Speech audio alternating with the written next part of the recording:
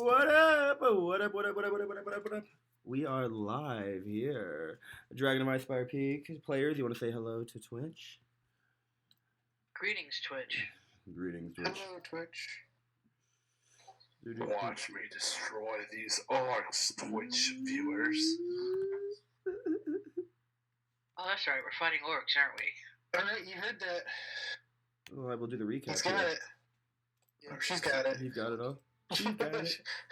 She's got it. It's on her. All right. Oh yeah, I forgot I had shithouse spells too. Awesome. Shit. What did you just say? Shithouse. Shit house. Well, that's the word of the day, chat. Shit house.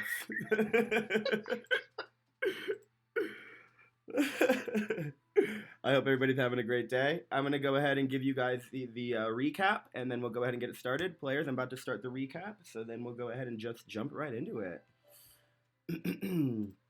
Previously on Dragon of Icespire Peak, the adventurers began their adventure in the mining town of Findalen. There, they received quests and chose which one to pursue. I will show on screen which ones were the options. They end up choosing Gnome Regard there. Driven from lands farther north by more powerful dragons, a young white dragon named Cryovane has descended upon the Sword Coast, claiming the snow-capped range as its own domain. Typical of its kind, Cryovane is dim-witted and cruel. The dragon patrols the skies around Icespire Peak, surveying its territory while hunting for food and easy treasure. With each passing day, the dragon's domain grows as it ranges farther across the land, preying on anything it can catch with its claws or freeze to death with its icy breath. Sightings of the dragon are becoming more common, as are its attacks. The adventurers chose to do this quest to become more powerful, to do something about Cryovane, since it seemingly seems like nobody is doing anything about it. The party met up in Neverwinter after many years of not seeing one another. They ran into each other, Sylvina tending the orphanage very well. This reunion was also accompanied by a new face, Selrenia the Pale. They talked in the office at first, quietly. Then suddenly the dragon flew over Neverwinter, causing destruction of the town in a hurry, chasing its prey in the sky. This was one of the final straws. Something needed to be done. With the military lacking expertise, a fellow by the name of Yenrik Littlebridge decided to use his own knowledge, a man of military. They set off to Findalen, where they heard the dragon recently attacked someone and got word of some work that they could do, the quest that we were talking about prior. They took all 3 quests off the board, eager to get stronger and kill the dragon. They then went to the Lion Coast, where they purchased a few camping supplies and a new cart with a new companion, Dick the Donkey. Their first quest they decided to endeavor on was to warn 2 gnomes of the incoming dragon attacks. They set off without any issues, letting the donkey lumber them along when they got tired. They made it to the mine, learning it was the Temple of Aberith, a greedy deity. They then ran into dwarves, the dwarves they were looking for, and the dwarves needed their help clearing the mine of ochre jelly so they could pass through and find the treasures they were looking for. This was everyone's first time in combat in years, as they struggled a bit. Yenrik, taking much of the damage and falling down twice, Selrena decided to use her magical studies and knowledge to make a diversion to save this new friend, seeing Ravorana caring about them so much. They eventually made it through, finding secret tunnels, entrances, and even getting the dwarves' help to clear the rubble for another hidden passageway. They then ran into a statue that was trapped, and it exploded suddenly, killing the dwarves and also hurting multiple party members. Suddenly, without a blink of an eye, they cured one another and were eager for more adventure, the adrenaline running through their veins, and to keep moving. Who the hell are these people? And as they left the temple, they saw someone trying to sway Dick away, Dick the Donkey. 4 orcs standing before them, now aggressive, seeing them, and wanting the donkey for themselves. This is where the adventure starts. D&D! D&D! Alright. Players, as you guys look, please go ahead and roll initiative.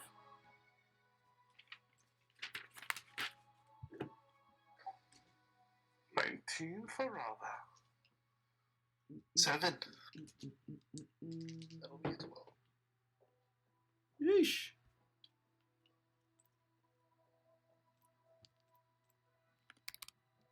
A 22. Not a bad roll. Of course, the person with no attack spells gets to go first. I know, right? Stupid. Gonna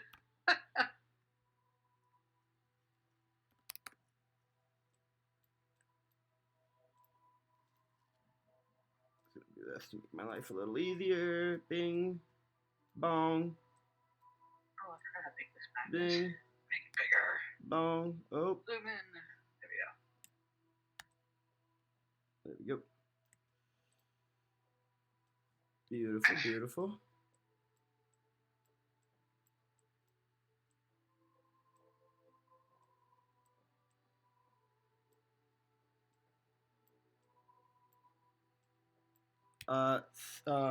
Solrino, what'd you get? I got a 7. You're Sylvana. Lenria, sorry. Lenria. Oh. Oh, a 7? Okay. I got 22. Oh, I'm sorry. I'm confusing the images. You guys, you were correct. I'm so sorry about that. I run a lot of D&D. So much D&D. Also, it's also the same players, so I'm running like just 2 different characters with you guys. Watch, I'm gonna call you Nyadoro on accident one time. Well, that starts with you, Salenria.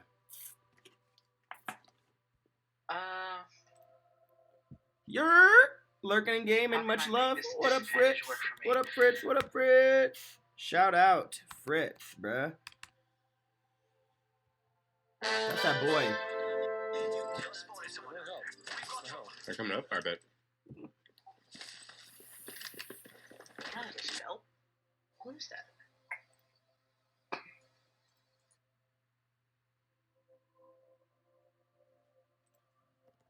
Okay, it is a spell. It just doesn't have a thing for it. I wonder how much this will piss off the orcs. Yeah, I'm gonna cast a minor illusion.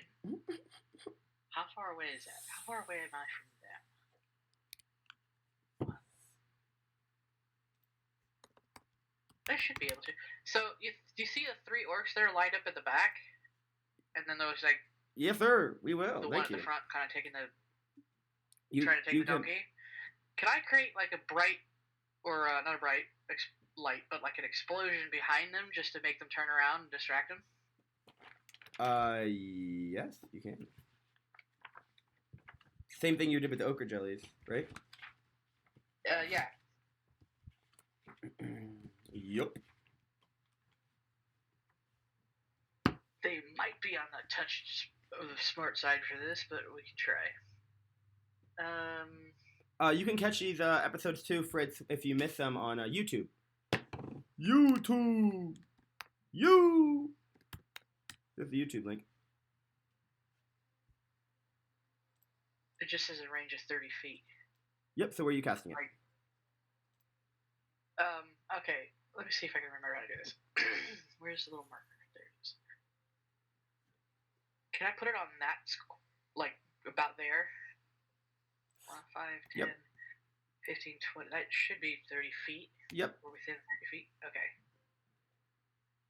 I've accidentally drawn on the map now, so I'm... blah. Blah.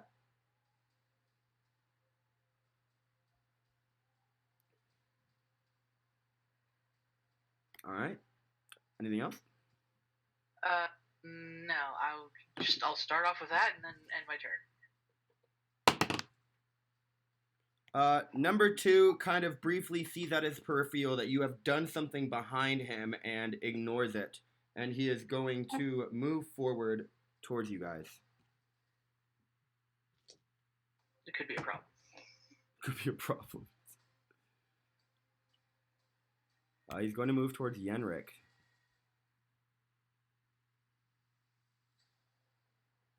And go attack. Oop. For a 10 to hit. That misses. You duck under the great axe with no issues, ready for combat. That then brings it to Ravarona. Oh, Doc, he didn't have to duck at all. He just had to stand there. He's so short. Dice up over here. Ice knife number 4.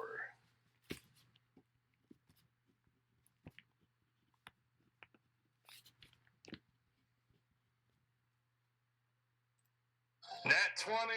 Yeah, boys. There it is. And There it is. Really rolling ones. There it is.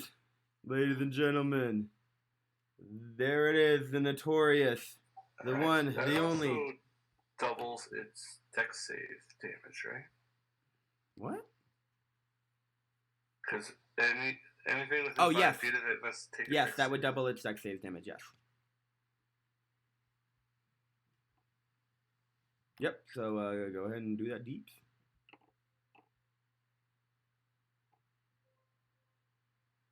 So can I get a dex save from 3 and 4, please? Well, it has a, oh, you did 12 damage initially. Cool.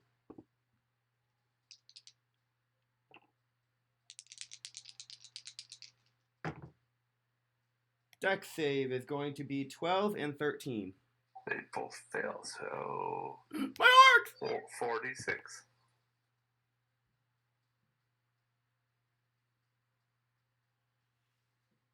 So 11 cold damage.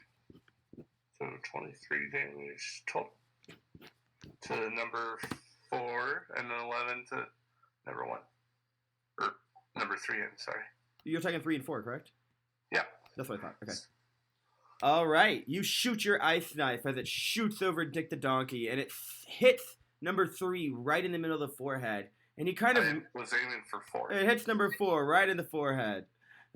Tomato, tomato. And suddenly, he looks at it, kind of like with his cross vision, and just screams. And you guys just hear an explosion of ice as it shatters across the area. And then the next thing you hear is 2 bodies hitting the floor.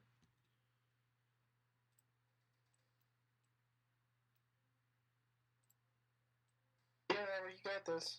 I'll just sit back. You guys killed 2 orcs with an ice What? knife? I guess he wasn't lying to They chat. only have 11 health?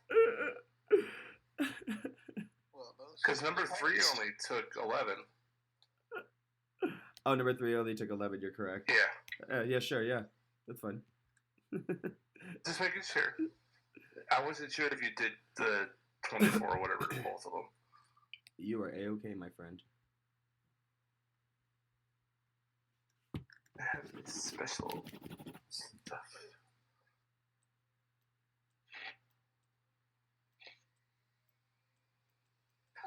That will end my turn. All right, that brings it to Yenrik. Alrighty.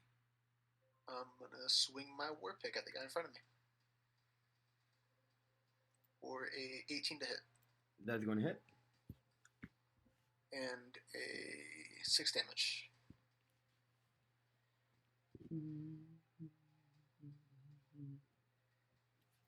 Alrighty, That'll be my turn.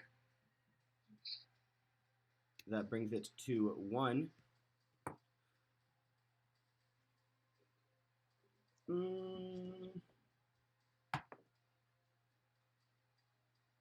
It was going to step away from Dick the Donkey and start moving towards Rava.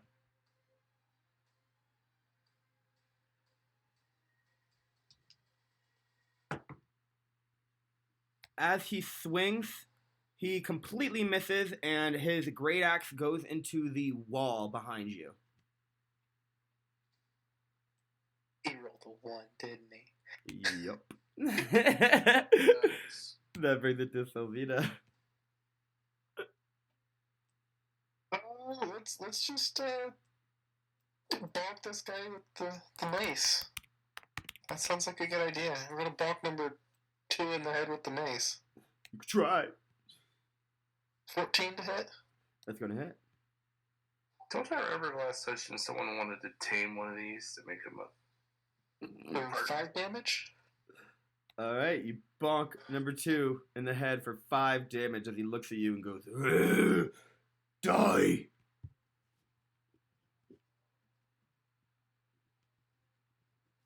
Well, maybe that wasn't such a great idea, but you got bonked in the head. On second thought, this could have been a bad idea.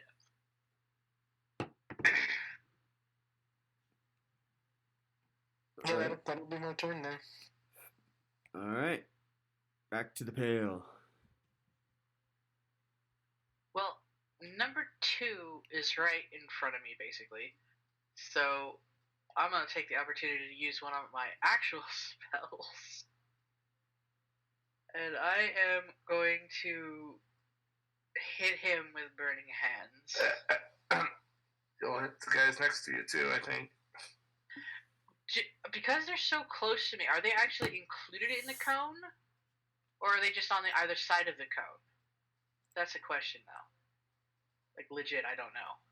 So that is the cone. So it technically misses them, right? No, they're within it. It's like it expands out as it goes outwards. So it starts small where you're at and expands more. So 5, 10, 15. That's not ideal then. But maybe this. Hit Dick. You're gonna hit Dick. You're gonna hit Dick. Hey, bro. Oh, can't hit the Don't dick. burn my dick, bro. Oh, so that's how you do the pointer. I am an idiot. Okay. Let's see. Magic missile, I guess. That one isn't a cone. All right, roll your damage. All right, yeah. Magic missile. Rolling damage. I rolled a 2. Are you kidding me? That's just the first bullet. It's 3d6. Oh, no, she rolls 2 more. Oh, 2 more. Yeah, you can aim them separately, by the way. So if you want to hit the other one too, you can. Gotcha. 2, 5, and 3. So let's use the 2 and 5 on number 2, and I'll send number 3 over to hit 1. All right, you If do that works. as Is you. that able to work? Yep, as you drop number It should be 2, directable that way, right? he falls. Oh, sorry. Yep, that works. As you drop number 2, he falls to the ground, and you send your magic missile to number 1 as he gets hit with a magic missile in the back. Cool.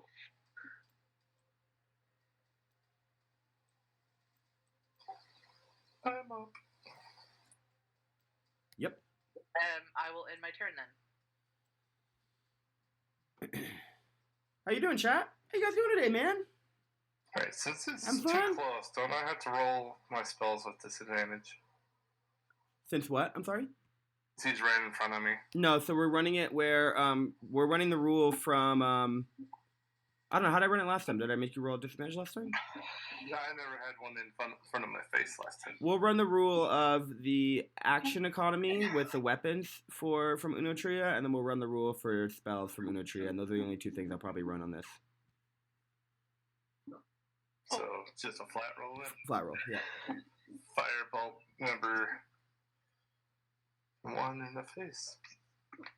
Point blank shot. 15 to hit. Gonna hit. 3 points of fire damage. Alrighty.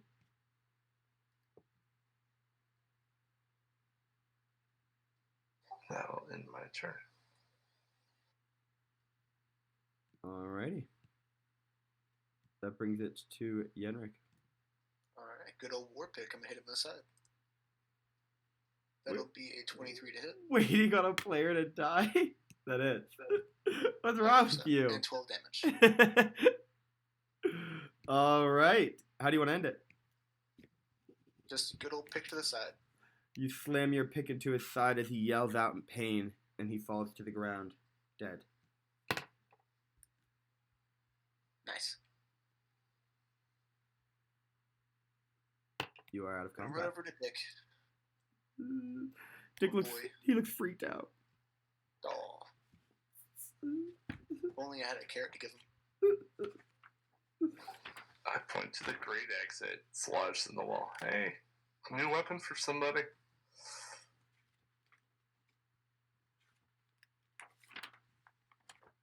We got jokers in the chat waiting on a player to die. It's like, bruh. Listen, I might have gotten down 3 times last time, but it's a different day, alright? It's a new day, a new life. I want to search their corpses for loot. All right, go ahead and roll me an investigation check. 22.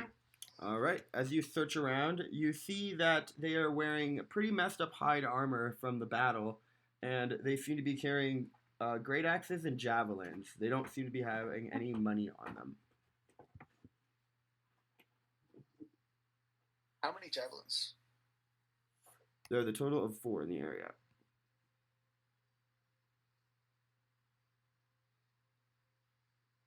I grab all the loot and put it on the cart. Oh, okay. That works too. All right. Get sorted out later.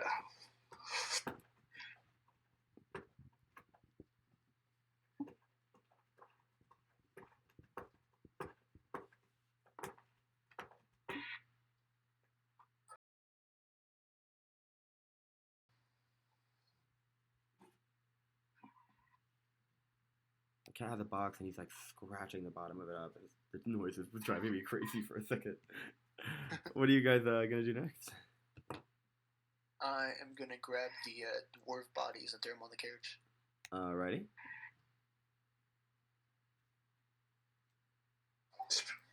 Bear in mind, we gotta keep track of what we gotta carry now.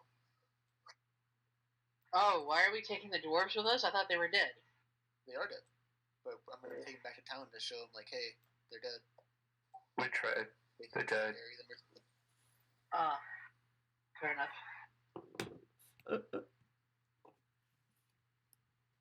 Where's Well, I think we need to find some place safe to rest, because I would be a hurting. Oh, that's right.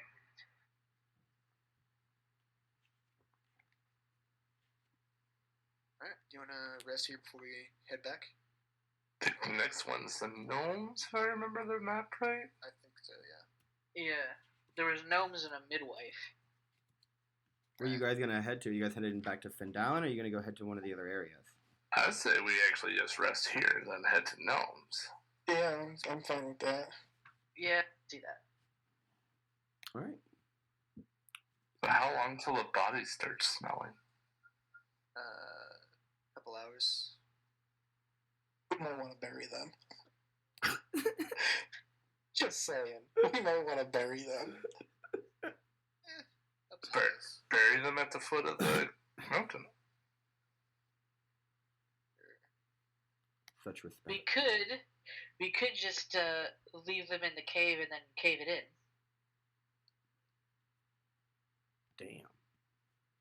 Damn. What? So they could never be found. That's a little rude. Well, I mean, it's Damn, nice. easier to bury them. Yeah. Please stop being so Damn, morbid. Solera. Cold, I'll bury the man. dwarves so you guys take a long rest. I'll bury them, like, right inside of, like, right in there or in there. Something. Next to the gateway. I'll only take this short rest and then I'll start helping if he's not done by then. I'm definitely gonna need a long rest, so. All right. Whoever needs a long rest, you can go ahead and long rest. Whoever is short resting can short rest, and you guys bury the bodies. Because I trance, I get a long rest by taking a short rest. Same. It's like the one thing I Smoke like it up. about Wizard so far. Well, that's Also, just me. thank I you for also the thought it was followers, Well, that's Portal a way Tim for trade for an health. and Azostic. Oh, is it? I Yeah. thought it was a- I Thank thought you it for was the a wizard follows. thing for some reason. It's not a short Also, rest for a long one of rest. our It's fellow a long players rest is 4 hours instead of 8. Streams as well. Because you trance. Please go give them a follow as well. A short rest is still an hour. Oh, I thought short rest is for 4 hours. It is Salenra streams. There's her Twitch channel. That is the wrong one. Either way, I approve.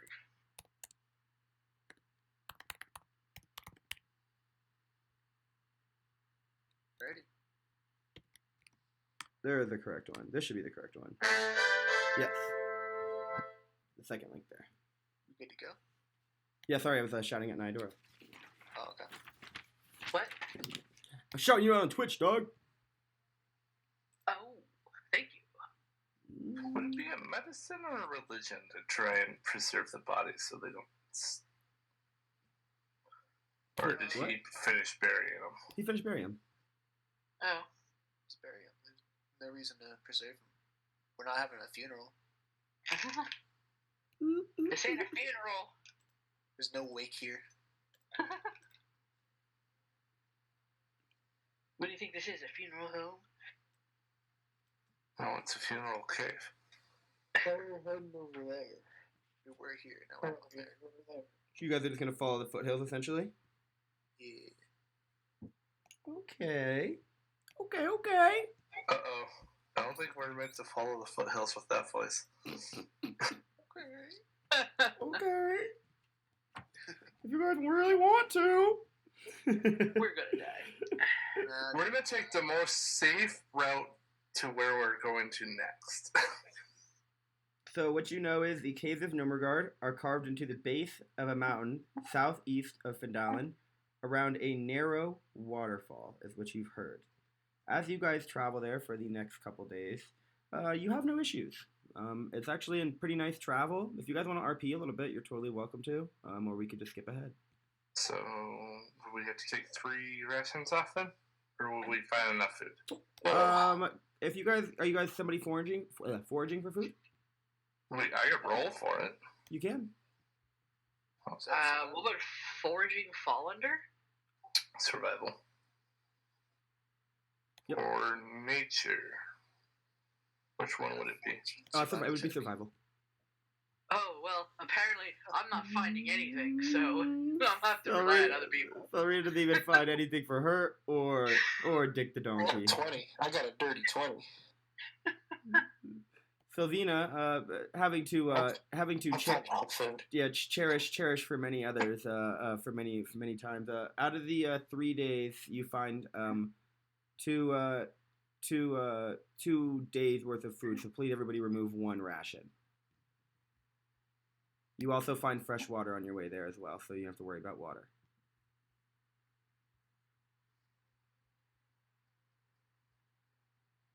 Once you start to get closer, you guys actually find that water, and it's pretty nice.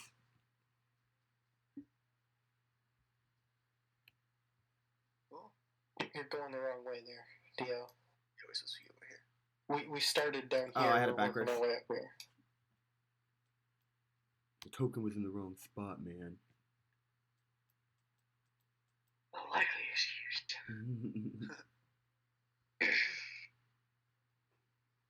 How long it you're takes Dio to pay attention to Twitch chat. Uh-huh. What'd you say? I'm not repeating myself. That's the point. I'm what? I'm not even talking to chat. It says, let's see how long it takes you to notice what I said in chat. Oh.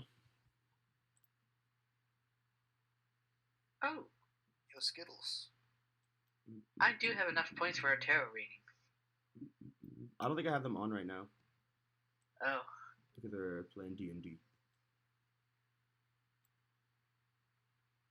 That's the wrong person. Hey, it's crunch berries and what berries? Thing is, Yo, crunch berries are kind of fire. I run so They're one much of my content. favorites. That and fruity pebbles with marshmallows. No, it's the off-brand that are the good shit. I do have the off-brand. I just call them fruity pebbles so you know what I'm talking about. Hey, I know what I'm talking about. You guys have your It's you pretty guys have your tokens, right? Are we arguing about cereal? No, Cereal. we're not. Why are there so many? Oh, I see. He's scrolling through the. Yeah, okay. Because this is how Apparently, much I can see that on your stream. That's weird. I know. It's because this is how much content I run, and I can't find your freaking tokens. This is why I said you guys should have your tokens loaded into Owlbear at the beginning. Oh, how to do that? You know how to do that. I've never done it, so no, I do not. I don't actually remember how to do that. Hang on a minute. I found Oh, them. you know I found them. you know, Ned, we got a little lull here. I'm gonna look up a picture for our Dick the donkey. Dick the donkey. Works for me. I don't know why I said it like that. Just make sure you include a comma. Yes. Dick the donkey. Not Dick the donkey. I suppose it could have been worse. You could have. Yeah, this episode's definitely gonna be demonetized. I'm not even getting monetization. I'm not making money on YouTube, so don't worry about it. We're not even going to put this one up. We're definitely gonna put this one up, but I'm not making money on YouTube yet, so there's not the risk of being demonetized. Oh, okay.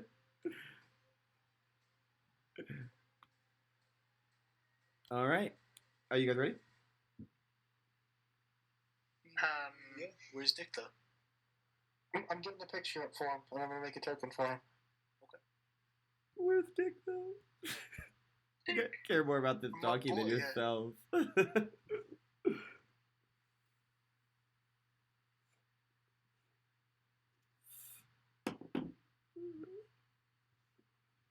So funny.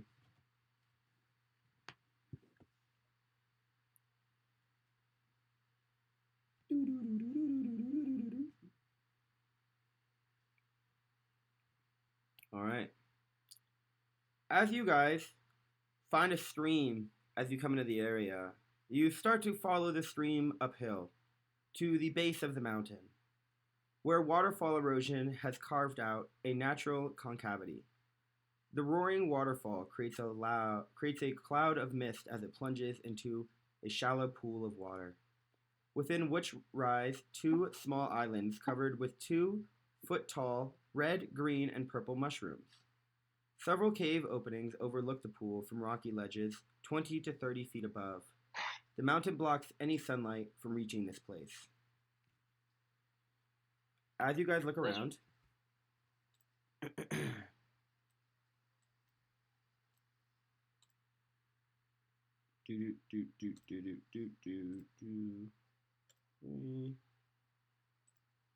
Hello? Hello? As we look around. It went very quiet all of a sudden, and I was concerned I got disconnected. Yeah, I'm deleting stuff on the map. You see 5 entrances perched atop ledges with sheer rocky slopes, and also what seems to be a bridge in front of the waterfall.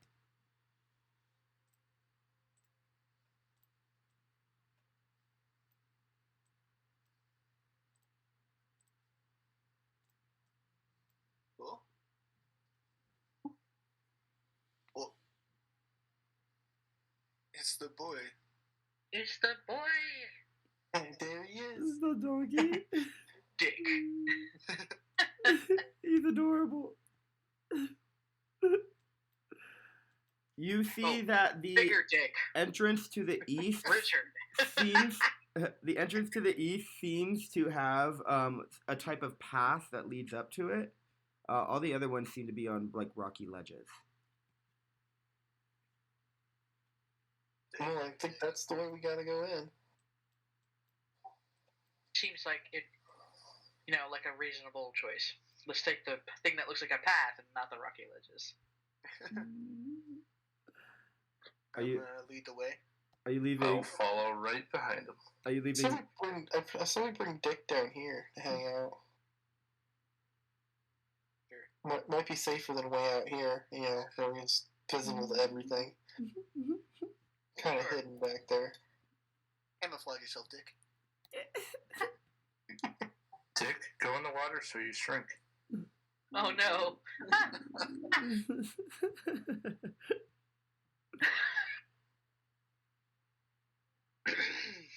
What a donkey. All right. Well, you guys are gonna go up to that entrance. Sounds good. I was right behind As the tiefling or halfling, whatever he is. As you guys move into the area,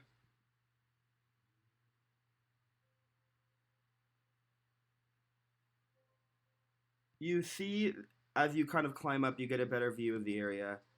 You see that The area has the 2-foot tall mushrooms that grow atop 2 small islands in the middle of this 3-foot deep pool. The islands are perpetually shrouded in mist from the waterfall. Magic bestowed upon the islands by Nomergard's first settlers caused the mushrooms to grow to an abnormally large size. You can see the mushrooms come in 3 colors: red, green, and purple. As you mushrooms. as you guys move upwards, you see that the ceilings throughout are roughly about 7 feet high and flat.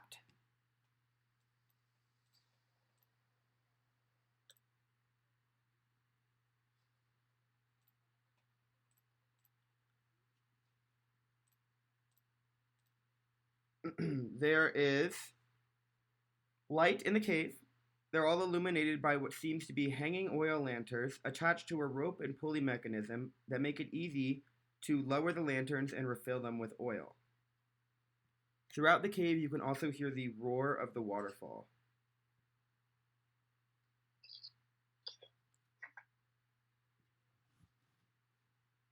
You guys go north, east. We headed. I'm gonna go north. It looks inviting.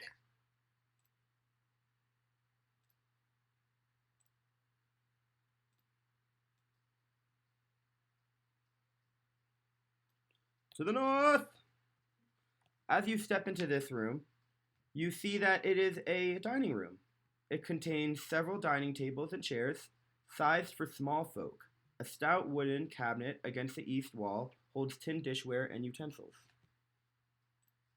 Like my kind of small folk or smaller folk? Roughly about your kind of small folk. You're what, like 3 feet tall, right? Yeah. Yeah, yo folk.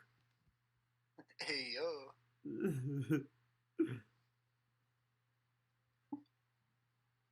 My feet don't dangle in these chairs. What's up? My feet don't dangle in these chairs.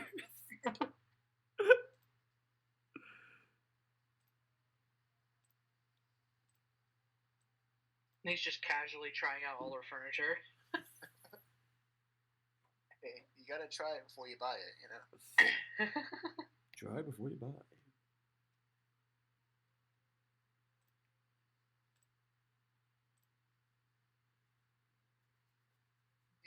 Guys better not be looking at the stream. I'm not. Live. Yeah. Live. As you walk up, you see a normal looking door made of wood fitted with rusty iron handles and hinges. I'm gonna check for traps. Go ahead. What's your path of investigation? Passive is 13. You see that the door doesn't seem to be trapped. It seems like this door is pretty used often. I'm gonna open the door. Well, if the other one was a dining room, this could be a kitchen. Sounds like rations. Yeah, but do we really want to steal these people's food? Because that's kind of rude. Maybe. Depends if we find anybody, I guess. Oh.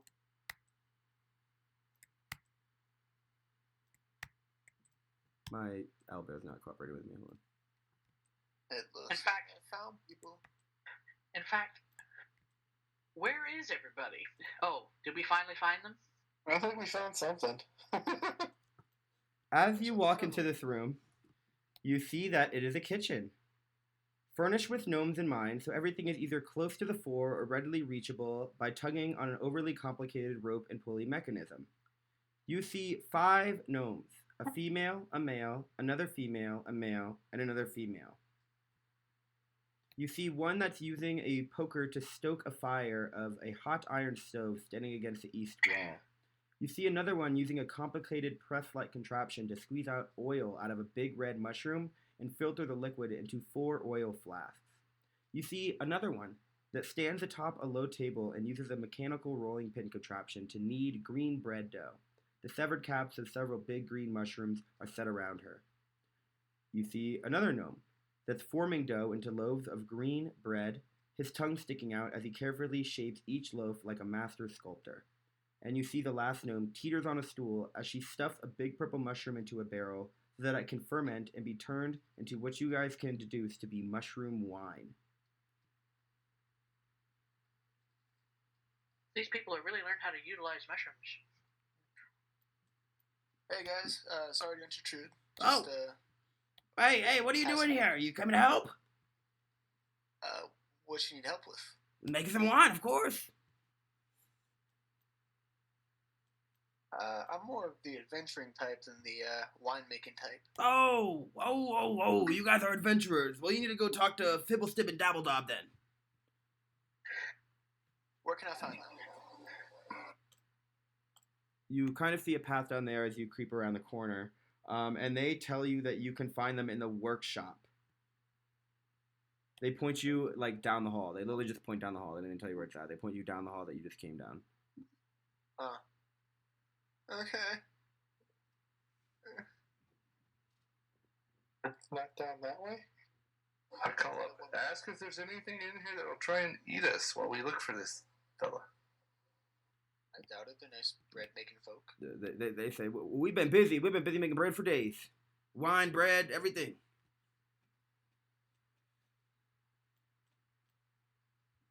Did you hear me?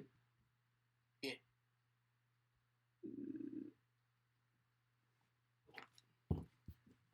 Alright, well, I guess we'll head back.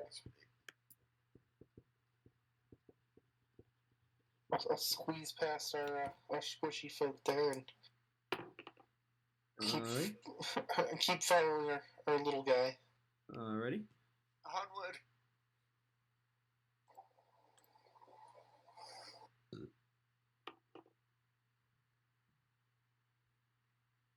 You guys remember the names? Was it Fiddlestick and Dumbledore or something like that? Something about Dibble-dab and something or other. Well, we're looking for a workshop. That's all I remember. They just said the names so quickly I couldn't understand them. Frizzle, Snap, and Dimbledamp. Roll an intelligence check. Everybody can roll an intelligence check. Oh no. 13. That's a nat 1. All I'm thinking about is workshop? There's a workshop in here? Yenrik, as everybody starts repeating it, it clicks in your head that they said Fibblestib and Dabbledob. Fibblestib and Dabbledob. Fibblestib and Dabbledob.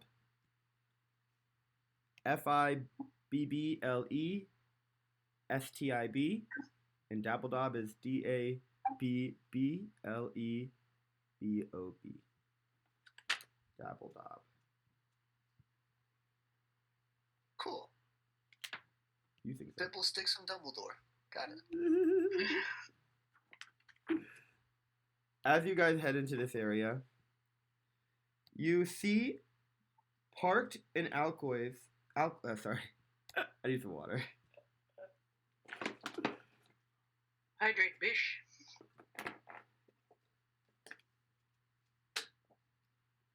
Parked in alcoves in this otherwise empty room are two gnomish contraptions.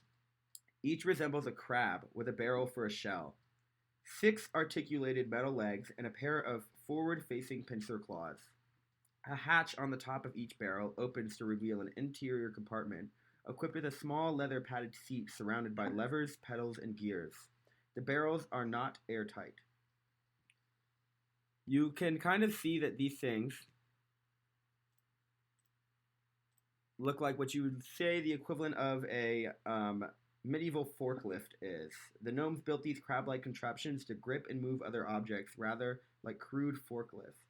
However, the contraptions are so clumsy that they are useless for delicate work. They are just small enough to navigate Normergard's 5-foot passageways. It looks like a small humanoid could easily fit inside of it. I'm jumping in it. I'm jumping in Of course you are. I can't resist. it. All right, as you get in it, I will just give you this knowledge.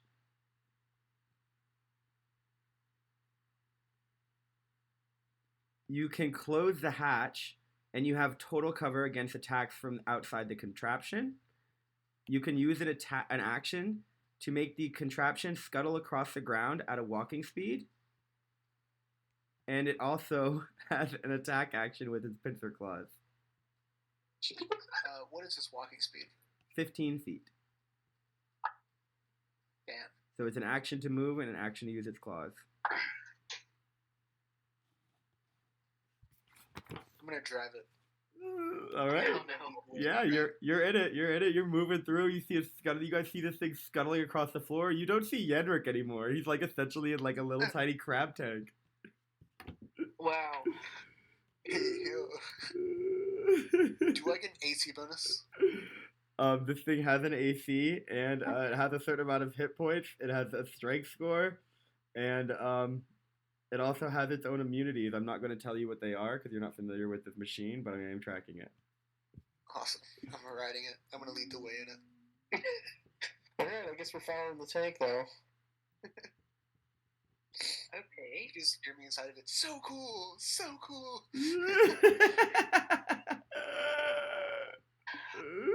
I hope they're not angry that you've commandeered one of their toys. I'm As, not hurting. as you guys look around, you do see that probably a medium humanoid can probably fit inside, but with a little bit of discomfort. Yeah, I'm not trying it. Not trying it. Bravo, you're falling back. You're falling back behind there.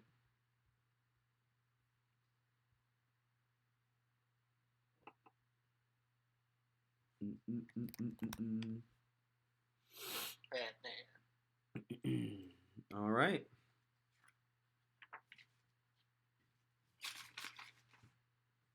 As you guys move along, you walk into another room. And bolted to the floor of this room is a rotating platform equipped with 4 heavy crossbow bolts that seem to be on some type of mechanism. You see mounted above the crossbows at a height of 6 feet is a chair equipped with pedals that causes the entire contraption to spin counterclockwise and with levers and other kind of buttons on it. A creature is sitting in the chair currently. Hi. As he sees this thing come around the corner, he has obviously decided to test out his new contraption. And he makes a shot at this thing.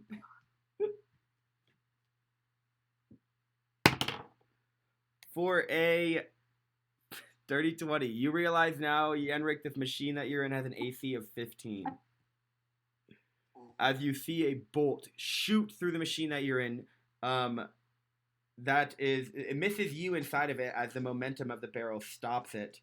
But the actual thing takes 3 points of damage. You see this thing's pretty sturdy, and you can realize it has probably an HP of about 30. Hey, I'm in here. As he hears you yell, you guys hear him talking. He's talking to himself. He sounds, gotta test this thing out, new work, inventions, gotta test it out.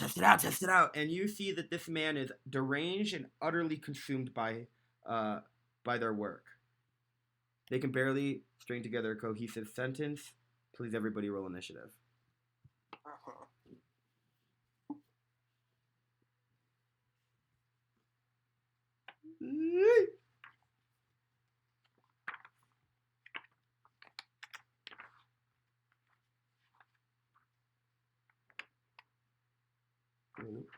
Hello?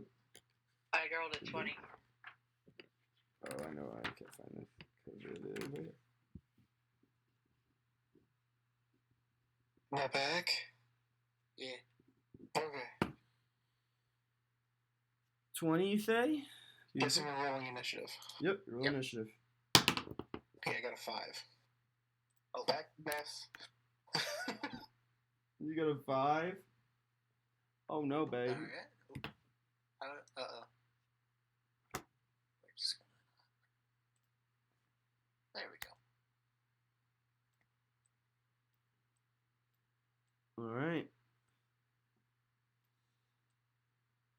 Salenra. You can't see this thing. Like I said, everything is 5 feet. The halls are 5 feet, so it's going to take 10 feet to push back somebody if you choose so.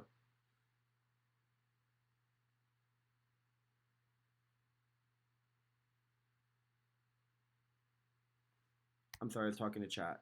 That brings it to Salenra. And remember, the halls are 5 feet, so it's going to take 10 feet to push past somebody. Other than Yenrik, because he's small. I'm also in a crab. Yeah, he's in the crowd. Oh, yeah, he's in a crab. Never mind. Oh. So yeah, it would take Even, 10 to push past him. oh.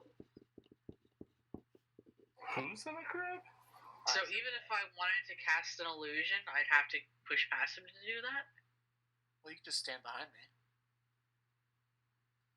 Yeah, you stand behind me. You You're around the you corner. can cast around your allies. Yes. Okay. I want to try something. I don't know if it'll work, but seeing as he's deranged, it might work. Yeah, you But come around the corner, you hear him yelling like, "Oh, more test subjects, more test subjects! Yes, yes, yes, yes, yes, yes, yes, yes, yes!" Can I create a facsimile of like a person or a machine, sort of over here, so that it directs his attention away from us in the doorway?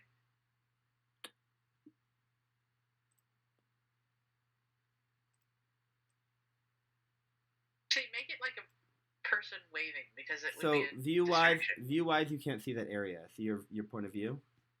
Ah, sadness. You probably get like something back here or something, but I would easier if you. Okay, that's an idea. Can I see into this space back here? Yes, you can. All right. The thing is like elevated. It's like a large, clanking, clattering contraption, and like you see a rock gnome sitting in a seat about 6 feet. Okay. Looks like almost like a giant ballista. Like what would be like on a ship? You know what I'm saying? Yeah.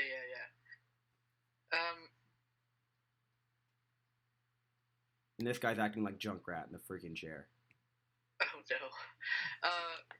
Can I put like a person waving or moving around the illusion of about there?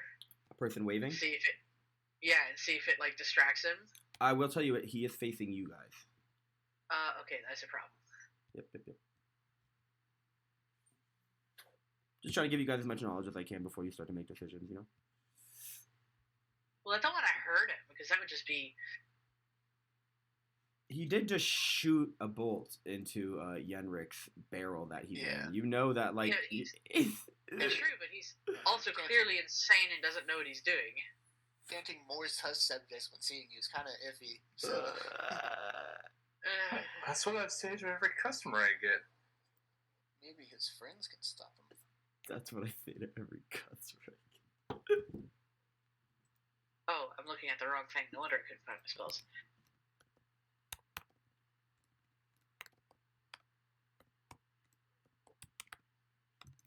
Is it very bright in this room, or is it just dim?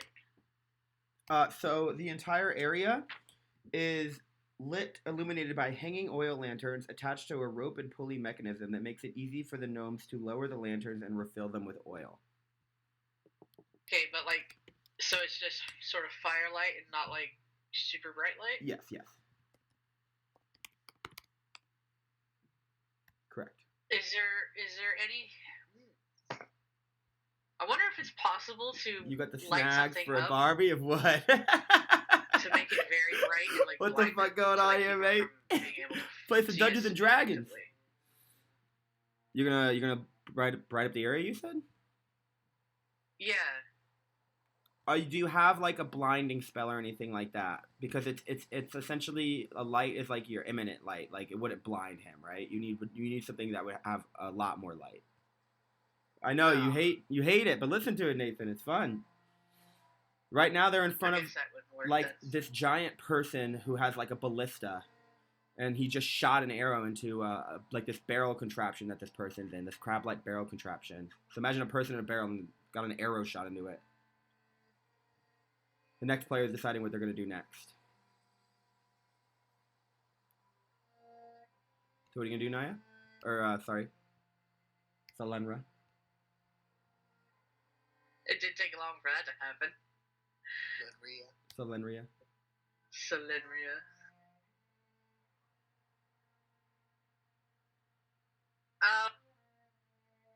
I don't know. I It is guess super fun, man. I'll still cast the illusion, but I'll just cast it in front of him and like maybe see if that distracts him for a moment. Okay, you want to make it like an illusion of like another gnome? Yeah, do that. Another gnome who's, I don't know, something. Waving or jumping up and down or something. Okay, all right. So like you cast an illusion of a gnome in front of him, and between the crab and the ballista, and it's like a gnome kind of jumping up and down, like trying to like gesture him to stop. Oh, J Bobby, I switched it to White Claw. It's White Claw. It sounds like fun. I know, slashing their tits. It happens, Nathan. It happens. And I'll end my turn. It happens, Nathan. It happens. Alrighty. That brings it to him. I need to roll an intelligence. What's your save on that again, Solenra?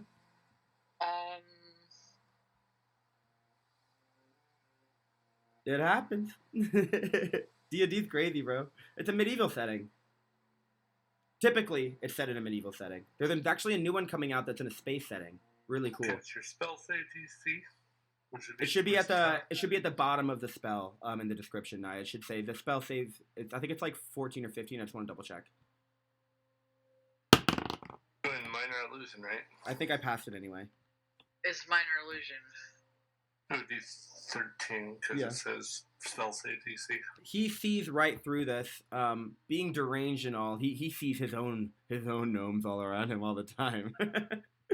Oh no! And he's going to make another shot with this heavy thing at the barrel right through the illusion. You see he has no regard for the gnome, the illusional gnome in front of him. For a 18. 18 to hit. Who are you trying to hit? For the barrel, so that is going to hit.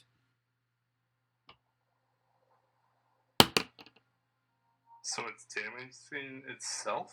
It's damaging the barrel. No, the ballista is shooting at the barrel that Yenrik is inside of. Yeah, the crab thing goes hit barrel.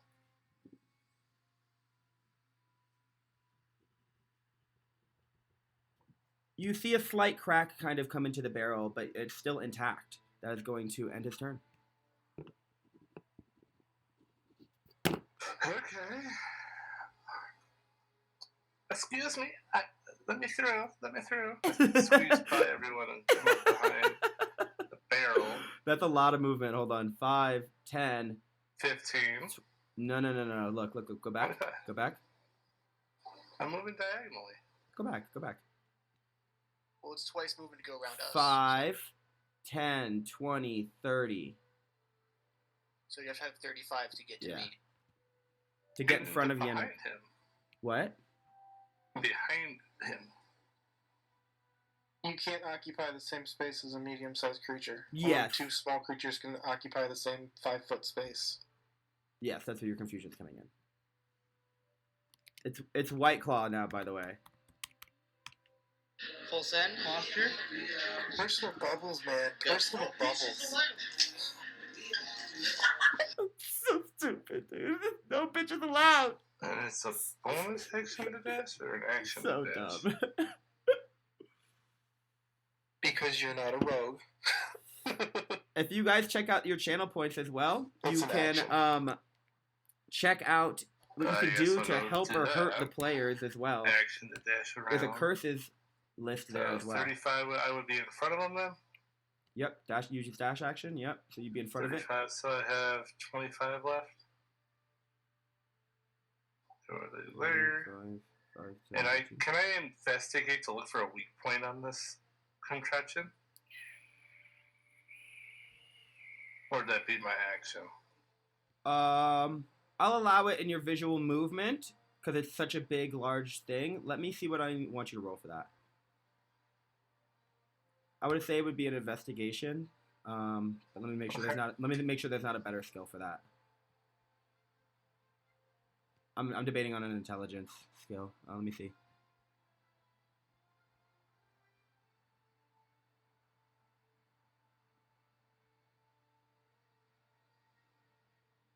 Yeah, go ahead and roll investigation.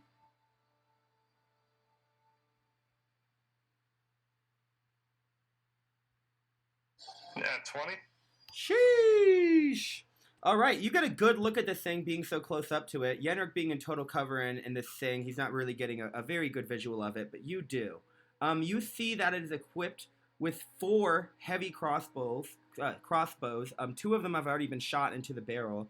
You also see 20 bolts around it, mounted above the crossbows. It almost looks like an automatic feeding machine. So you realize that this thing only has 4 of the heavy crossbows, but 20 regular bolts. You deduce that the 20 regular bolts aren't ready to be shot yet by looking at the mechanical part. So once he's done with these 4 bolts, you can almost realize he's going to be done shooting.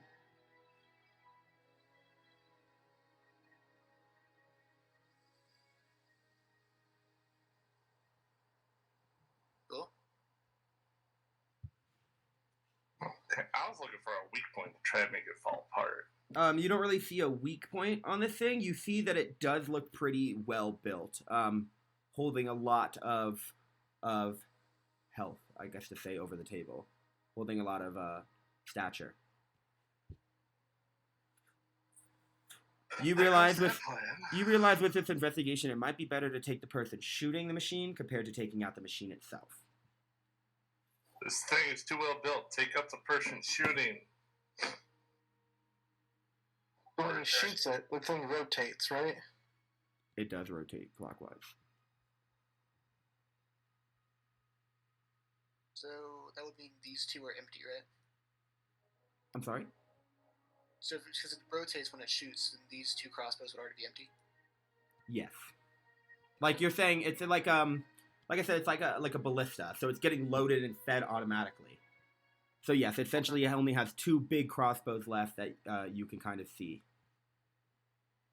But it has 20 attached to the side that's feeding into some type of system. That Ravarona is the only one that sees that the system's not probably working properly.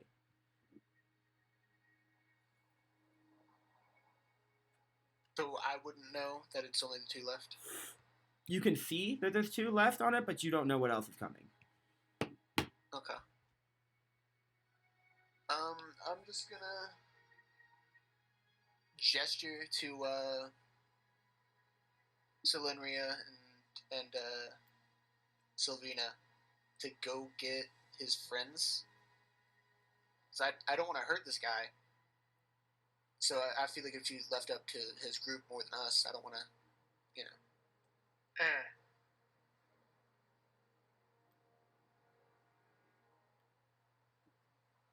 Decisions. That would bring it to Yenrik if that ends Ravarona's turn. Yeah. So I'm gonna point that out. Tell him, hey, go get his buddies. You know, they're just around the corner. Just go get them. And then I'm gonna,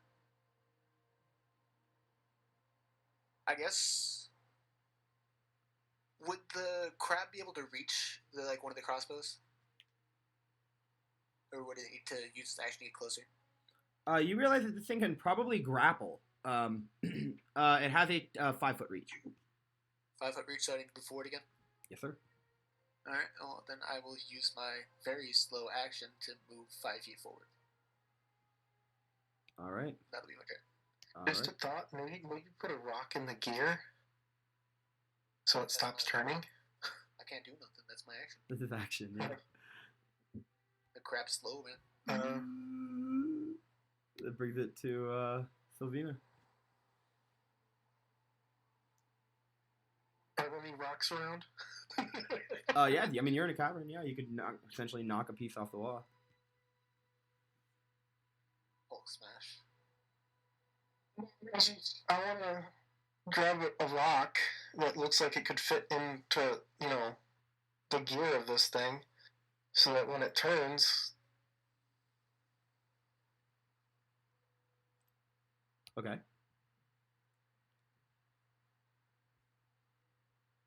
Then what? Or stop it. I think you might have broken up there. What? Then what? You pick up the rock.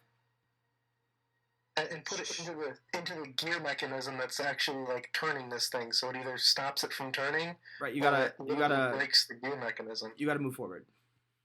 Yeah.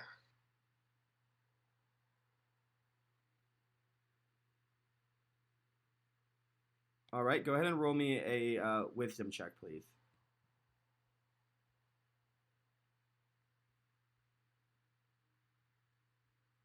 11.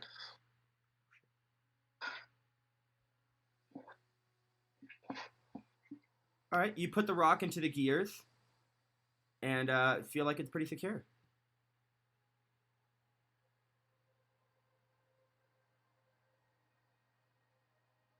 Is that in your turn? Yeah, that was my turn. All right. That brings it to the pail.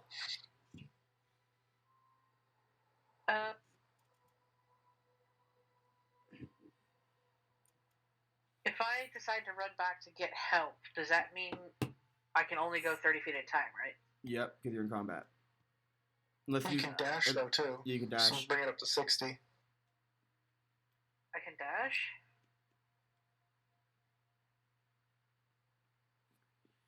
You wouldn't be able to get to the door. You'd probably be about... Yeah. Right there. Yeah. With a dash, you can get up to there. With going with 5, the 10, diagonals. 15, 20, 25, Yeah. 30, 35, 40, You can get 45, straight to the door. 55, 60. I'm going to use my 10, dash. 15, 20, 25, 30, 35, 40, 45, 50, 55, 60. You're counting that corner. She can't go around that corner like that. It's a solid object there. You can't go around it. You can't go through it. So you have to go around. Wait, hold on a minute. 1, 2, 3, 6. That is where you could go. That's where you can go. Okay, well, I'm gonna hike up my skirts and I'm gonna run. Get back, getting some help. All right. You can make it up to there. Is there anything else you want to do?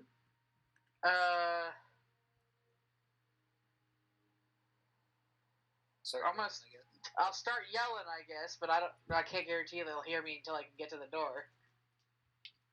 What's your passive perception? Um.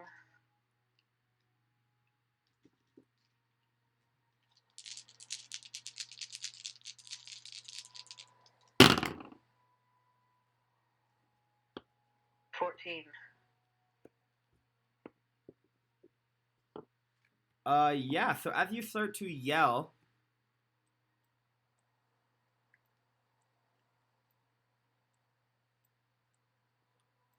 four of them kind of start to come to the door and say, "Oh, what's going on out here?"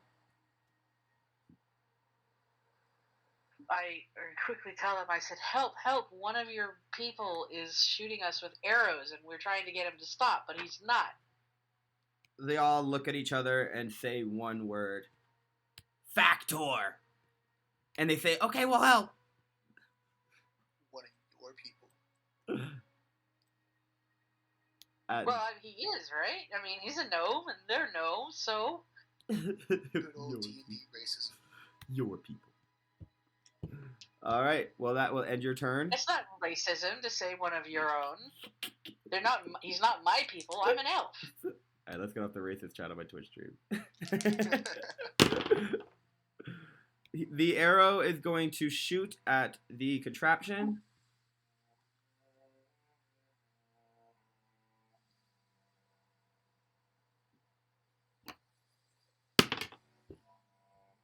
When it rotates, does it break? He didn't even attempt to rotate. And that would bring it to Ravarona. I'm going to cast Fireball at him in a non-lethal manner, aiming for a non-vital part of his body.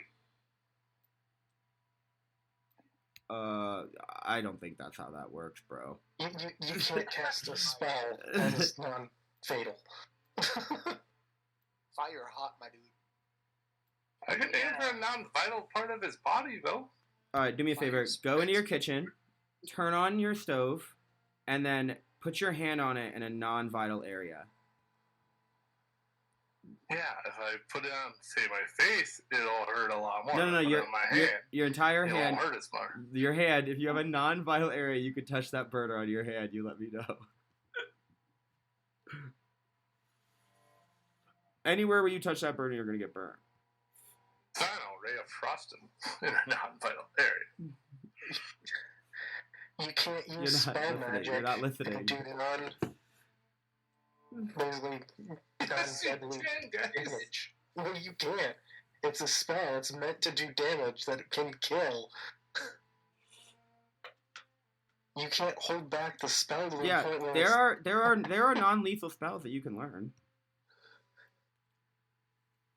Right, but something like Firebolt, it's just gonna burn. It's not gonna.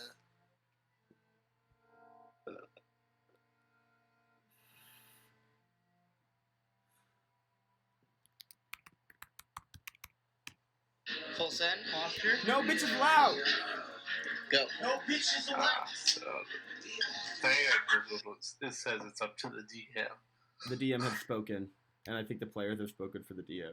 no bitches allowed. And also in chat, somebody also spoke. You cannot cast a spell with non-lethal damage. Yeah, I agree. You could try to grapple him. He's like 20 feet up in the air. 6 feet up in the air, my man. You climb up the side of that thing. Yes, climb the deadly machine. Climb the deadly machine. Well, if you're not standing directly in front of the crossbow, then you're not in the way, right? So you just climb up in the space between the crossbow shooter things.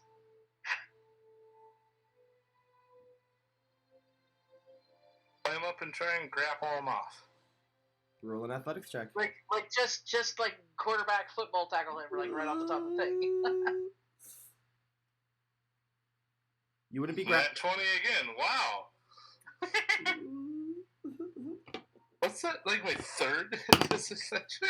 you're just making up from last night with all your ones. You grapple him. The next action you would have to do would be to restrain. So essentially, grab him off with essentially the same thing. Wouldn't that be a strength to try and take him off?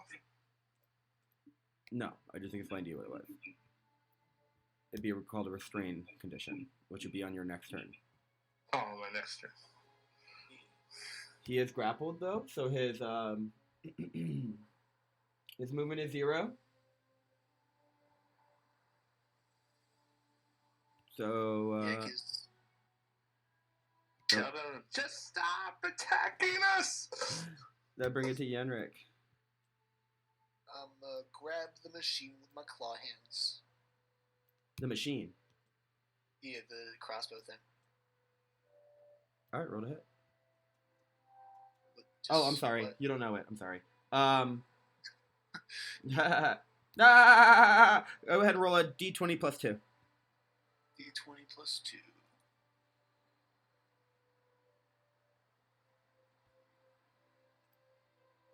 Five. As you go to grapple it, you see that the channel of it is like slicked in oil as the claw kind of slips off of it. What a shit forklift. User error. Well, Don't blame my forklift. is- It's a user error. It is a crab tank made out of a barrel and some bits. I don't know what you want. Did that end your turn? Yeah. Just gonna sit here and keep getting shot. Well, it can't shoot you now because the only one that has a shot left on it is aimed at the wire over here because it didn't rotate last time. No. You guys are confused. It's not the arrows aren't shooting out from those directions. It's loaded. It's like a crossbow. It's like a giant crossbow. It's been facing north. Not 4 crossbows? No, it's been facing north the entire time. It just rotates. Yes, that's what we're saying. That brings it to Sylvina. Okay. Okay, that that confused me because I was looking at like the image of it. It was like, okay, so it's pointed northeast, south, and west. So it shoots and then it rotates. It shoots and then it rotates. No. It can rotate counterclockwise. You said Okay. clockwise earlier. No, I said counterclockwise. Check the VOD. Well, since it's not going to rotate on its own, can I push it to rotate it? Can you what? Can I push it to rotate it? Yeah, you could attempt to.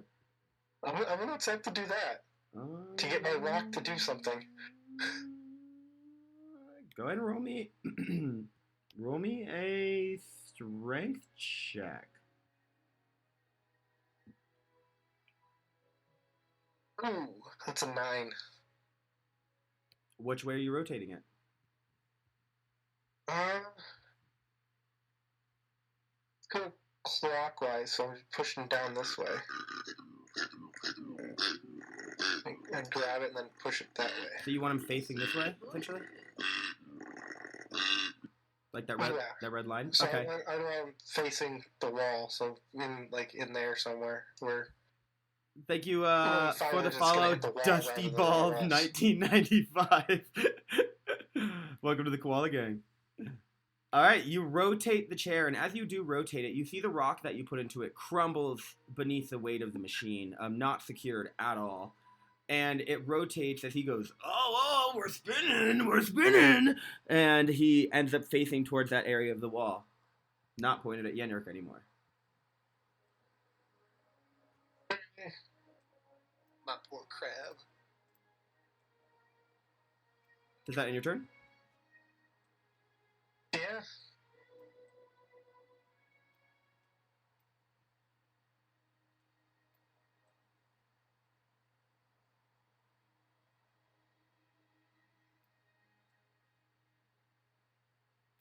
All right. That is going to bring it to Salenria. Alright. I've What a been name. I know, right? running all the way back, and I think I should be about Dusty Ball. to the doorway now. We've all had Dusty Balls every once in a while in our lives. And I'm just going to be shouting the whole way. All right. If you move in, the gnomes will move to your 30 feet as well, since they're essentially on your turn. Why is it doing that? I'm gonna, let's see. He's still in the way on his crab tank, right? He is. Nothing stops the crab. As they come around the corner, they do see him facing the other way.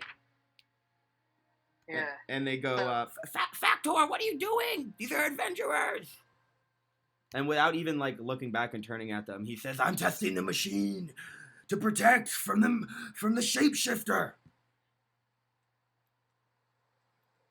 And that is the only cohesive sentence he came out with, as he just immediately starts rambling about other nonsense. Bro. I'm gonna say, look, we're trying to not hurt him, and we don't want to hurt him. And could you help us with this, please?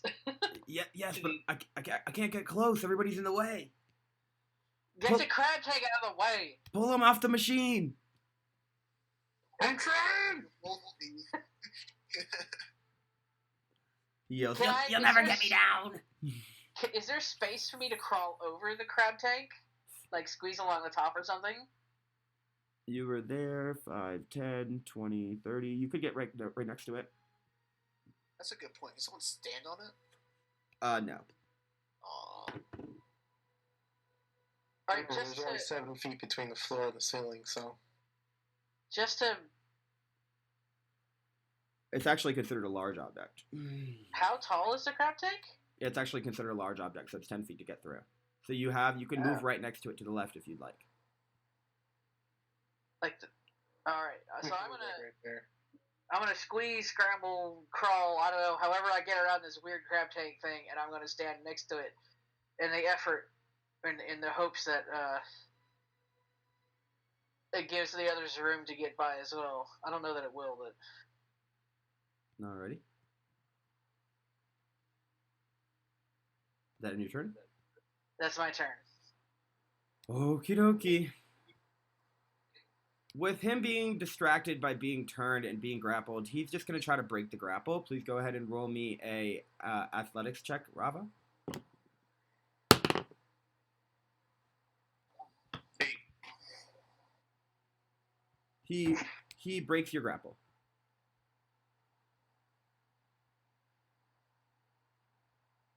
That is going to be the end of his turn.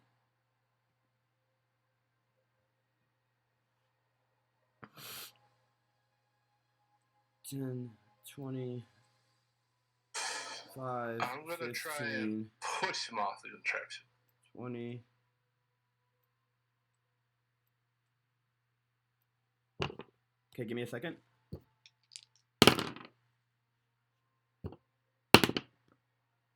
These two go to try to grapple him off, but he pushes them off. And go ahead and roll another grapple then, Rava.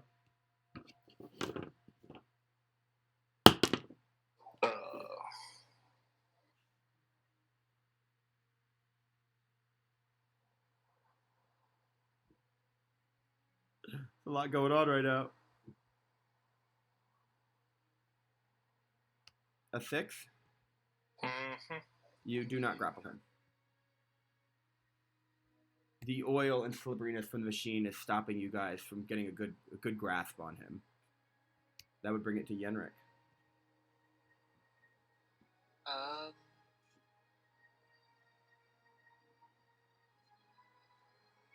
I guess I'm gonna try to pinch the crossbows. I don't know. All right, go ahead and roll a d20 plus 2. 20.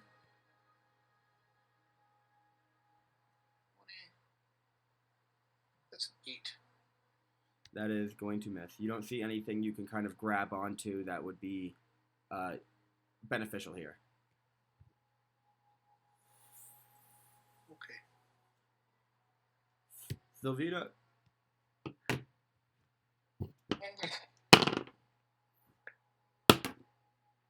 Dude, this guy keeps breaking ground. He keeps passing the grapple checks that the other gnomes are doing. Yeah, I'm looking to try to grapple him. Can I get up there and try to shove him? Yes, you can. That's what I just tried to do, and you had me try and grapple him again. No, what did you say?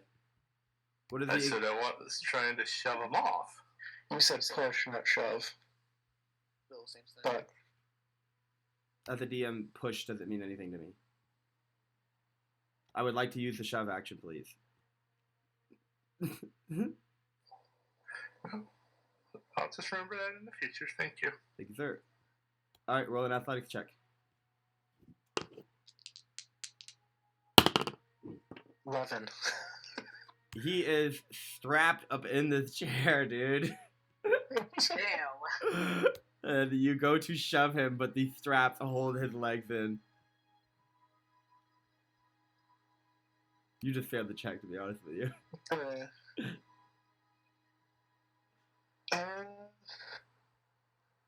They're struggling, bro.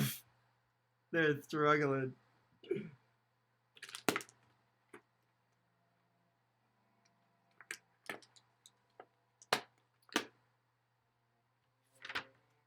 Yeah, I think that's it. That's all I can do.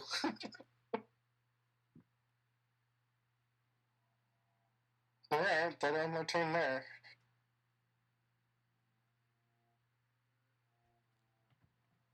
Okie dokie.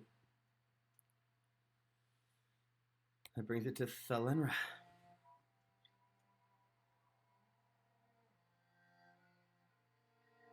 Obviously, I don't want to hurt him, and I don't want to hurt anybody else, so I don't want to cast any spells. But I the do answer to Face's Power is have honestly the obvious answer. a quarterstaff. Uh-huh. Could I reach up there and try to bonk him on the noggin and see if it will stun him or You can. something? Yep. Go ahead and roll to hit.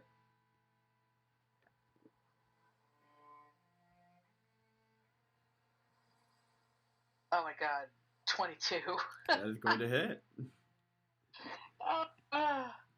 Real good. Give me a good old bonk. Big old bonk. I hit him for 7. For exactly what you need, you hit him right on the temple as he passes out in the chair. Wow, that was amazing. My crab's all messed up. I'm mad. Yeah, your crab's looking about, I'll tell you, just table talk, 12 out of 15. So it's not looking too messed up. It does have some holes in it, though. Not as cool though. And they say, It's battle hardened now. all right, guys, we got to go help the people. They're already falling behind. Do you guys have this? Do you have any rope? No? I've got rope. And they run off, eager to get back working. I think. Tie him up. Yeah, I don't have rope. They're leaving Why us not? with their murderous companion. Yeah. I actually don't have rope. That's surprising. Normally I do. Yeah, they I don't want to improvise and use whatever I can find around him to try and tie him up. I've got rope. What about the straps that he's strapped into the machine with? Why not just cut those off and then tie him up with them? That's why I said improvise. I have rope though. You guys tie him up? No problems. Okay.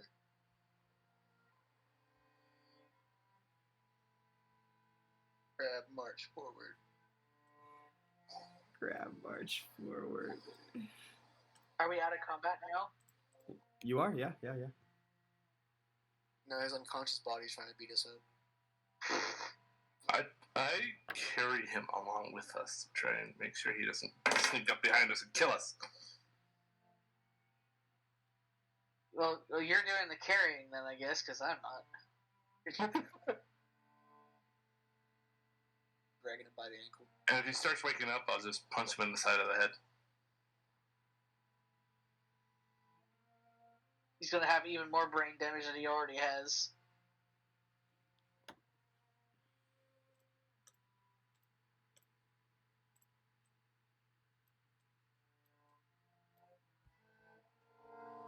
Yeah. Moving along. Fuck.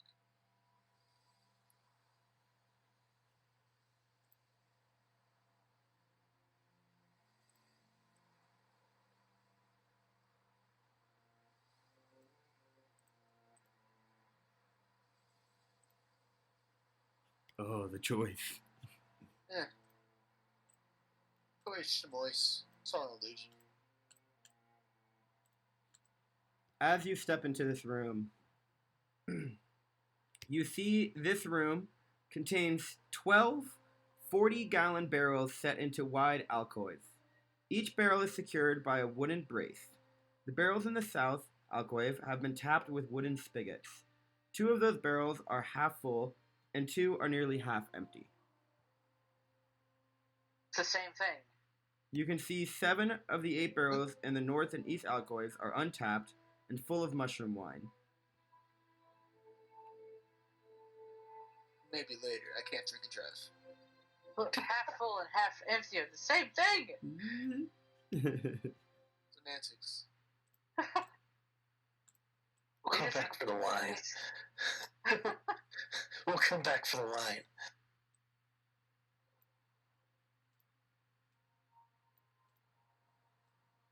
While the Uniarch stop moving. I'm a respectable crab driver.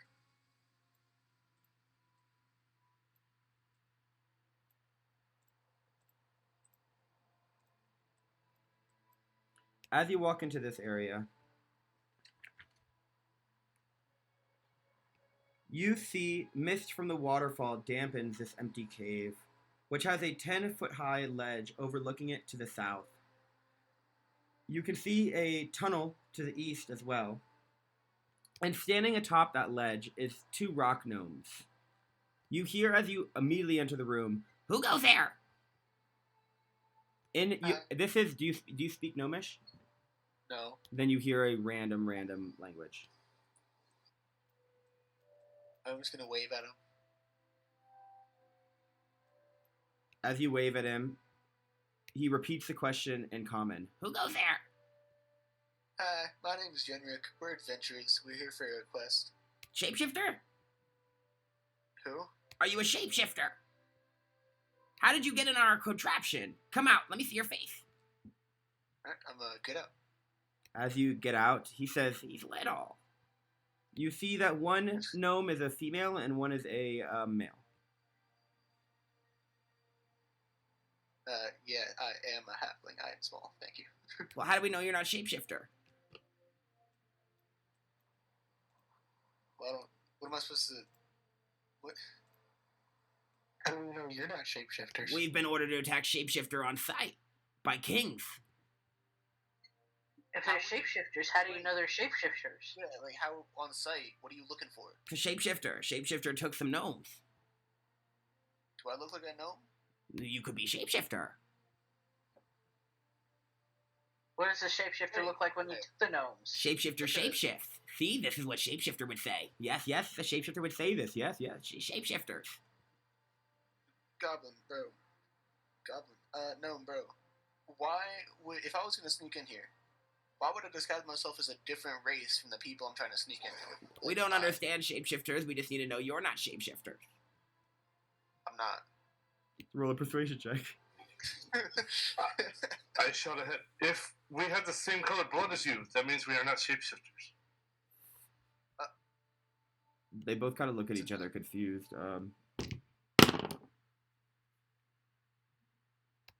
They kind of just don't even know how to answer that question. With a 9, they say, weird you know so much about shapeshifter blood. How do you know about shapeshifter blood if you're not shapeshifter? Do you know? Because I'm a scholar. We've been ordered by kings to attack any shapeshifter on sight, and we're starting to think you're shapeshifter. I think they're shapeshifters.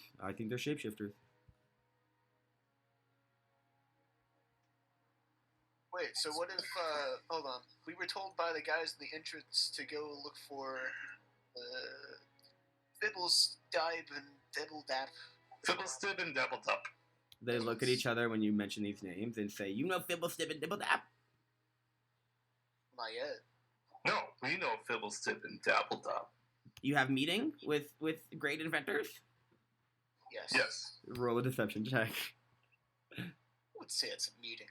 You can roll it, whoever's rolling it. Yenrik, you can roll it with advantage as since Ravaron is helping you. Nice. It didn't help. If you know Fibblestib, what does he look like?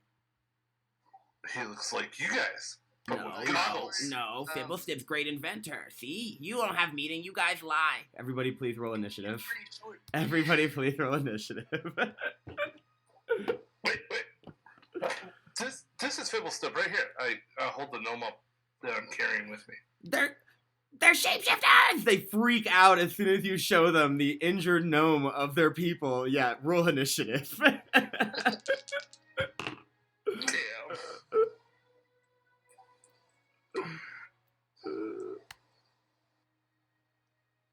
It's funny. Does the crab have a climbing speed? The crab 21. does not. Aw.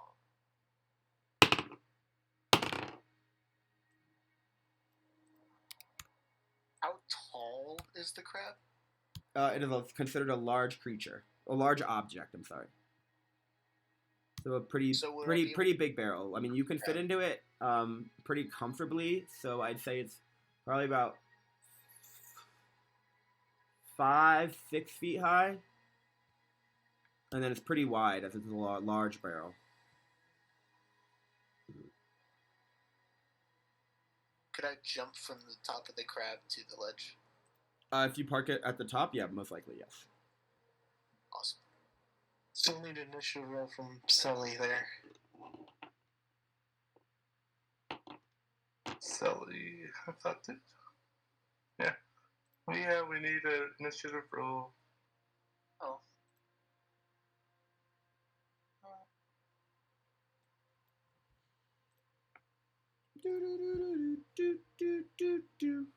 19. I wish I rolled this well on my attacks.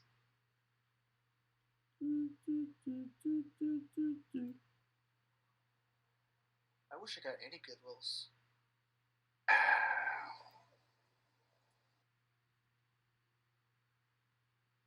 On the deception, I rolled a 2 and a 3.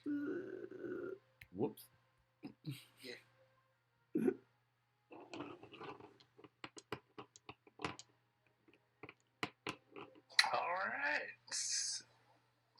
All right then, brother. That brings it to you, Ravarona. I drop the gnome I'm carrying and squeeze by my comrades to go up behind Yenrik. Okie dokie. I should be able to get to that, right? This damn crab is going to be the death of us. Because we can't get past it. I don't know. Can I see around it, though? Yeah, you can see into the room. I can see him up on the ledge. Yeah. Yeah, they're 30 feet high. I'll cast Ice Knife at the blue one. No qualms about killing these gnomes, huh? This one didn't even shoot you. No qualms about that, huh? All right, guys. No one's trying to kill us. The logic with this Either party. stand down, or I'm gonna shoot you in the face with my ice knives. Okay, you want to do that? Go ahead and roll me an intimidation then. As soon as you like get your ice knife going.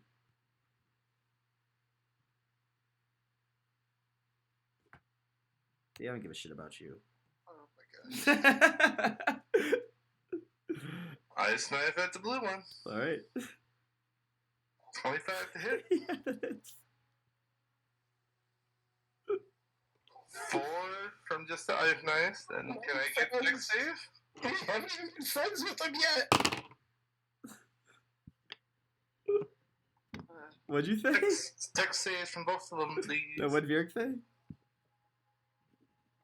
We kill our gnome friends. We haven't even made friends with them yet. What? 1 fails, 2 passes.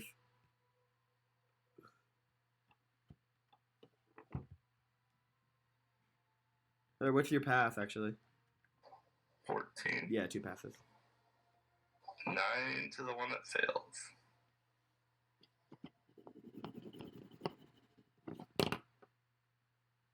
Number 1 drops dead. And you see the male one scream, "Oola! Oola, no!" Stare daggers at him. I warned you to stand down. Shapeshifters! This ain't good for my lawful good bones. Yeah, you guys need to figure out some better solutions. Bring it to Selendra.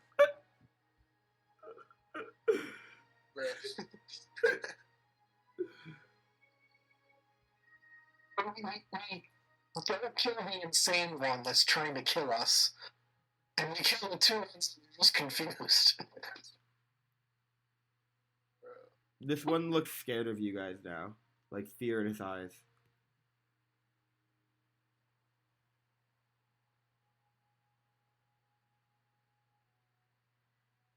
I don't think Selendria can get past us. Yeah, she's basically stuck back there. Yeah, I'm stuck back here, so, what's your dash? can I dash be past everyone, though? Because there's, like, everybody and the crab tank still in the way. 20, 30. Your dash just increases your movement speed from whatever it is to double. So you have more squares you can move. It still tests 10 to go through each one of us, which is 30, and then, so if your movement speed's 30, then you'd have 30 after you got out. Well, 30 or 25 after you got out, because you'd be at 35 once you got past Yenrik. How you guys doing, chat? You guys enjoying this? Does that count as an action? They're the getting in dash? some trouble. Then Yes. They're getting themselves in Alright, some trouble. I'll do that then. I'll dash and sort of shove past everybody. And is it better to be on your left or right, Yenrik? It's all the same. All the same. I'm just gonna chill there, I guess. And then I guess that's the end of my turn.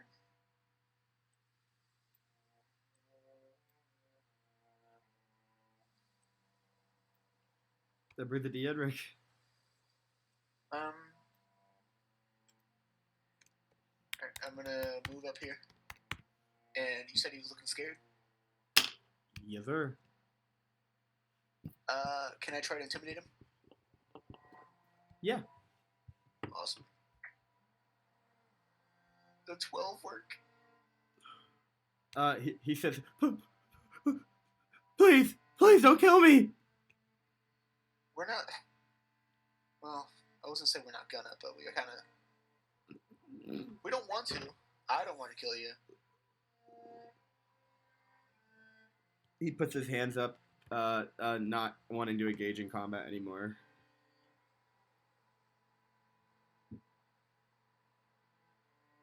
I'm gonna hop out of the crab and jump up there. Okay.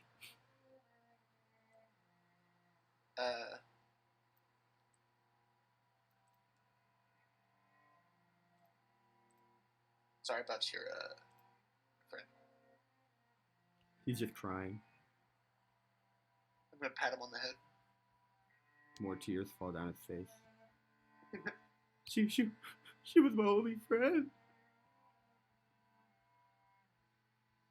Well, you kind of force our hand. We were forced to protect this area for shapeshifters.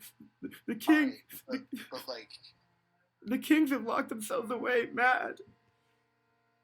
you guys would have attacked anybody that walked through this way. It's our orders. No, it's to attack the person you're looking for, not everyone. We've had gnomes going missing. There's a shapeshifter among us. Our kings are convinced they've gone mad. We're just trying to protect our home. Anyway, sorry for your loss. I'm gonna go now. He lets out a loud wallow that you guys can even hear over the roaring of the waterfall to the east there. Or west, sorry.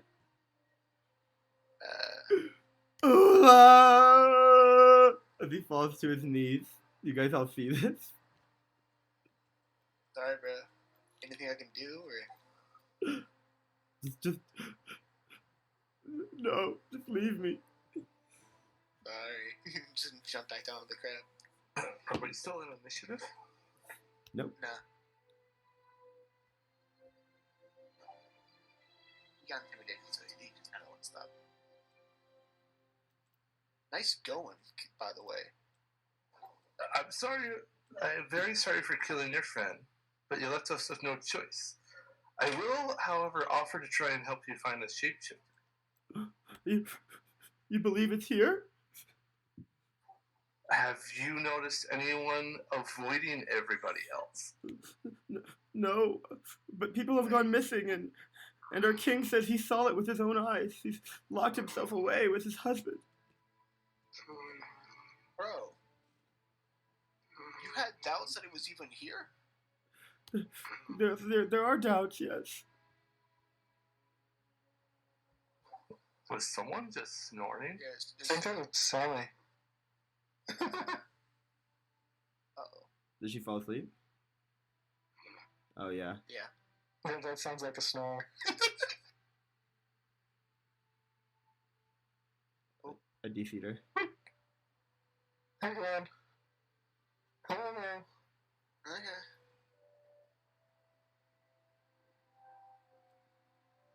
Moving on, I suppose. Do I have any knowledge of shapeshifters other than the baloney I've been trying to pull off on them? We'll say that you guys told Since I am a told her scholar. to watch this person.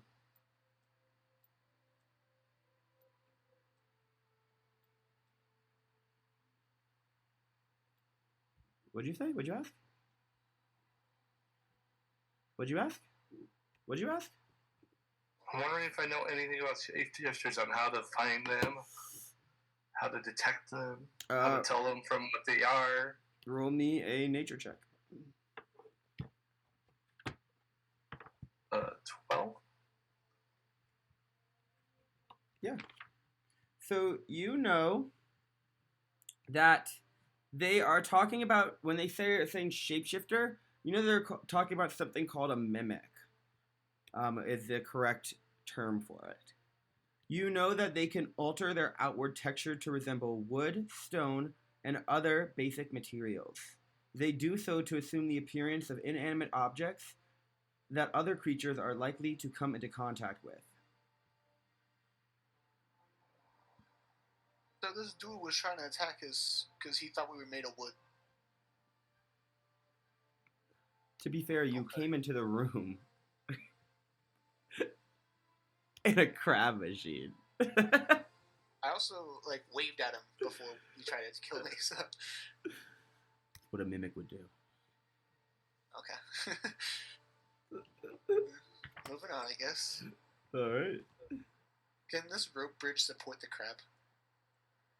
We're not going to go down this path right here off to the left. No, it looks like it just loops around. You can go if you want. This could be where Dibble Stop and Fibble stand are. There could be a room down there. That's big enough for a room, so If they're right I'm there gonna check it out. and they heard these guys asking about us knowing them, I'd be so angry. Circle around. It just loops around. Yeah, it just loops around. Crazy.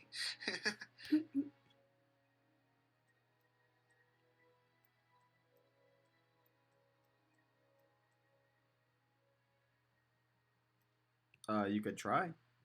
She said she dozed off.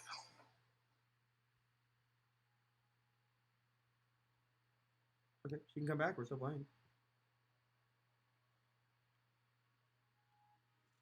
As you walk up to this area, Back around. you see Come that... back. What? No, I was coming back around. Oh. You see that the waterfall plunges about 60 feet below. Its mist lightly obscuring a 30-foot long rope bridge firmly anchored to 20-foot high ledges. I'm gonna try to go across in the crab. He falls to his death. As you start to go across the bridge, you see that the crab is too big and starts to get tangled up in the ropes as you fall out of the contraption with it to the bottom. Great. You know how to swim. I hope I do. You do not take any damage as you fall into the water, but you are out of the machine as it falls below into the water's depths. Sylvita, you saw this happen. I'm gonna laugh. But while I'm down here, I'm gonna try to search behind like the waterfall and see if there's anything back there. As you get close to the waterfall, you feel the pressure of it would most likely drown you as you start to get close to it. Right. Holes in this tank? Huh? Aren't there holes in this tank? Because, like, didn't it get... No, he's not in the tank anymore. Oh, he's not in the tank anymore? Oh. No, I guess I'm just gonna start swimming back around. Alright. I'm gonna carefully cross the bridge and wait for him on the other side. Wait, is Richard still there? With the mist and everything, you can't really see. Yenrik does see him as he does swim by. You cross the bridge, no issues. And move right there and make room for the others. And we will wait for a bit of tank driver to get back. I guess I'll be in the back now, yeah. Oh gosh, that does not look fun.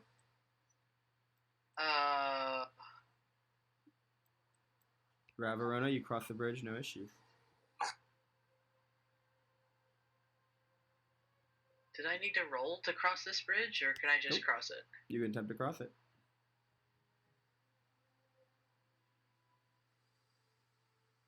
You cross the bridge, no issues. It sags about the midpoint, but it seems pretty secured. I'm gonna cross, kind of mumbling curses under my breath. Pissed off about losing my crab. Yeah, I misread here. Hold on.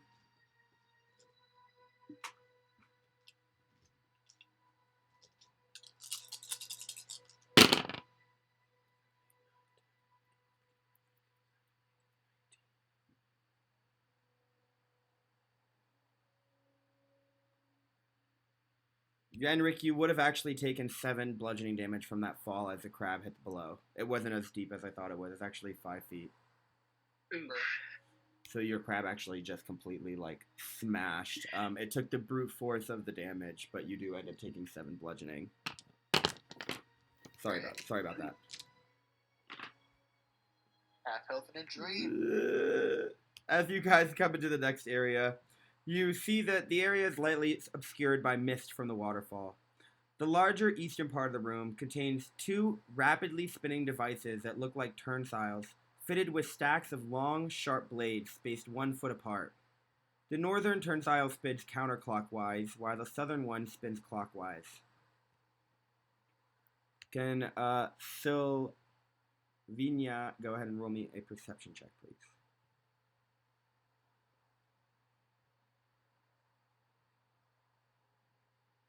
Oh, that's bad.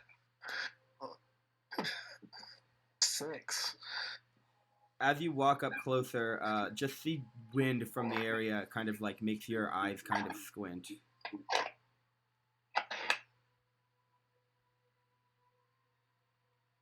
Ravarona, you want to roll me a perception check, please?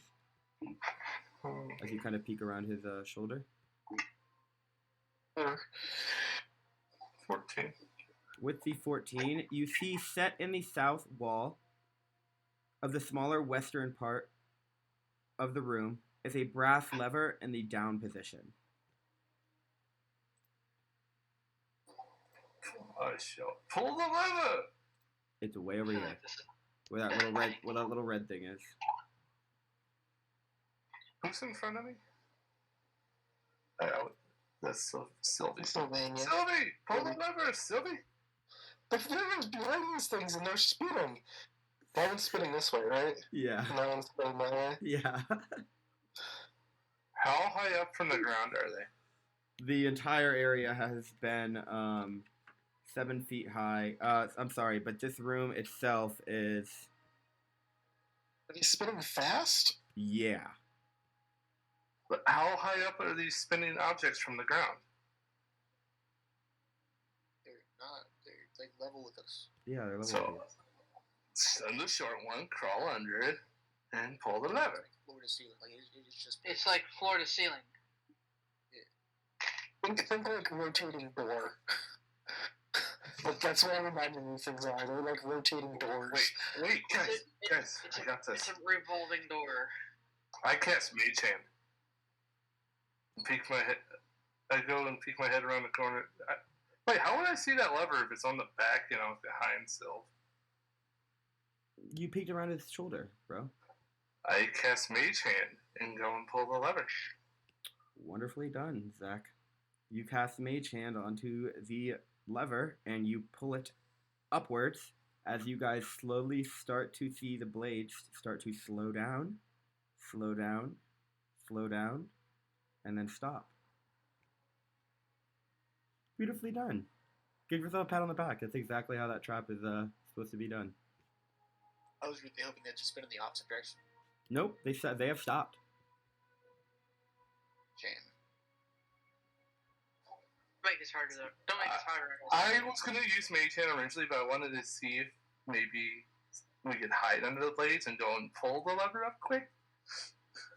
Because that'd be more fun. They were like stacks.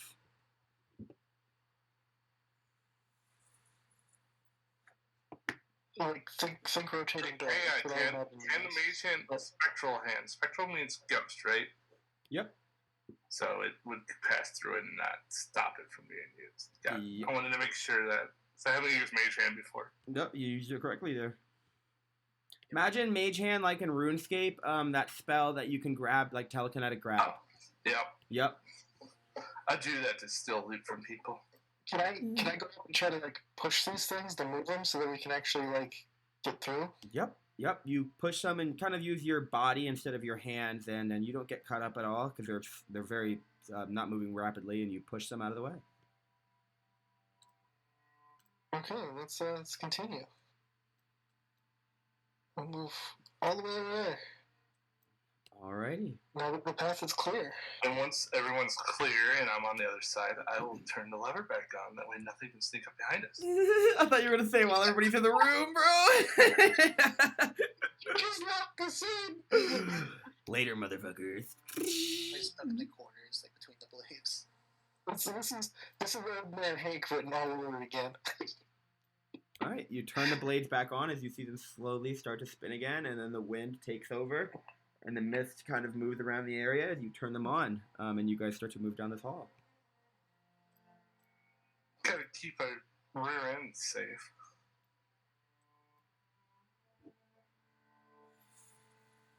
As you start to approaching the area, you guys, does anybody speak Gnomish?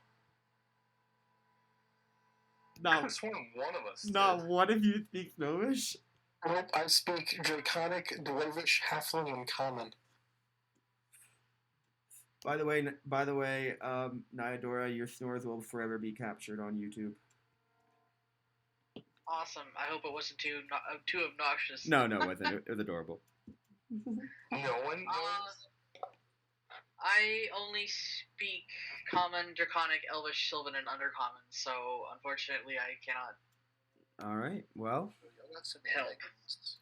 I you got guys halfling and common. hear an argument in a language you don't understand as you approach the area. Crazy.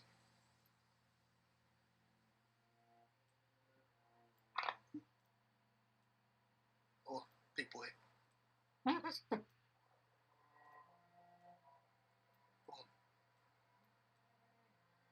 I'm gonna whisper because Yenric's right behind me. I was like, hey, do you wanna step forward and... I'm on 6 health. No, I do not. Okay. No, I do not. Wait, we don't have any healing? Oh! I have, I can roll, but I don't really want to because I've only got 2 spell slots. I've got a hold, feature. hey, hold on a minute. Where's my backpack? No, I've got a second. I have a healer's kit. I think it's only to stabilize people. Is that only to stabilize people and not, like, first aid? Yeah, it's to stabilize. Sadness. Well, at least I have that the next time he gets knocked out. I'll use my second wind feature, so I get 1d10 plus 1 HP back. Okie dokie. That'll be 4. I love how the squishies haven't even been touched yet. You're doing the best thing for Squishies to do, which is hang in the back. I know. You're playing Squishy the right way. It's not even just a squishy thing, it's just a me thing. Basically a squishy tank. I'm gonna peek out around the corner, look at the weird language people. As you peek around the corner, you see 2 very intelligent-looking gnomes. What, they got glasses? Yeah, and coats on, and the entire area seems to look like a workshop. It is cluttered with half-completed gnomish inventions that serve no purpose, as well as work tables strewn with tinkerers' tools. A 10-foot-high ledge overlooks the room, set with a wooden pedestal on which sits a leather-bound book. This might be, what is it, like Fiddle Dip and... It's in the lore, guys. I'm gonna point out and be like, it's Fiddlesticks and Dabble Dip, right? They both look at you Fiddlestib and Dabbledob. and say, "Oh, you know us," and they're talking in common now. He says, "I'm Fibblestip," Yeah, Fiddlesticks, yeah. and this one goes, "I'm Dabbledob. He goes, what? I'm Dabbledob." Oh. I'm still speaking Gnomish. I'm gonna stick out my hand. Nice to meet you. Nice to meet you. Nice to meet you.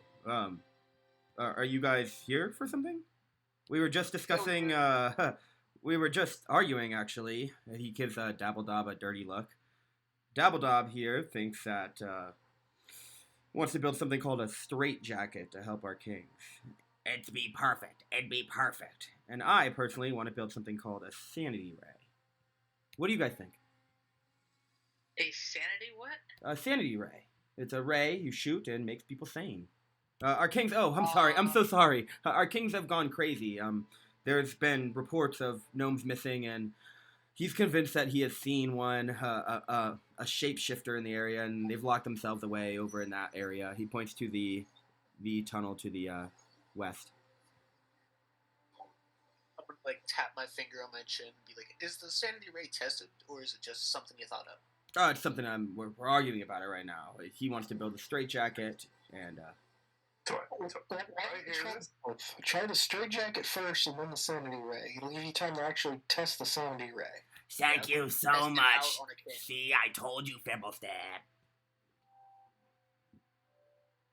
Actually, if we have a tied up crazy person back in the other area, so you think we should use the straitjacket, then the sanity ray on the kings to help them? Yeah, just test out the mind-changing ray gun on someone else before you do it on your kings. Well, they've been in there. They've been in there for weeks. I mean, they've already lost their minds. Right, but you could do something worse than that, so I'd test it first. I'm sure we could. Yeah, we'll have to think about this. You can make the we ray got the pop crazy instead of actually crossbowman. Well, if you guys can help us, we'll give you some magical items. We have some things. I go back and pull the lever, cross the bridge, grab the crazy person if he's still there, and come back. Okay. Would I get a better This would take reward if time, I'm the but guinea pig? what? Would I get a better reward if I'm the guinea pig? Are you insane? We haven't created it yet. It's just we're inventors, so we're deciding what to make, what to invest our time in. So you haven't even made the machine yet? They both shake their heads no, at the same time. You know what might work just as well as a jacket? They look at you. 'Cause I know. It's a rope. Well, they've been locked in there. The door's locked. We can't get in there. Then why is it... What? Then neither of your solutions would help then. Well, if you have a solution, we'll give you items. Might we suggest a way to open the door? We've tried, but you guys can try. Here? This door? Or is it up here? Is it which door is it? Is it the top or the bottom one? What are you looking at, huh? You can't see nothing. Which way? They point towards the way you were just heading towards, and then they say, follow the hall. All the way down? All the way down. Alright. Let's go. Oh god, you guys are gonna die now. Let's see.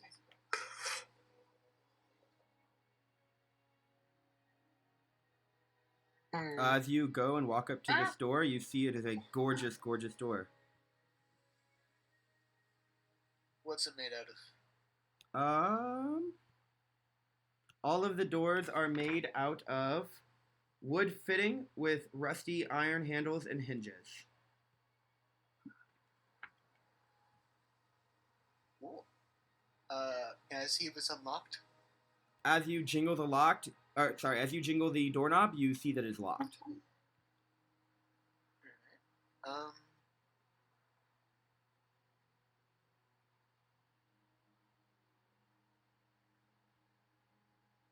I guess I can war pick the door. Bust it down. Yeah. All right. I'll assist with that. If we're gonna kick it down, let's kick it down. I'm gonna go straight for it. At this point, Ravarona would be coming back to the room with the crazy gnome. And what are you doing? This guy's insane. Keep him secured and build your ray. And we'll be back. We'll go see about your king. they look at you and they say, what are you doing? Why do you have Factor tied up? He tried to kill us. Well, yeah, he's an inventor. And they go and untie him. No! Well, yeah, he's an inventor. Of course he tried to kill you. He's still passed out, and they take him away from you. Monster. Yeah, they are looking at you like you're a monster. Go ahead and roll me a strength check with advantage, please. Advantage. Your friends are gone. You see them down the hall a bit, Rava, doing something. That'll be a 13. You go and kick the door. Warpick the door to break it down, and you feel the hinges kind of break off, and you can see slightly into the room. You see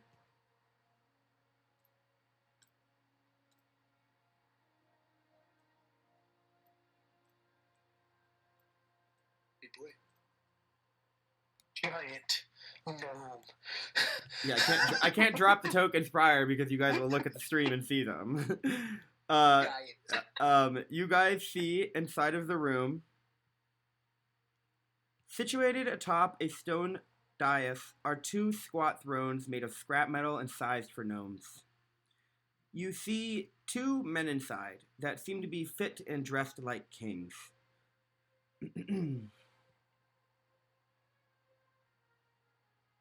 Cool. You see one of them is glued to a chair and restrained. The other one carries what seems to be a flask in his hands and is walking around pacing. The room contains all the trappings of a nicely appointed gnome bedroom.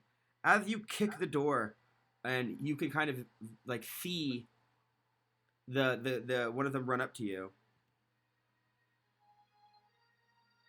You see this man run up. And he says, "What do you think you're doing? Helping. You're kicking down my bedroom. What are you doing? Are you shapeshifters? Have you finally come to attack?" Nah. Good old Fiddlesticks asked me to come get you. I'm trying to find the shapeshifter for you. He looks confused and he says, "There's a shapeshifter in our midst. You need to be careful. I'm King Corbez." Listen, I've seen no evidence of this dude. Just a bunch of scared gnomes. I saw it with my own eyes. Where? Where did you see it? I saw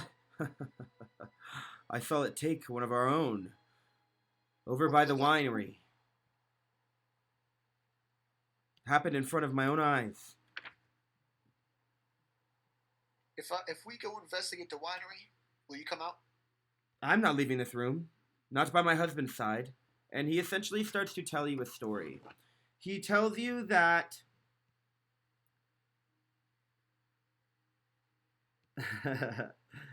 he tells you that a shapeshifter has crept into Nomergard and is feeding on the gnomes, changing its appearance and making its way through the complex. He tells you that he was almost attacked and almost killed by the creature, and that's essentially what has started the madness that you guys see before you. You see that he has locked his other king up in a chair, gagged him, and tied him up. And you see that king sitting here. He has mentioned his name as Nurgle.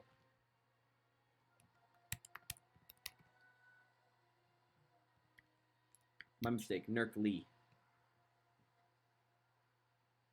I cannot leave the room, not by my husband's side. The shapeshifter will devour us. We're the kings.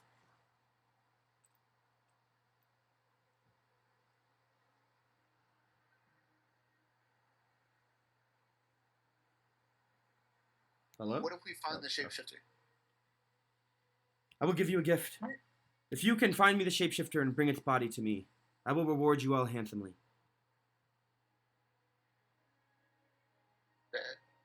But my question now is,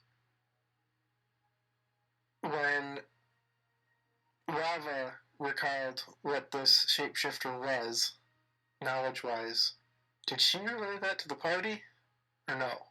It doesn't sound like it. Yes. So, yeah, I don't remember that happening.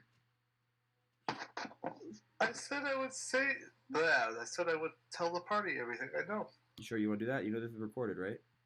I can find out if you're lying. So we ask chat. Now. Chat, did he say that? I know he did. I could have sworn I would. I know for a fact he did. You can whenever you'd like. You're hearing this conversation right now.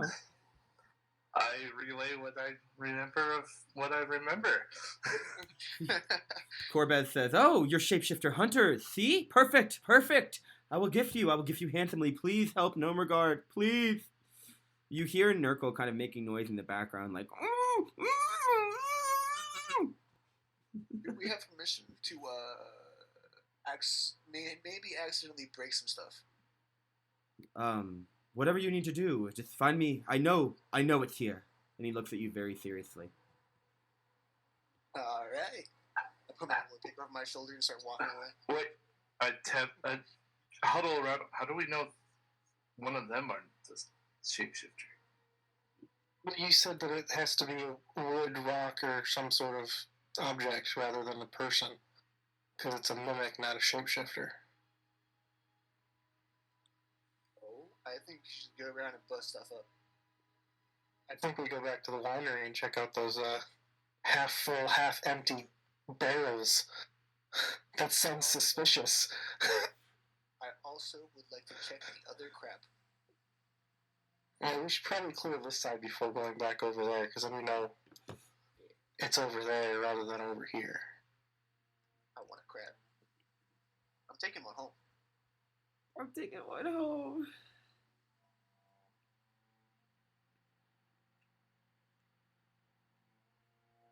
Alright, so let's start clearing room by room over here. As you come to this room, you see it is locked.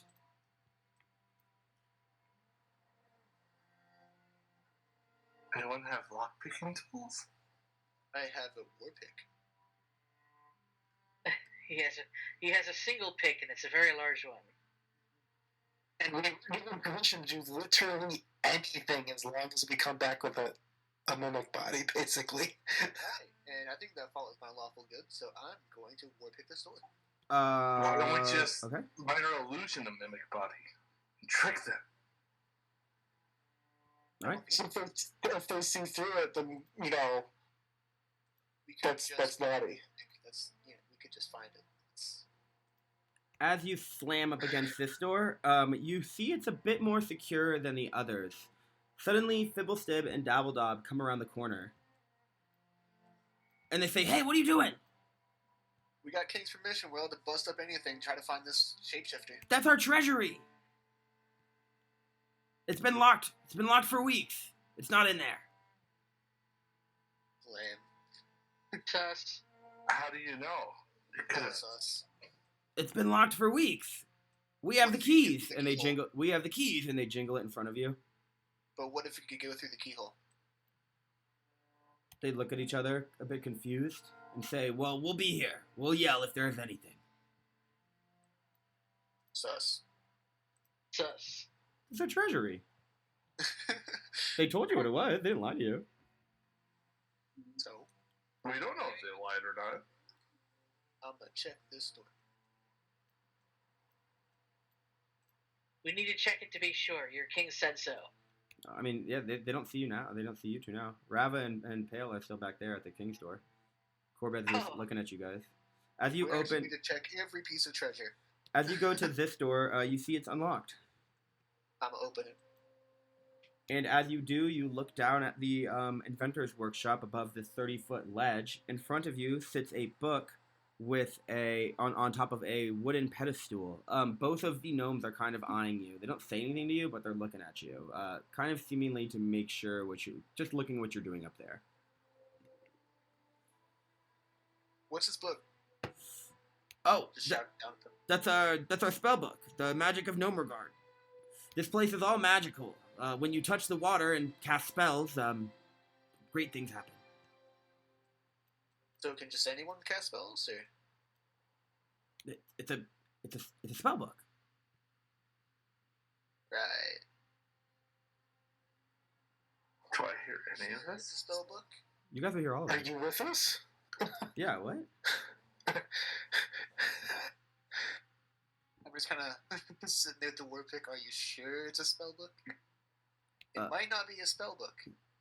they say, please don't touch it. I was gonna say, don't hit it with the pickaxe. Just open it. See if it, Eats you. yeah, see if it eats you. I'll flip the book open. Okay, go ahead and roll me an Arcana check, please. Arcana. 11. As you open the spell book and flip the pages, you see spells in it, but you don't know what they are. You don't, you know what I'm saying? Yeah. Definitely the wizard's help. I don't think I've rolled above a 10 today. We'll leave the wizards with the spell book. We'll keep looking through rooms. As you come up to this door and jingle the doorknob, you see it is locked. Well? Nah, they're probably mad at me. Some other reason why I can't. I'll just turn around and keep going back. We'll ask them about it when we get back down there. I'd take a look at the book on the table. I'm wondering what it is. Hey, fellas, You what's heard. that other room back there? You heard what it was. Oh, the locked door? Hey, That used to be the bedroom for the kings. They moved rooms. Do you know?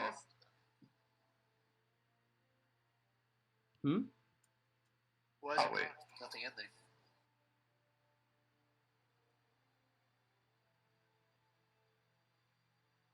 What are you waiting on, guys?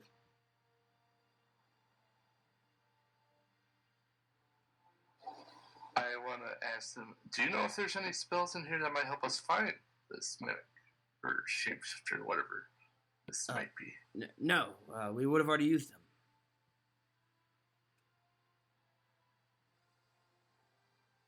But what's back this way?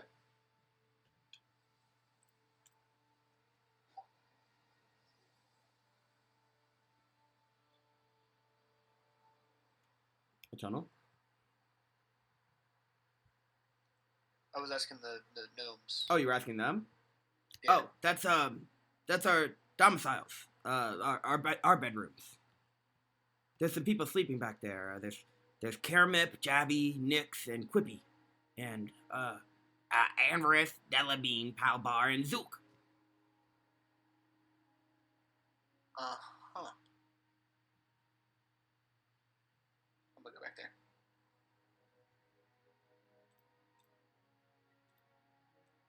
Guess I'll follow. as you come into this room, you see sleeping gnomes. They seem to pose no danger, and a couple of them are up kind of hanging out, just working on a couple things. But yeah, it's like a bedroom area, where in each little cave area there's like little bedrooms.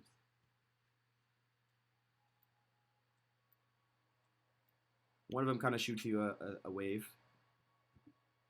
I'll wave back. They put their lips up to like their mouths to like be quiet if people are sleeping. I'll just nod and take a look around this corner. As you come around that corner, you see beautiful Nomergard, and across the way, Dick the donkey. Good old rich turd. Perfectly fine, just hanging out on the shoreline, drinking some water. Yep, just chilling.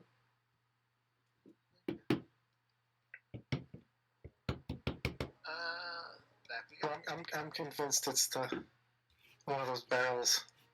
Yeah, it's gotta be. But someone let me check every room, so I'm checking every room. Yeah. Wait for me if you want. The place is not slice you up. I got it. Just try to bolt through it. Alright, I guess he wants to try and bolt through them. No, it's just Chad, stand he here and said wait. it. That means he has to do it, right? Well, I'm gonna stand here and wait. Like, if he wants to, it's on him. I would if I had the crap.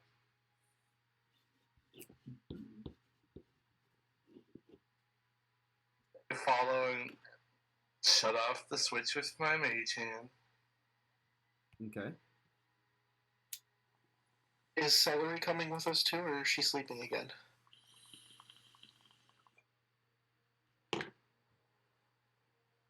Solenra? I heard a snore. Me too.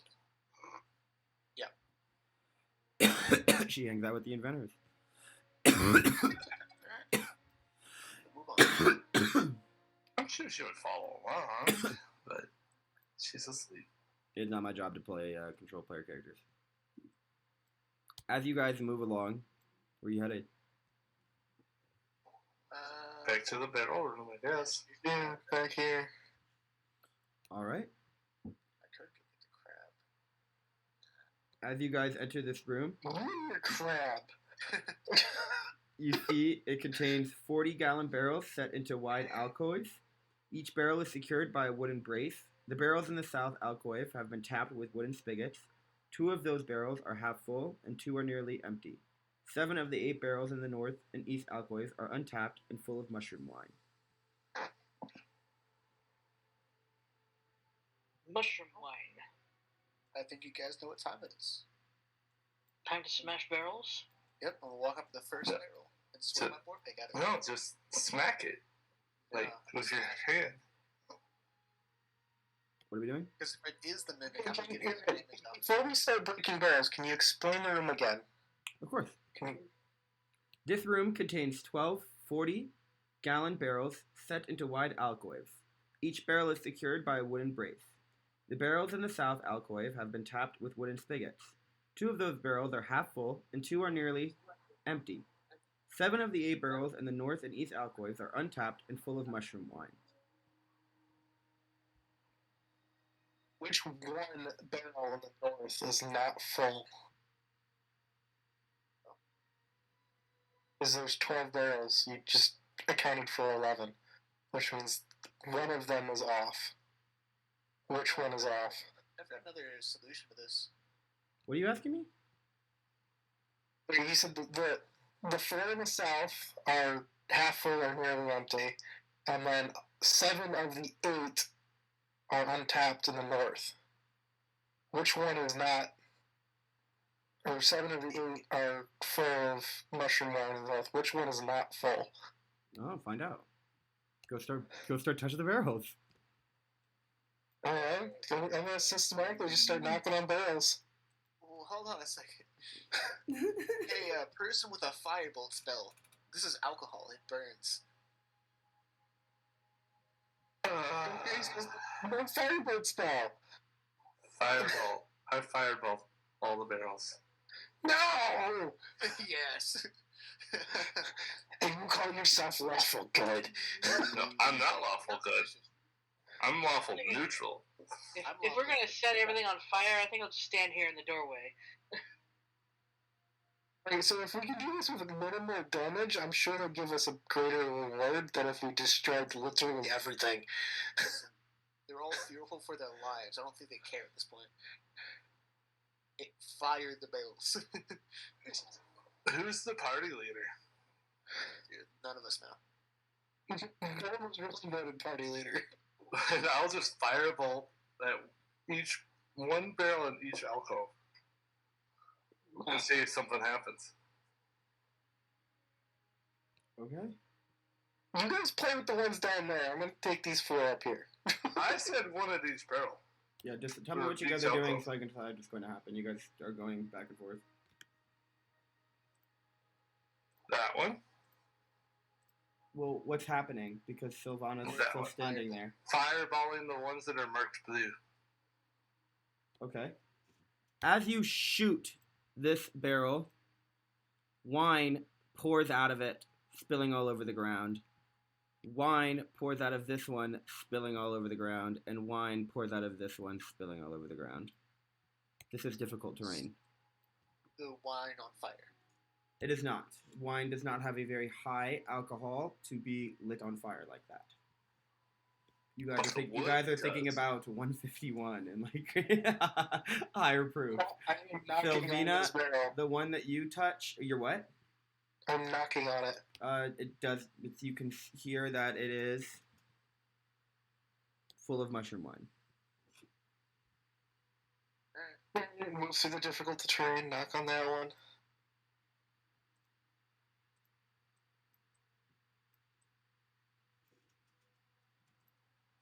Full of mushroom wine.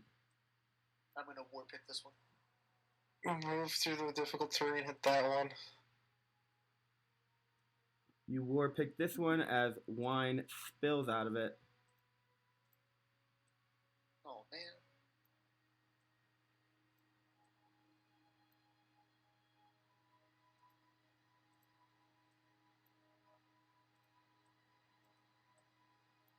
You do the same thing to this one.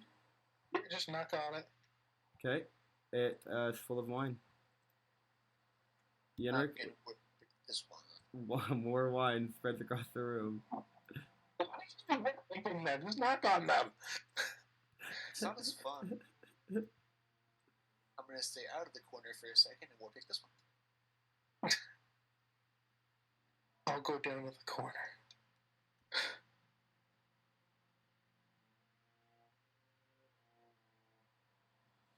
As you war pick this one, a little bit of wine spills across the room. Sylvina, what are you doing? I'm gonna knock on this one. All right.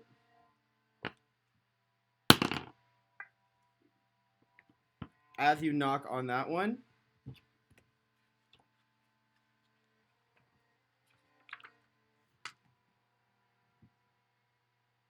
your AC. 18. It suddenly tries to bite at you as you have found your mimic. Please, everybody, roll initiative. This is why we war pick them. Yeah, it would have had a surprise attack on you, but it missed. I don't care. Listen, I'm trying not to destroy all the wine because I want some. I want to take some wine back with us. there's plenty on the floor. And they're Yeah, on the floor.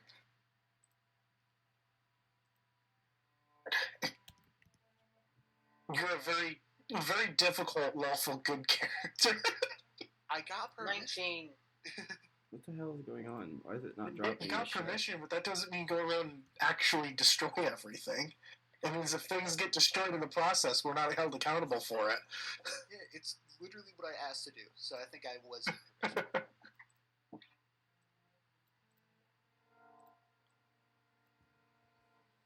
It's a mimic! Oh, what? We're just gonna do it this way. It's all. Okay.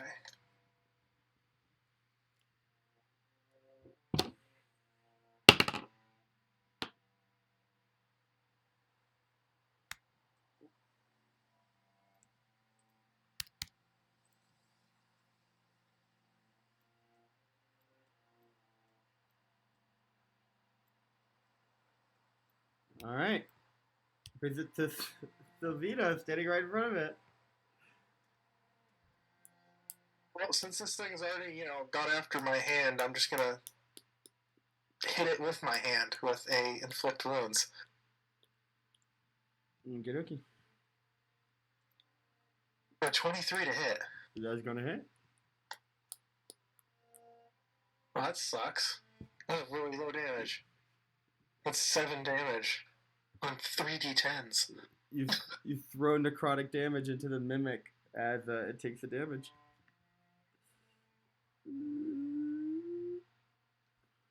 All right, that'll end my turn there. Alrighty. Valenra, back from 2 naps. Maybe. Or is she on her third? Hello? Valenria? Let's see.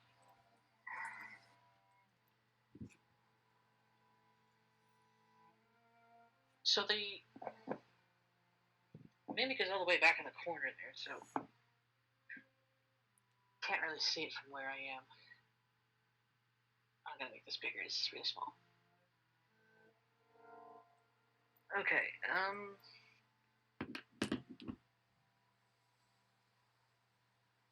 I don't know what you have to do today, but we can make this session longer if you choose to as well. I don't have a game that I have to do after this.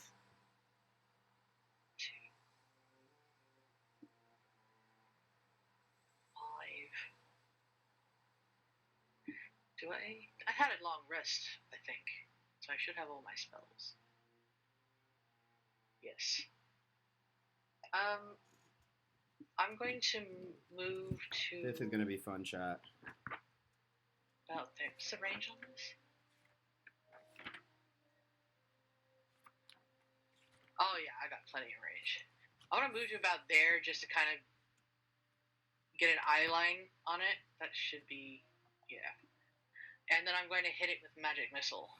All right. As you hit it with magic missile, there's a little special stipulation I added in for you guys. I have made it where you touch the water.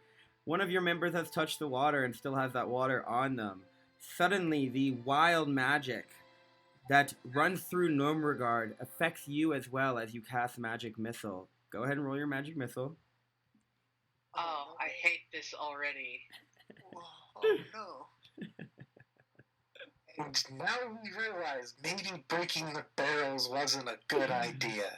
That's the water from when I fell in the crab. 5. Oh wait, do I have to do 3? Don't I? Okay. Yep. Is it the fact that this wine is made from the water? But I was also in the water, so doesn't matter. Yes. Either or. Also, your DM forgot about it earlier, so don't stress about it too hard. 5, 4, and 4. 4, 8, 9, 10, 11, 12, 13 damage total? Yeah. No. 5? Yeah, that's 6, yeah. Yeah, it's 13 Yeah. damage. I can't fucking math today. All right. Suddenly, as you are standing there, tiny little insubstantial motes of light circle you, shedding bright light in a 10-foot radius and dim light for an additional 10 feet. As you just shine like a star. shine bright like a diamond. Okay. So, do I hit him with my magic missiles? Oh yeah, they hit. You just So I'm just shining. So I Yeah. hit him with the magic missiles, and now I'm just shining. yeah. Suddenly you hit it with the magic missiles, and then a bunch of little tiny lights started floating around you. Okay. That's how you're gonna make all 3 of them hit me. Is that your turn?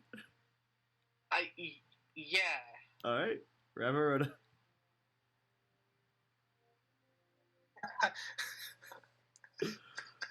I step over to here.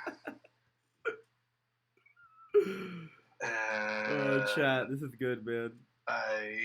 We got 2 spellcasters in this party in this grab live one of match. the broken pieces of wood with catapult and fling it at the mimic. All right, the same thing happens to you in the area. You guys feel this wild magic surge through the area again. What do I need to roll for catapult? Dex save. That is going... Ooh, I almost just ripped my book.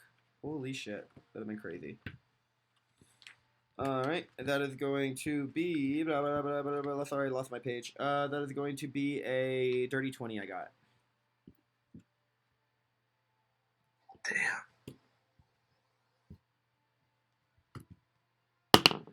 The wild magic surges around you as well. And suddenly, Rava, you start to feel like this tingling in your back.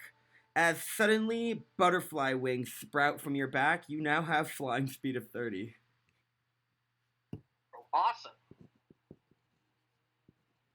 It's a mimic! Shapeshifter! You guys go after Rava instead. It's you the whole time! We just completely turn our backs from the mimic and start charging.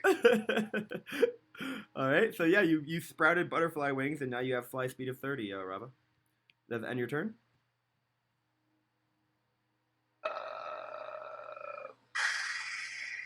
You're just looking at your wings confused. I'll try and use my wings. Okay. Remember the ceilings are about 7 feet high. So you can essentially levitate off the ground, yeah. You start to float off the ground like a badass. Pale has never seen you with wings before. I'm amazed. I'm I amazed. hope not. I'm amazed. And you're like glowing. I mean, You guys look like a I bunch of mean, divas.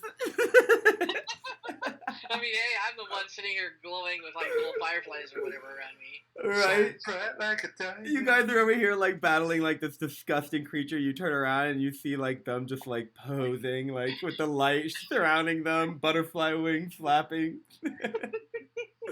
What the hell? Did that end your turn? Yup. All right. Well, the mimic is going to go ahead and try to pseudopod Sylvina. As it tries to pseudopod Sylvina, maybe the sudden stench of alcohol in the air has messed with the mimic's senses, but it doesn't even open its mouth, and it shoots the pseudopod out of its mouth and hits itself for... I hate when I do damage to myself. Wow, I just rolled 2 ones in a row. 4 bludgeoning damage. That's going to end its turn. That brings it to Yenrik. Alright. I'm gonna take a step right up here. I bet you can guess what I'm doing. Good old war pick. What you do? What's he doing? I'm war picking him. That'll be a 9. I think the beatdown is about to begin. That's going to hit. And that is 7 plus 2 for my feet, so 9 damage.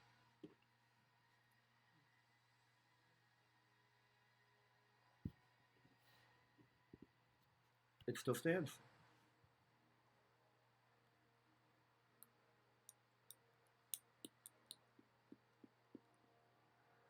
All right. Is that your turn? Yep. Sylvina? We're going to whack it with the mace. The beatdown begins. That's a 10 to hit. That'll probably miss. That's going to miss. What beat down? Okay, so I hit the ground instead. You know, it's the alcohol. You haven't rolled anything above a 10 all night. Well, I rolled pretty good on the I've always had terrible roll. inflict wounds on the hit for inflict wounds, but the damage I rolled like crap. I guess I did just get a 19 to hit, so that's not too bad. And that'll end my turn there. Alrighty. Just staring at this mimic. It brings it to the pale.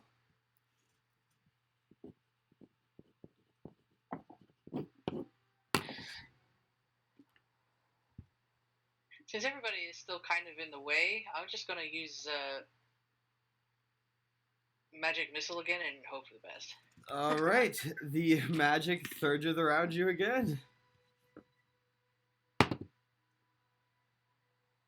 As suddenly your skin turns a vibrant shade of blue.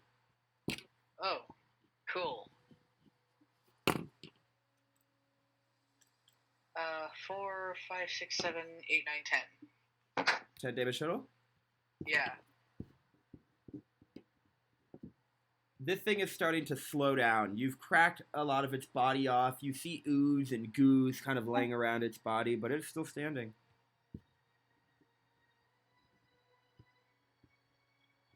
I'm in my turn. Alrighty. I have 30 flying speed. Yup.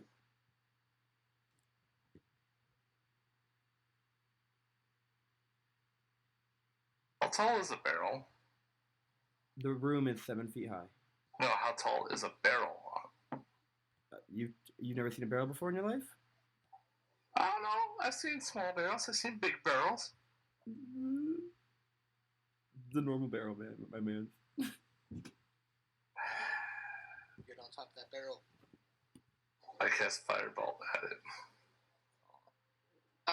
The Yenrik's gonna get it in the face. 24. It's a cone, yeah? Fireball is not a cone? Why are you saying that, Naya? Why are you saying that, Naya? Oh, I thought he was gonna set the barrel on fire and blow it up. Oh, no. The alcohol isn't strong enough for that. That hits. You know that hits. 8 damage. That is fire. Alrighty. You send fire all through the mimic, and you guys look at it as it's not moving, and then suddenly it opens its mouth and like moves its tongue all around at you guys like crazy as it's still alive. Pervert. It's the mimic's turn, because I am done. Alrighty.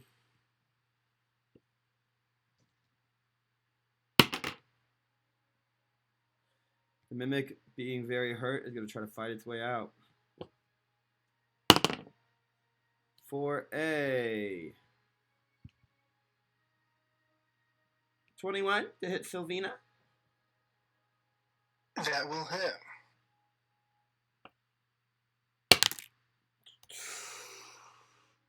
12 bludgeoning damage. Jeez. Ouch. That puts me down. I'm on the ground. Ouch.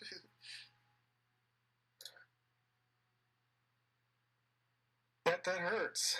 It wasn't me this time. The round is still young. Alright. That's going to end the mimic's turn. I'm gonna war pick it right in its face. That is a 19 to hit. Going to hit. And Shine bright like a 8 diamond. damage. 6 damage. Alright, you slam into it. Well, it's 8 for the feet. 7, 8 damage. You slam into it, stabbing your war pick through its body as you hear it yell out in pain and stop moving as it dies. My kill, my kill, my kill. Sylvina's covered in wine. I go over and try and stabilize her. I will assist. Roll a medicine check. Since he's assistant, I roll with advantage. Yep. Don't screw it up. 16. You stabilize Sylvina.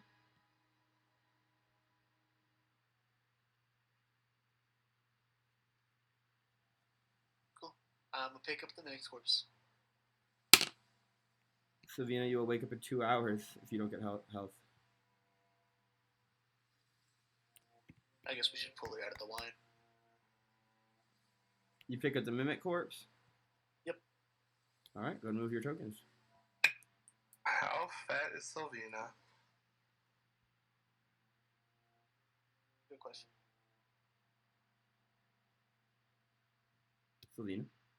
I am only 120 pounds. I pick her up and carry her along behind us. Alright. Grab you by the ankle. Where are we headed to with your blue glowing person as well? Right. To the king. I'm blue, dude. Your blue glowing elf. Blue da ba dee da ba da. I'm blue. If I was green, I would die. We didn't turn this back on, did we? Wouldn't you like to know? Yeah, I would. I've been shutting it on and off as we go through it. So it's on right now, so I have to wait for you guys. Ooh, am I gonna make it over this bridge with body on my back? Don't drop me in the water. Wait, how much can I carry while flying? Whatever you carry, leaders, yes. Oh wait. How can you Am I can you still carry glowing? while flying? I think I left my aura behind. Oh, it's okay. Yes, you're still glowing. On the wall. I assume I can carry the same as much as I can with flying. So I'll just fly over the bridge. Drop her. Essentially, when you're carrying something, you just move at half speed. So you would have 15 of flying, so it's just taking you a little bit of time to kind of move across. I'm just waiting for her. We're not in combat, so it really doesn't matter. Imagine like a fat bumblebee. But did the wings like go away halfway if we fall to our deaths? No, they don't. But you're kind of flying around like a fat bumblebee.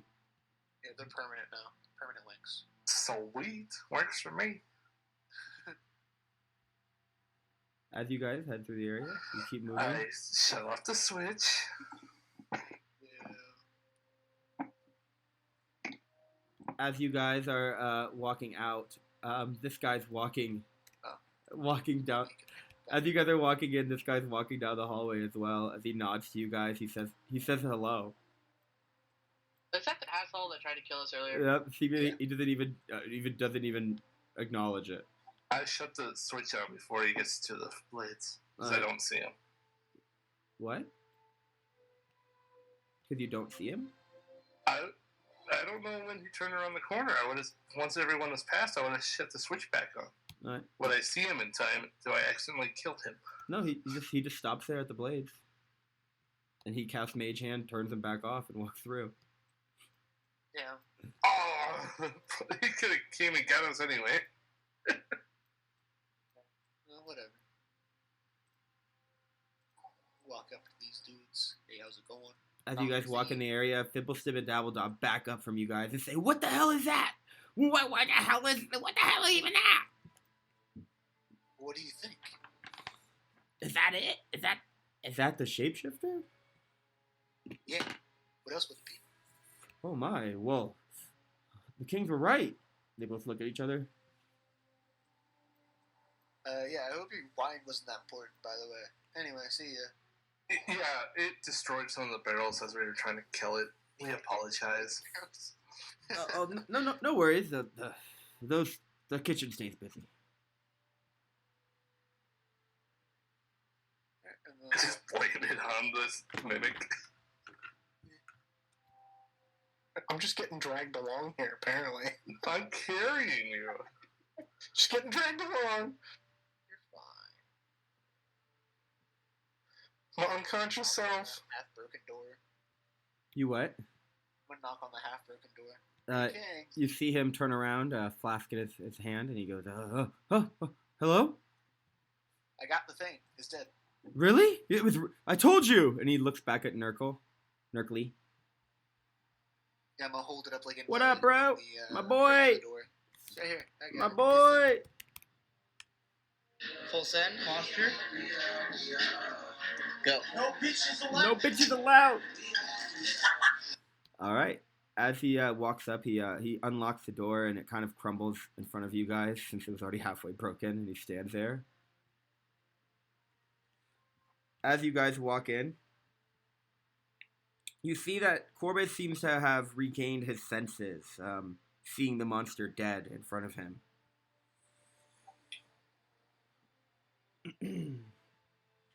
He says, thank you so much for helping us, and he walks over to his husband and dumps the flask on the glue holding him down on the throne, and you see it dissolve away. He pulls the gag out of his mouth, and he goes, "You idiot!" The first thing he says to him.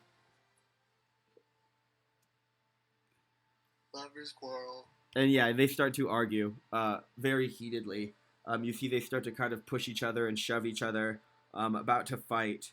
And then Corbett says, I'm sorry. And he kind of gets down on his knees. And then he says, please, we have to reward these adventurers. They save Gnome Regard.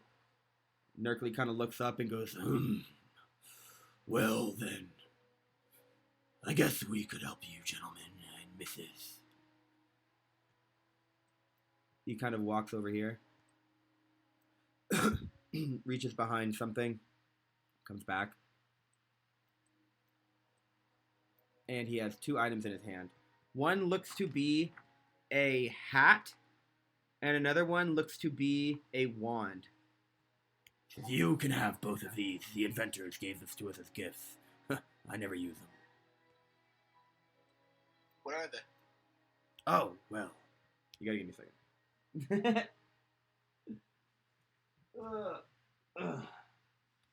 Wand of fireballs? Sally, you can have spells? This one, and he holds up the hat, says, they said it was a hat of wizardly. They said when I wear the hat, I can use it as a spell casting focus, and I can try to cast a cantrip that I don't know. The cantrip must be on a wizard spell list, and I have to make some kind of check for it. If it succeeds, I cast a spell, essentially. This one right here, he holds up the wand, says has 7 charges, they told me. And while holding it, you can use an action to expend one of its charges and create a harmless burst of multicolored light. The burst is light, accompanied by a crackling noise that can be heard up to 300 feet away.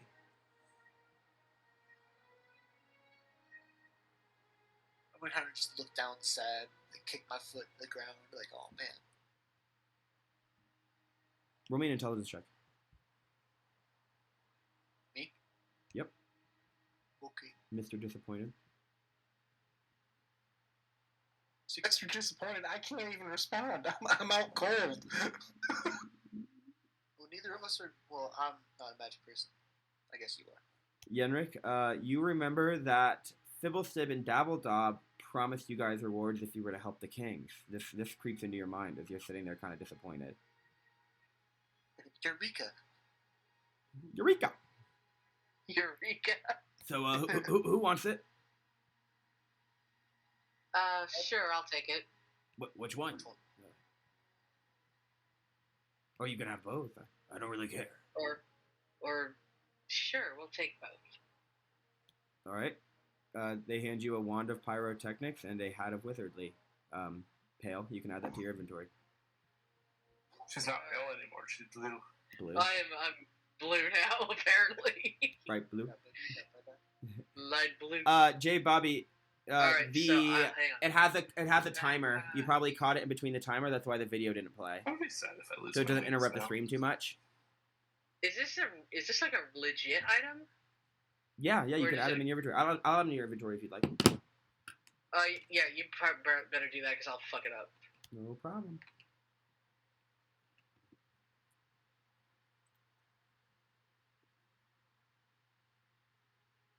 Alright, let me add these. They thank you guys so much and tell you you're always welcome back to Nomergard whenever. Guys, don't forget while we're here for some sort of a vengeance from them to help against the dragon, right? True. I forget about that entirely. You guys forgot about that whole quest. I knew we were supposed to come here, but I didn't know why. Well, So, have you heard about the dragon? To remind chat what the quest is. Paranoia replace it with another. Wait, what? What'd you say? Cure one paranoia to replace it with another. yeah, I've heard this dragon really likes gnomes. Nomergard. The gnome Nomergard and they might have something with it. Get whatever you can and bring back something useful. Don't want to keep it yourselves. You guys might be able to convince them to give you more magic items if we're gonna fight the dragon. Yeah. I mean, yeah, we've heard about the dragon. We're pretty safe in these caverns.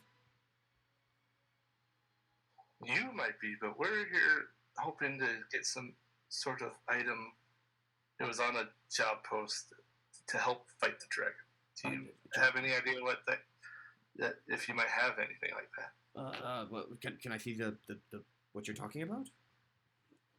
Who grabbed the job post? So it was Yenrik, right? No, it was the one that's unconscious.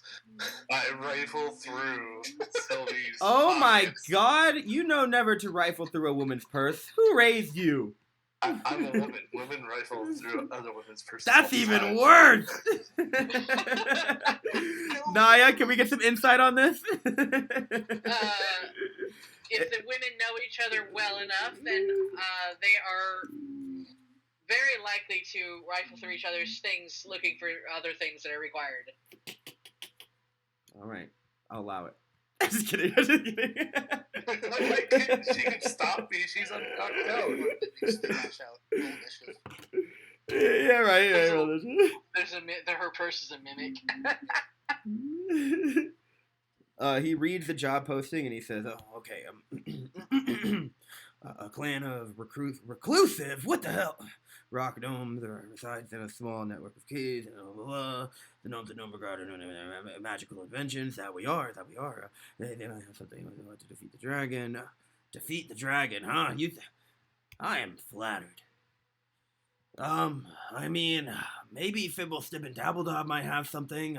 That's really, they gave us these things, so. They would know more than us. We rule the inside of Nomergard, you know? Well, we thank you for your help. We will go talk to them now. We thank Unless you for your have help. anything else you need for Yeah, us. we thank you for your help. Thank you.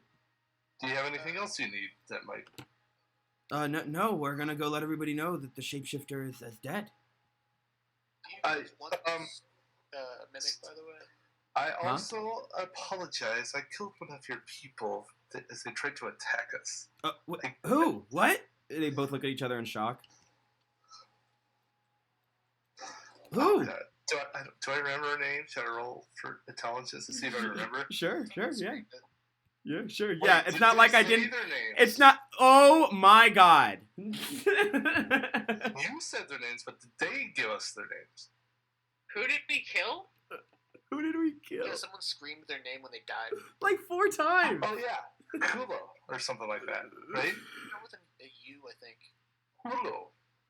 Ula? Ula? You killed Ula? They were trying to kill us. They said you ordered them to attack anyone that might be a shapeshifter. And Nerkly looks at Corbaz like with pure anger, and he says, "Go sit down now." And Corbaz goes and sits down, and says, Nerkly walks up to you and says, it's okay. A lot of things have been different around here. We will bury her properly. Don't let it weigh too much on your conscience.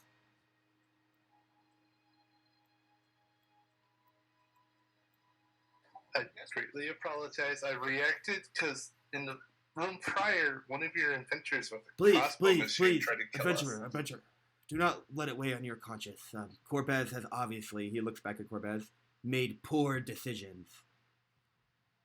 I got him in trouble with his husband. No, he's essentially assuring you that you're not in trouble and don't worry about it. And he's more or less worried about you now at this point. I thank you for your kind words. J. Bobby, you still here? Walks out with my head hung in shame. Shame. As you should. Fucking ice smacking someone for no reason.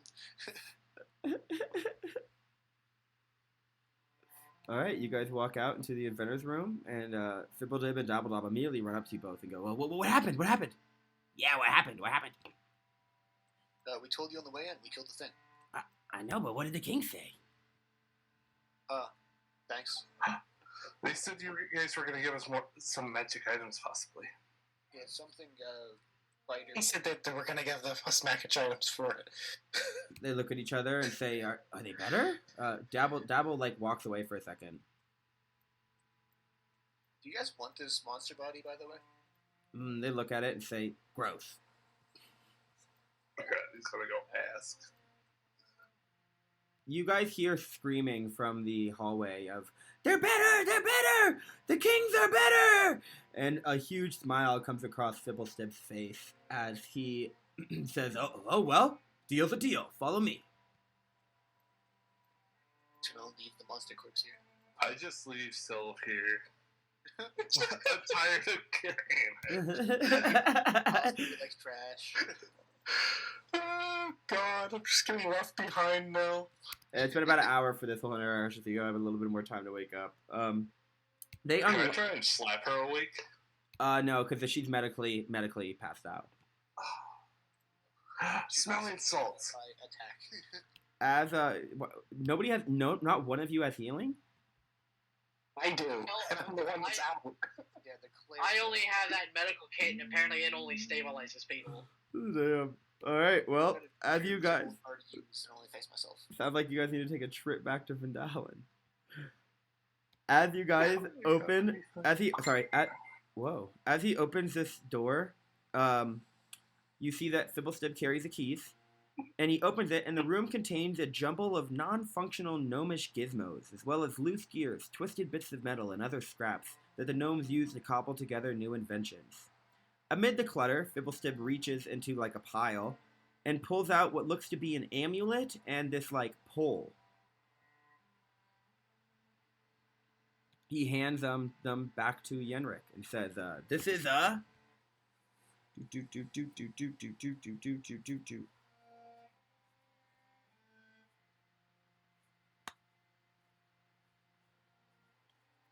So I'm going through.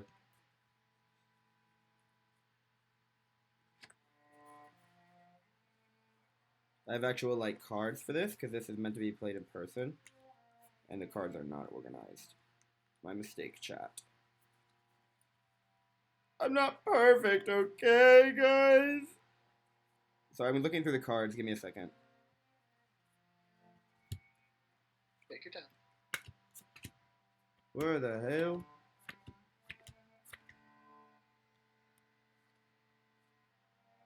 There's one.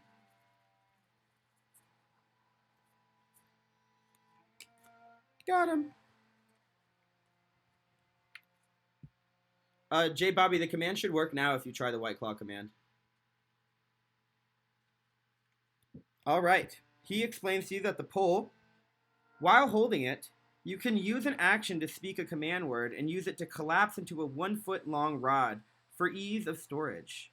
The pole doesn't change. The pole's weight doesn't change, and you can use an action to speak a different command word and cause the rod to revert to a pole. However, the rod will elongate only as far as the surrounding space allows.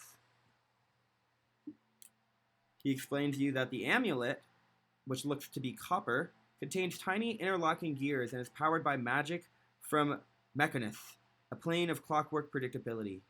A creature that puts an ear to the amulet can hear faint ticking and whirling noises coming from within. When you make an attack roll while wearing the amulet, you can forego rolling the d20 to get a 10 on the die. Once used, this property can't be used again until the next dawn.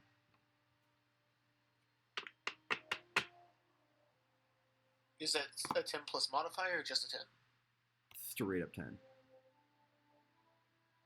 Straight up 10 on the die. Like a guaranteed 10 on the die. I'll take the pole. Please add You're the pole of cleric. collapsing to your inventory. Hey, Mr. Fibble, Yeah, what's up? would you allow me to make a copy of some of the pages from your spell book up there? Oh, yeah, I suppose. Do you have the magical ink you need? I have ink and parchment. Yeah, let me look something up real quick. And do you have an extra? Well, you have a wizard book.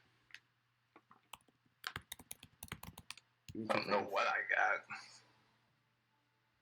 I have a book. I got ink pen, ink. Mm-hmm. Give me a Parchment. second.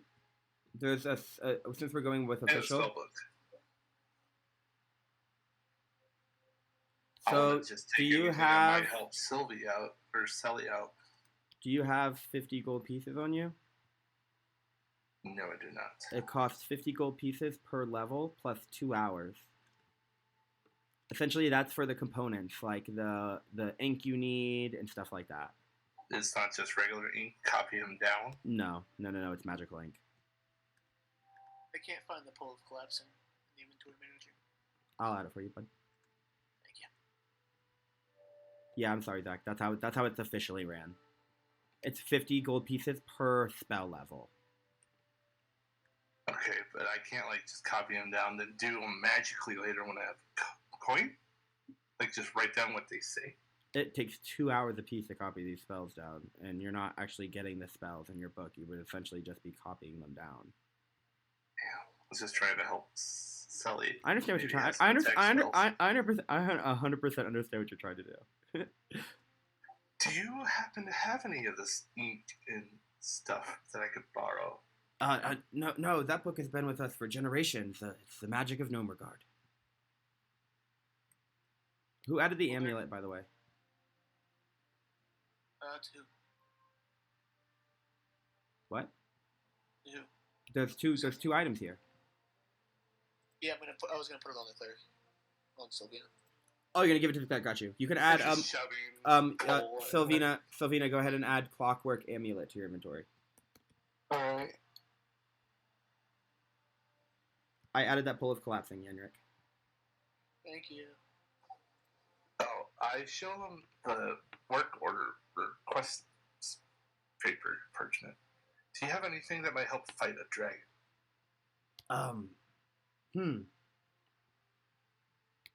Not specifically that I can think of. What do you use to kill a dragon? He looks at you. Would I know this? I mean, maybe the book, but we don't really want to lose it.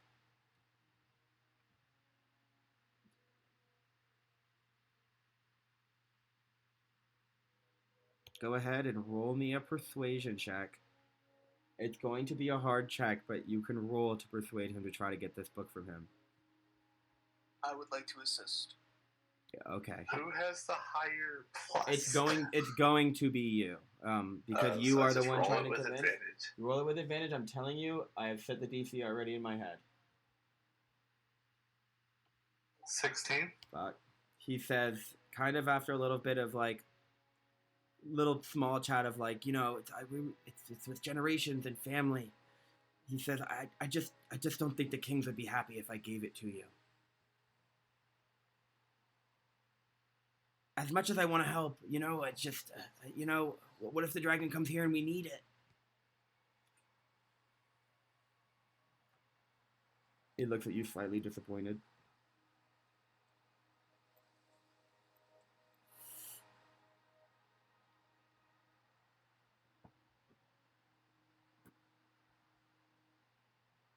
But we were tasked with coming to get something to help fight the dragon. I mean, maybe the items you've already gotten will help. I don't know what you use to fight a dragon, though. I'm sorry. I'm just a little gnome. Can I have the crab? Can you have one of the crabs? Yeah. Wait, Well, what happened to the other one? It had an accident. It's at the bottom of the waterfall. What? You guys caused so much destruction. Yes. We need the crab too, my friend. We only have one left. How are we supposed to move rock? It looks like dibble dab, dabble, dabble, dabble dab. Get to work. Should we go ask the kings if we could borrow the book and return it upon killing the dragon? I'm asking the party. Ooh, they're being clever, Uwe. They're being very clever. Kings got their own thing to sort out now. I really feel like we need this book. I feel like I need this book.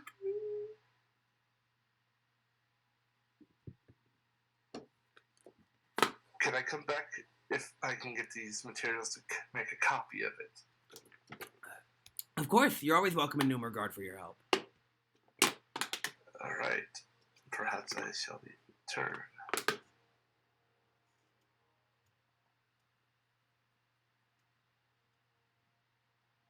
They both I smile. follow what everyone else does, I suppose.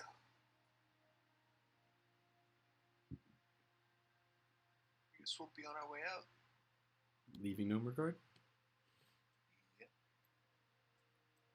Alright. As you guys make through your Pick up Sylvie. Sylvie, as you make your way, and everybody outside of Nomergard in the caverns, you cross the bridge. You go past Ula, the gnome you killed, the man still grieving over the loss. You pass the room full of wine spilled all over the area, and you eventually make it to Richard. Sylvina's still passed out as you guys put her in the cart as Richard lumbers along. And where are we headed?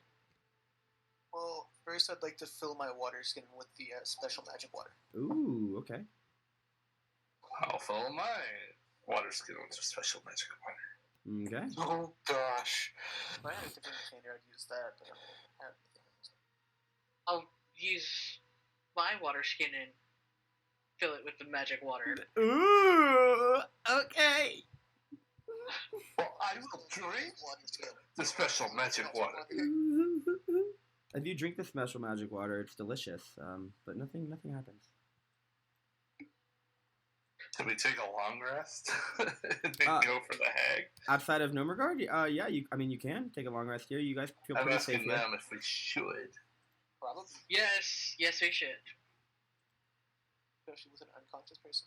You guys feel pretty safe here. Long rest. Remember, you need to be conscious to gain the benefits of a rest. So, As Oh, you guys to rest, wait an as you guys rest, Sylvina wakes up, hurting, and sees all you guys kind of sleeping around her. You're kind of like outside of Gnome Regard at this point. I'm not happy about the location, but I'm just gonna roll over and go to sleep. All right, everybody can go ahead and long rest.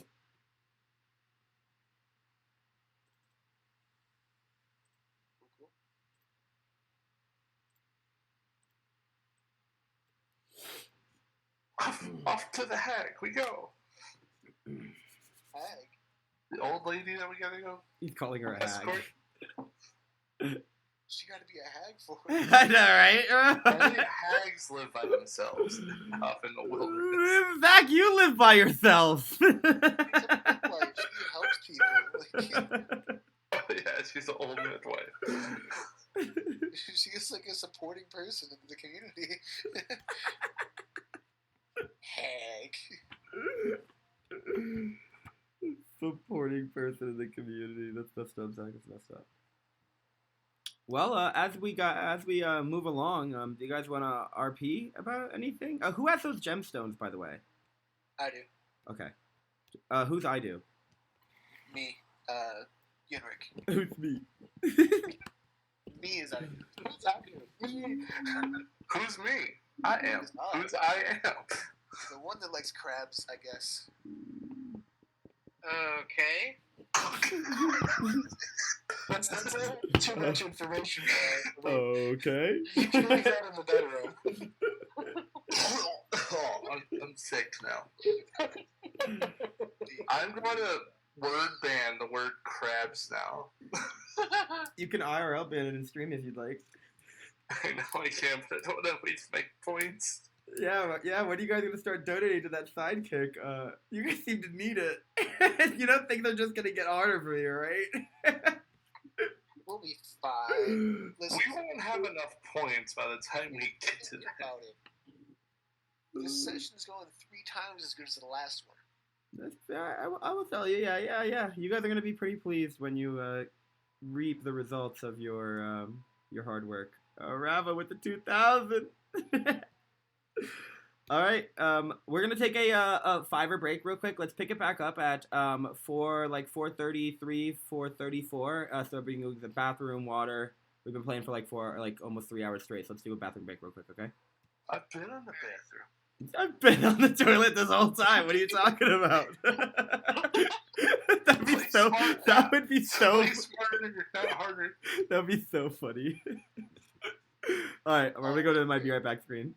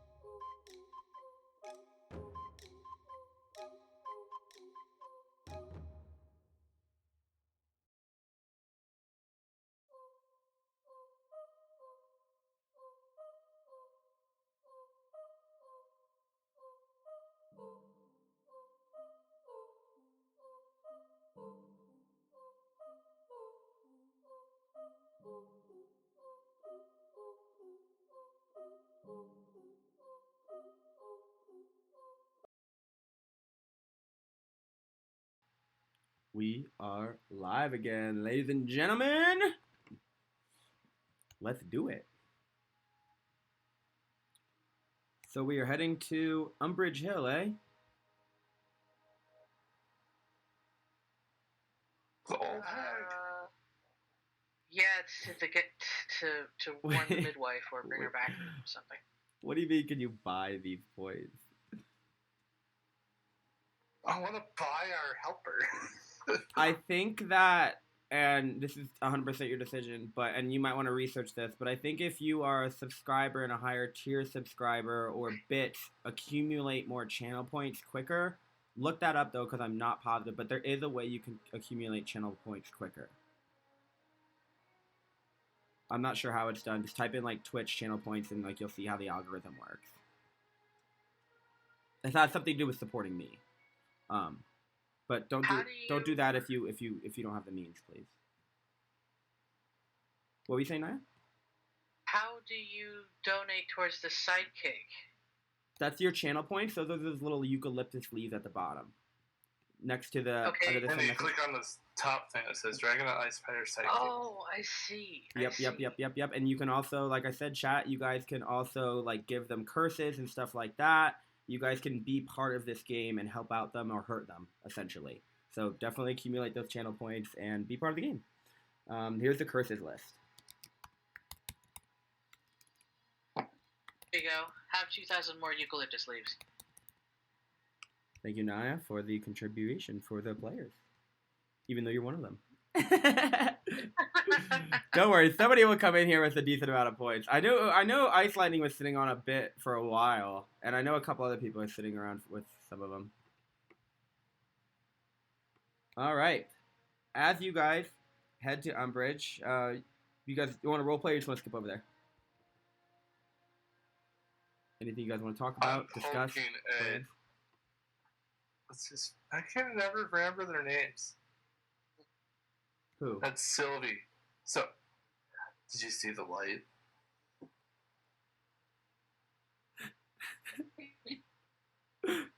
You're asking Sylvana if she saw the light when she went down?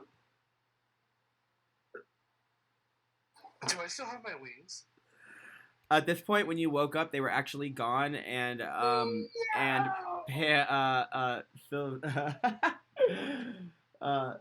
Solenria, you're also back to normal and not glowing anymore. We gotta find a way to make that permanent. I love how the gnomes didn't ask a single thing about it. About what? They've probably seen similar shit. Blue. Oh yeah, they've seen it. They've seen it, man. The magic in gnome regard, bro. They were surprised you weren't blue. A bunch of crazy inventors that live next to a magic waterfall. I'm pretty sure they've seen some shit. Not a mimic, apparently. Not a mimic, apparently. No, they saw a mimic. They just got even crazier. They didn't know it was a mimic, though. They thought it was a shapeshifter. Technically, a mimic is a shapeshifter. But You can be smart, but you can be also stupid.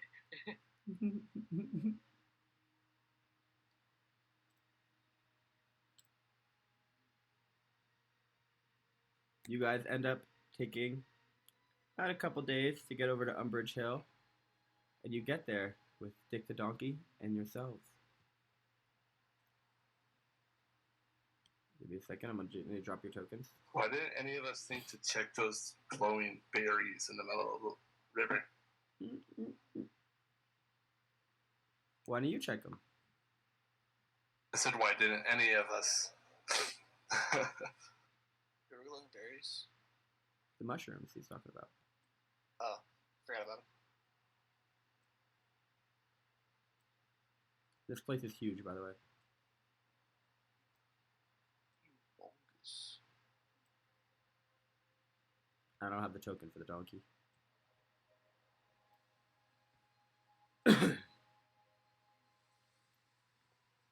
As Dead of old age. As you guys enter the area, you see built on the slope of Umbridge Hill is an old stone windmill surrounded by an iron fence.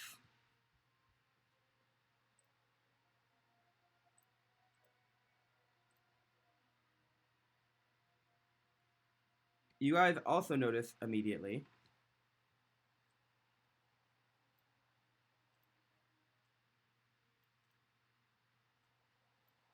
a large winged monster with a spiky tail is trying to knock down the windmill's front door. A woman appears in the second floor window and waves out to you and yells, please, a little help, please?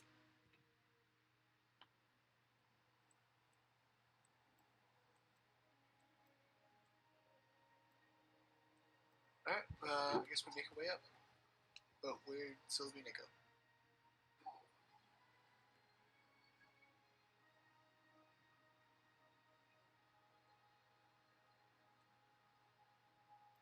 Wait, what? Sylvina left the call. Oh. Maybe a DC, Sylvina, no. maybe a DC, but wait a second.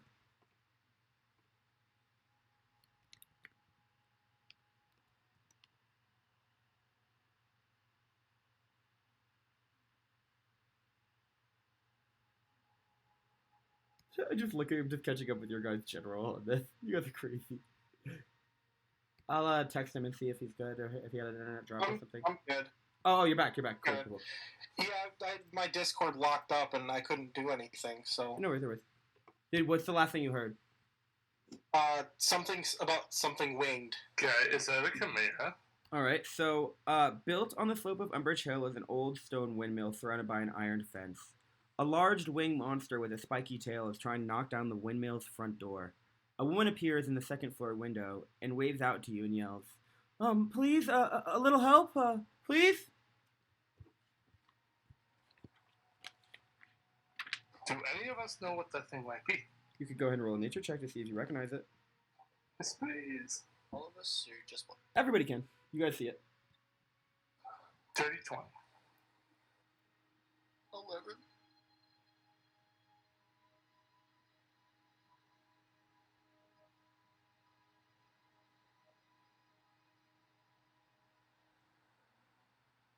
Damn it, we didn't ask for a gold reward, too. Okay, why Missing. isn't D&D? Oh, there it goes. I got a 4. I'm missing one roll from somebody. You're missing it from Sally. What am I rolling again? Nature. Nature.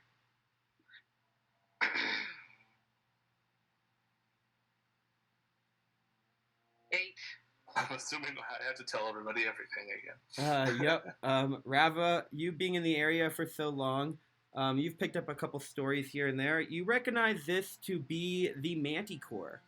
The story that you heard that Cryovane has driven this beast out of its normal habitat. And you know manticores are fierce killers that hunt far and wide for their prey. They aren't particularly bright, but can converse with intelligent prey. If a manticore sees an advantage to be gained by sparing a creature's life, it does so, asking for a tribute or sacrifice equal to the loss of food. Guys, hang back. Syl, heal me if this goes south. I know how to talk to these things. I'm going to go try and converse with it and get it to leave. I know it's been driven out of its home by the dragon. I'm going to try and convince it to leave us alone, and we'll do our best to get the dragon so it can go home. So the mage wants to approach the big bad thing by itself. Yeah. Yeah. Alright. Rava seems pretty confident about this. I move up 30 feet and shout, "Noble Manticore! Allow me to come speak with you." Rava seems pretty confident about this, and you see that if you look at the lines on the map, Rava, this is 10, 20, 30, 40. So this thing's about 40 feet up on the mountain. So you have to start climbing. Yep. You guys see Rava starting to climb up the mountain, finding placeholders and kind of moving. It's more or less a slope, like a hill, than like a mountain. You know what I'm saying? Wait, will we see it from down there then? You would. This is a very large area. I shout up to it, "Noble Manticore, please allow me to come speak with you without killing me." The Manticore slams his tail against the door and says, "I have no time for fools. Give me food, woman!" And you continue to climb up the hill. I will give you food. I don't know if you'll like it, but I have food to give you. You have food, huh? You kind of move your way up this way, and at this point, you're kind of standing at the gate, and he's looking at you kind of through this area. You see he has like a lion's face, and like almost like human lion face, very terrifying looking. And his wings are spread out. He looks very very pissed off. And you look over to the east there, and you can also see what seems to be piles of rock. You can't tell what they are, but they seem to be placed very, very specifically. And the Manticore walks up kind of between and squeezes himself between the fireplace and this building as you see the windmill kind of shake from his sheer size. And he says, "You have food for me." Yes. I slowly go into my pouch and take out 2 rations and place it over the gate or fence.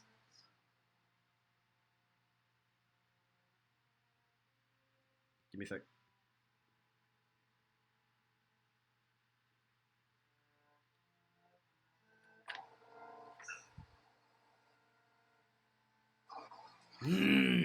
You think this is big enough for a big fellow like me? A little more. How about double? Is that big enough for you? He kind of smells it as you're handing it out to him. He says, "This will do." And he snatches it out of your hand and flies away. Yeah, I did it. You guys see this Take manticore. 4 rations off. Yep, please. You guys see the manticore flying above the air. It flies gracefully and beautifully. Imagine just like a lion flying. As you guys stand at the hill of the foot of the hill.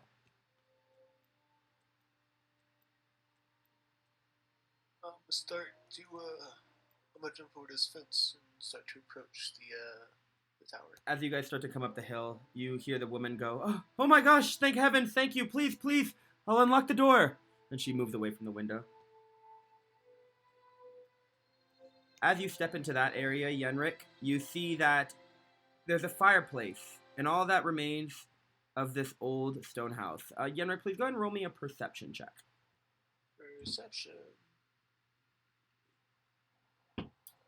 I'll see nothing. Nope. Not one. As you guys kind of go through this area, everybody can roll a perception one by one. So that would be Pale, Rava, and then Sylvina.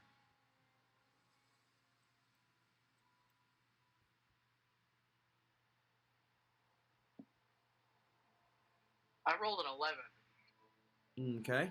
You I'm don't. rolling that one. Okay. Lindsay's. I'm too scared from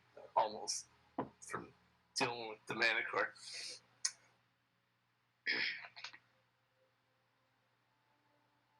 Poop your pants a little bit. No, I pee my pants because I'm a girl. We don't poop our pants. I got Nate. All right. As you guys stand at this door, the door opens for you, and you see this woman.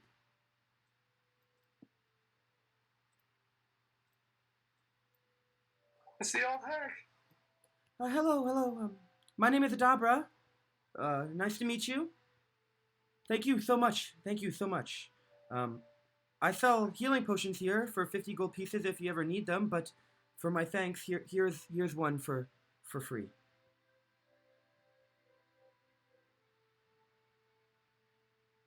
All yours, Rava. I walk up and take it. Thank you. All right, you can. Why didn't you just give him food? Everyone knows if you give a manticore food, the event will potentially leave you alone. Well, I don't have much food here. I'm very far from town. I use this windmill. I've lived here all my life. To grind herbs and other ingredients for poultices and potions. And you guys look inside and you see that the area is used like it's a windmill. Like there's a lot of tables around with herbs and collected and whatnot. And she essentially explains to you she doesn't have a lot of food, so she has to ration the food that she has. He was offering me healing potions, but I only have a few left.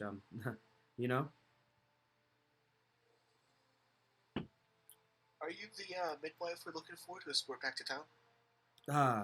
My name is Adabra Gwen. Is that who you're looking for?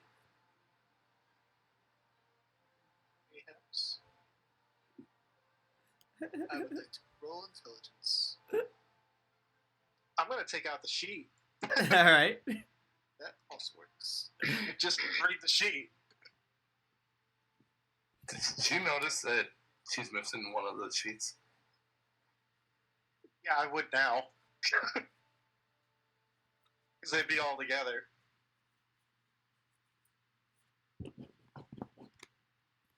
You see that the sheet... Shit, it went away. Sorry, hold on. She sells sheets on the seashore.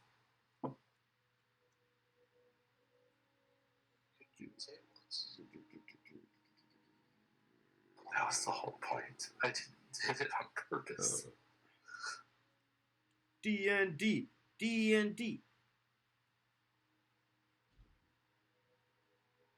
That's what they all say. She sells seashells by the I seashore. cannot find this quest to save my life, I guess. Plus. My roommate heard you doing that and just did it in the Family Guy old man voice. You guys see that the local midwife, an alkaloid of Shantae named Adabra Gwyn, lives by herself in a stone windmill. This is the woman you're looking for.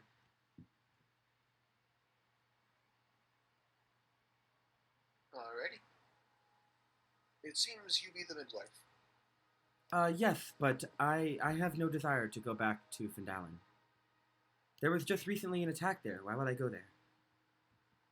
There was just an attack here. Because of the Manticore. He could come back. Right, I'd much rather deal with a safer. I'd much rather deal with a manticore than a white dragon. Please come in. Alright. I lean over to Yenna before we go. Are we gonna have to knock her out and take her by force? Why is the donkey's name I Asparagus now?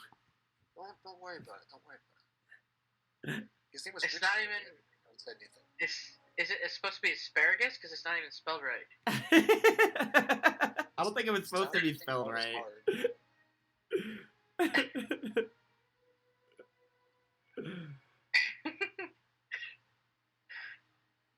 Bardock. We named him Bardock. So, yes, I have no desire to go back to Fandalin. I'm sorry if that causes you issues. I could send you off with a note. I'm assuming Harbin sent you. Yeah. Yes, he's been sending people my way for the past couple months. He should know better. He does seem to be a very nervous individual, doesn't he? Yes, he's absolutely terrified of the dragon. Me, myself, I'm be perfectly fine here. Umbridge Hill is my home.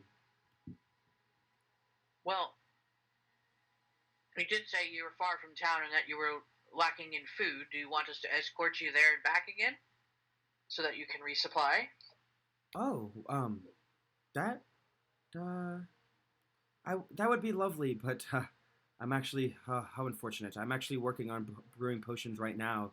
They're stilling, and I need to watch them and take them out at the proper time so they do not, deteriorate. Of course. When do they need to be taken out? Yeah, how long would that take? It's very temperamental. Have you guys ever done potion making? Nope. I'm a soldier. It's very temperamental. You have to watch it, and when the bubbles hit a certain temperature and viscosity, you have to remove them. So, like a day or two, or what? It could be up to a week, up to a couple days. It could be in a couple hours. I'm sorry. I would love to go back to town, but I think it's best if I stay here.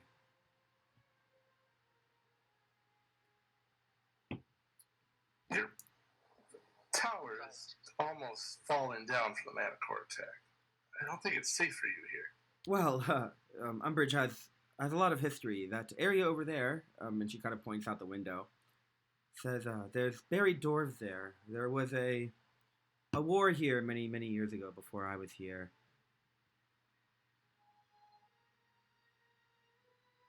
And that is their graves. I feel like it brings me good hope. Good luck. But you just have Manticore here. That doesn't seem very lucky. Well, I'm sure the Manticore was just looking to help himself. He could have easily probably come in here if he wanted.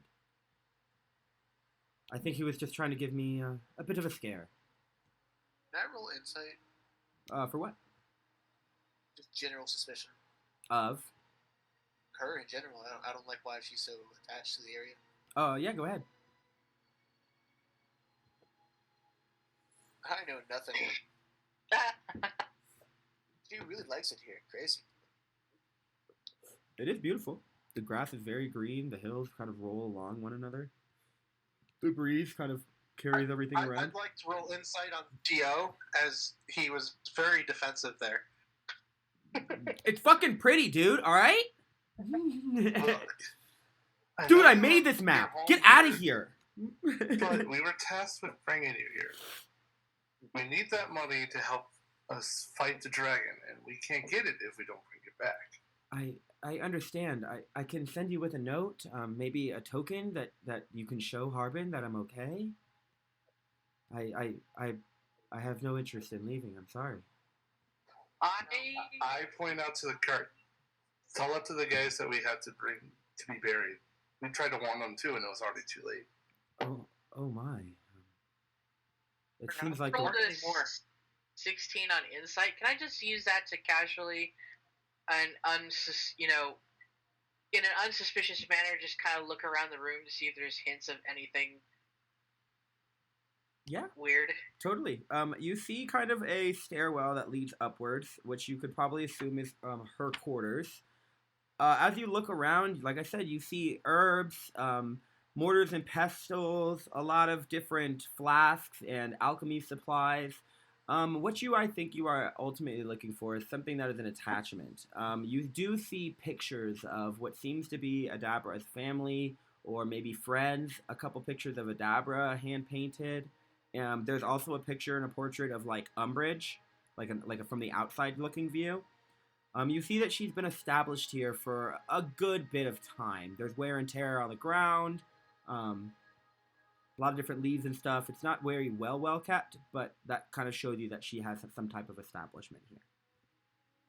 And there's no sign at all that she's got family or somebody living there with her. She's just by herself. Yes. Now, I'm assuming you know our employer more than we do. Would bring it back work for him as payment to receive payment? I mean, I would suppose. Harbin, me and him used to have a bit of a thing, as you would like to call it. I'm sure he's just sending you guys here to see me. Then maybe a letter we can bring back to him. Of course, I would be happy to help. She kind of opens up a drawer and pulls out a quill and some ink and writes, she writes something on the piece of paper and folds it and hands it to you. It's your decision if you want to read it. I hope this will do. I will pocket it, accepting privacy. Just as an aside, did I miss the story of what happened to this building on the outside here? No, you did not. Okay, so nobody's actually... She essentially told you that there was a war here, or like a battle here, long ago, but before she had arrived. It's been in ruins. If you choose to ask her, she tells you it's been in ruins for a good bit. She just doesn't have the means, the skill set to rebuild it. Okay. I'll just shrug and walk out. You're welcome, as you start to walk out, you're welcome to stay here for the night, if you'd like. I have extra rooms. Can I make a wild-ass guess about something? You're welcome to guess in D&D. Selendria, in the meantime, while she's been talking with Yenrik and stuff, Selendria's kind of been wandering around, curiously, just looking at the interior, because she doesn't get out much, or she's been living in the school for a while anyway, and hasn't gotten out much to see other people's places, so she notices all these pictures, and she says, "Where's your family?" Oh, back in Fandalin, actually. Oh. You should be with them. Would it... Well, do they miss you, or do you miss them? My mother and father have passed, and my sister is in Fandalin. I should have been more specific. I'm sorry. Oh.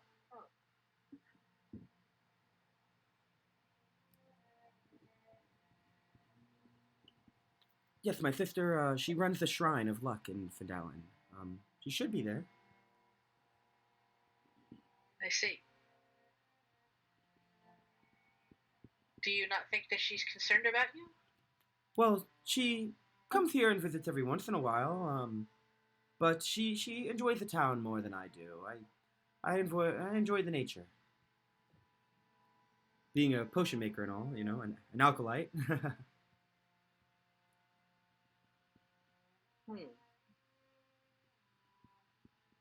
I'd like to go up and investigate the dwarven graves. All right. As you move your way over there, you kind of move your way through the area, and you see buried under these rock piles, they're very, very... what's the word? Homemade graves. you can still see kind of bones, armor, and weapons disintegrated long ago, like imprints and kind of pieces around the grave.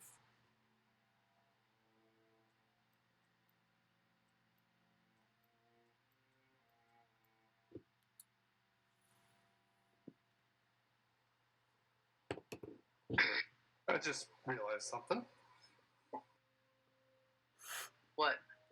The corpses are buried, so I couldn't point it back at them and tell her about them. Well, I would assume she would see the blood stains on the car, but you are correct. I did miss that as well. Thank you for pointing that out. See, I need the support from my players as well. I'm surprised you waited and call us on it.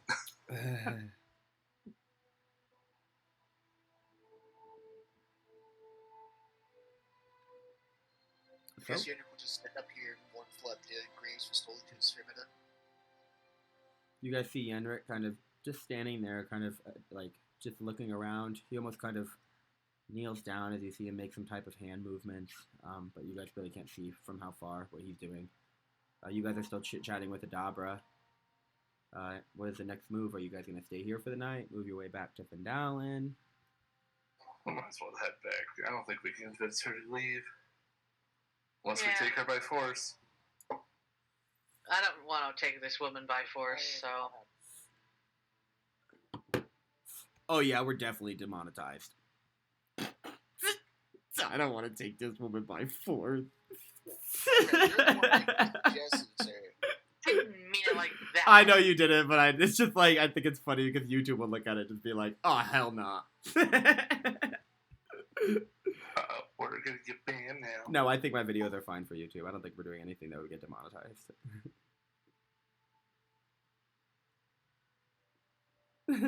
I was just giving you a hard time, Daya. I hope you know I'm kidding around.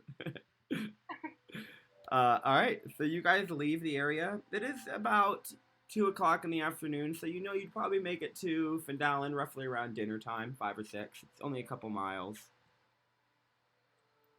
As you guys have made this entire round trip.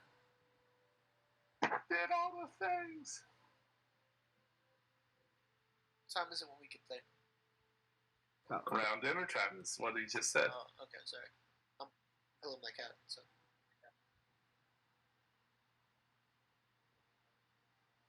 You guys make your way into Fandalin. Head straight for what's his face's house.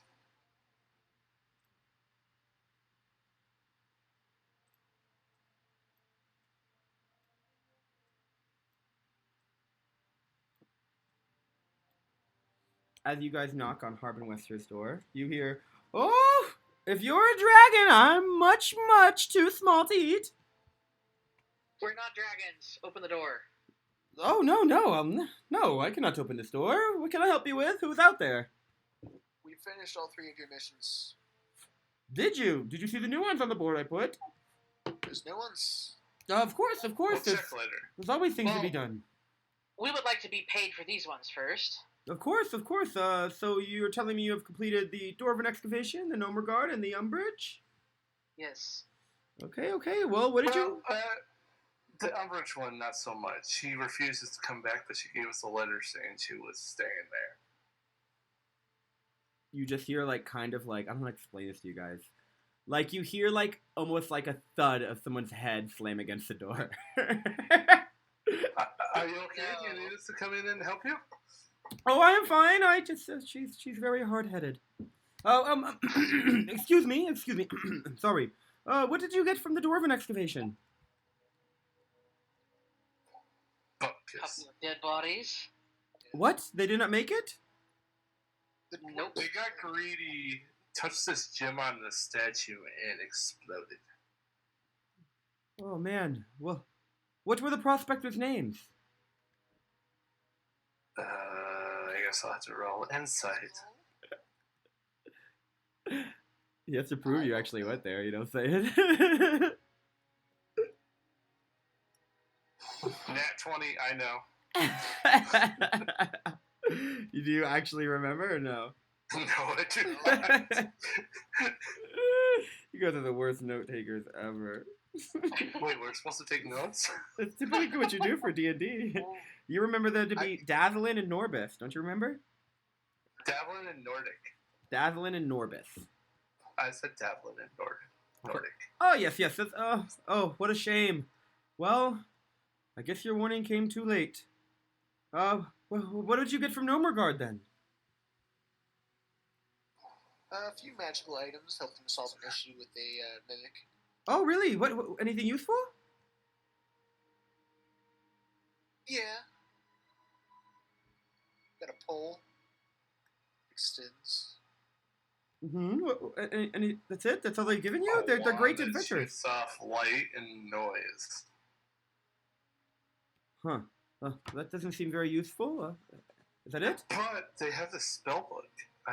If I can get the resources to copy it, that might help out more. Ah, I see. They only give you 2 things though. They're great inventors. They should have had a plethora. We also got this amulet of some sorts and this hat. You hear silence from behind the door for a second. A hat, you say? Yeah. They tried to kill us a couple times.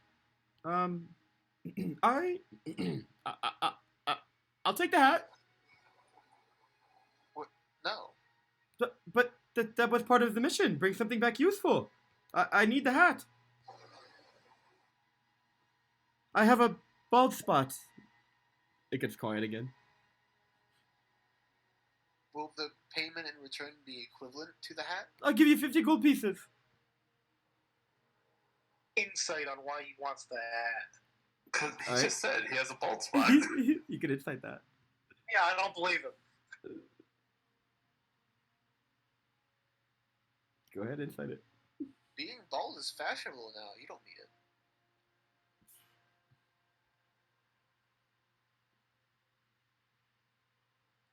it. So, but yeah. Why is it Come going? on. Is it going slow Give me again? My insight check. I wonder why it's going slow again. It's not really going slow. I'm not getting like the roll animation at all right Weird. My D&D Bell's done that before. now. I got a 10. You heard nothing but shame in his voice when he said, "I have a bald spot."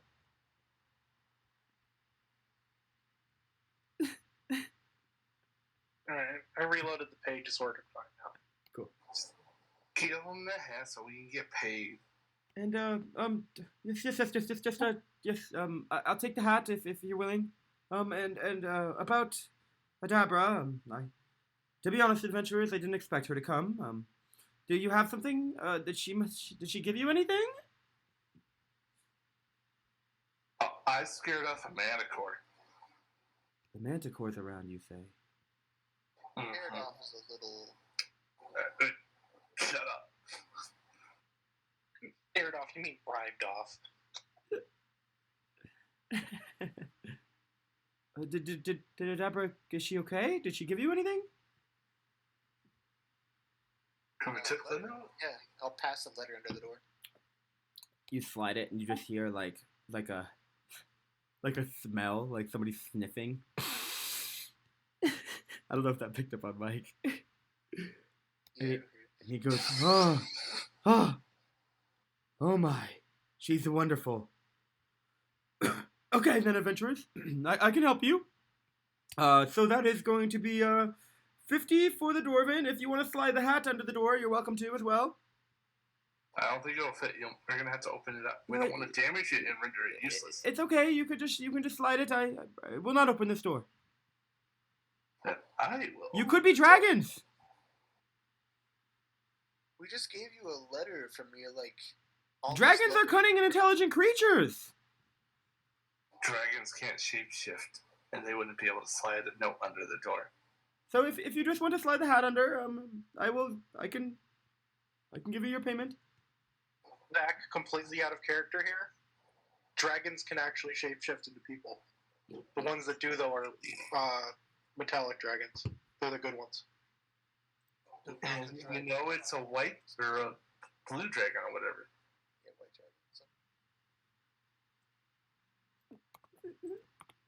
Do you shove the hat under the door? Payment first, because you could not pay us. You just hear silence from the other side of the door.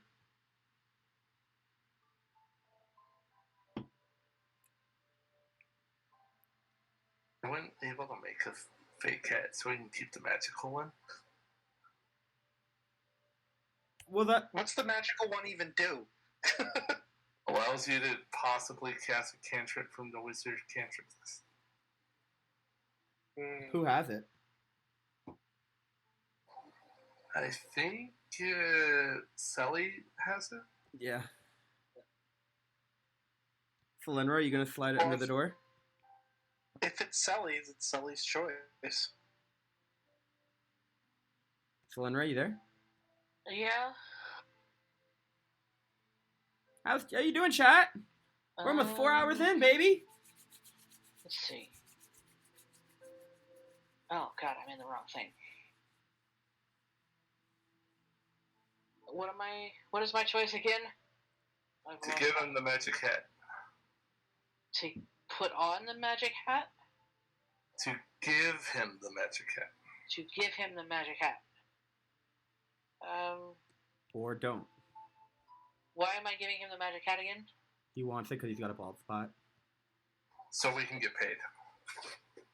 He's refusing us the payment because he's got a bald spot and he wants to cover it. Well, no. The quest was, a clan of reclusive rock gnomes reside in the small networks of caves in the mountains to the southeast. The gnomes of Nomergard are known for their magical inventions. They might have something with which to defeat the dragon. Get whatever you can from them. If you bring back something useful and don't want to keep it for yourselves, Town Master Harbin will pay you 50 gold pieces for it. Can I slide the amulet underneath the door that I have? Actually, If we just have to turn in 8 item we got from there. would that amulet counteract nat ones? It very well might. Amulet, see if he'll take that maybe. Because I think the hat had spells or something that I needed. You'll never get a nat 1 on that amulet because it always is a 10. Yeah, but I'm saying if we roll a nat 1, could we then use the amulet? No, it's before roll. Alright, yeah, toss the amulet. Yeah. As you put the amulet under the door, he slides it back under and says, I have no use for this. I already am blinged out. You know what I'm saying? Oh, but this is a magical item. This amulet makes you immune to dragon's attacks. Any item we don't want, you can pay us 50 gold for. Mm-hmm. True. He's not interested in that item. Just because it's any item you want. This is a magical amulet that'll make you immune to dragon attacks. As you keep pushing it up and down from under the door, it just keeps going back and forth. You could clearly see he's not interested in the amulet. I can probably find a better price elsewhere, especially for that hat too, if we wanted to sell that. Just pay us for the other jobs. Of course. That's totally fine. I guess I'm stuck with this bald spot. Okay then. That will be 50 for dwarven excavation and 25 for checking on my love. Adabra. Okay, here it comes. And you guys are standing there, and you see one gold piece come from under the door. Oh, Another no. gold piece. Another gold piece. Another gold piece. And he is individually sliding the coins under the door one by one. As you guys stand there until nightfall. I'm about to just kick this door down. Yeah, I'm thinking the same thing right now. Selendria is right with you on that one. She's a patient woman, but this is silly.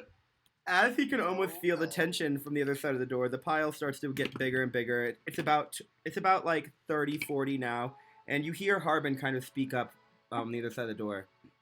And he goes, "Oh, yes, adventurers, I must tell you. The dragon was last spotted over on Tribor Trail, so be careful traveling." Thank you. More money, please. The money eventually comes out. It takes about 40 minutes for all of the money to accumulate, but you now have 75 gold pieces among your party.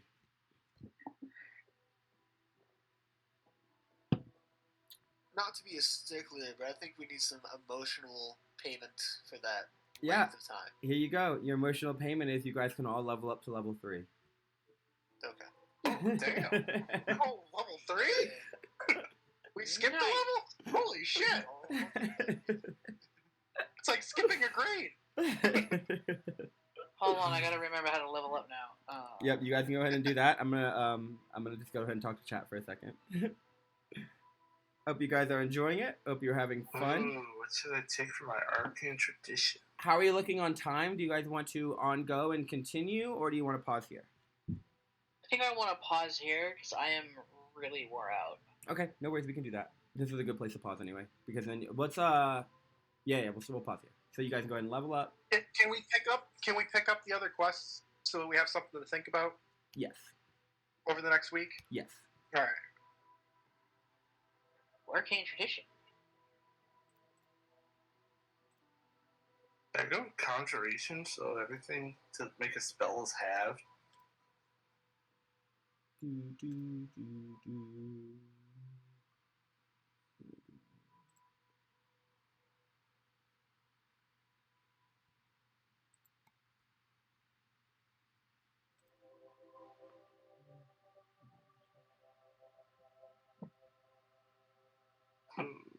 What should I go? Awesome. Our characters have just leveled up. We're going to be ending session here in a little bit. They're just leveling up, and then I'm going to show them their new quest, and then we will pick up next Saturday at 1 o'clock. But we're not ending just yet. So, the dragon was last spotted on Tribor Trail.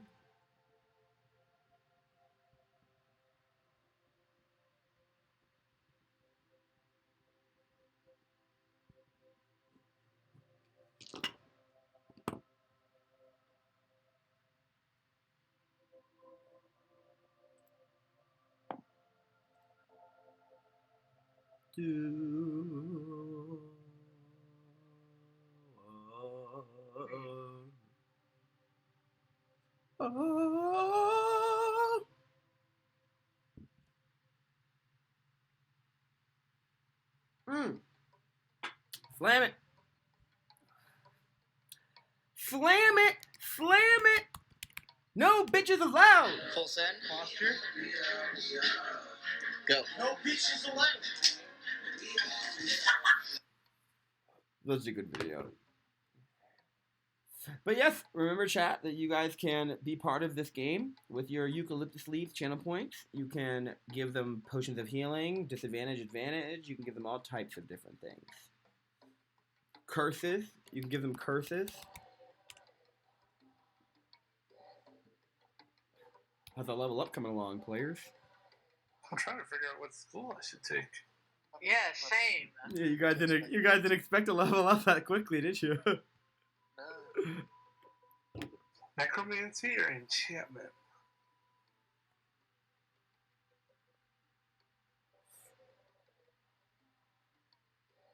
One, two, right.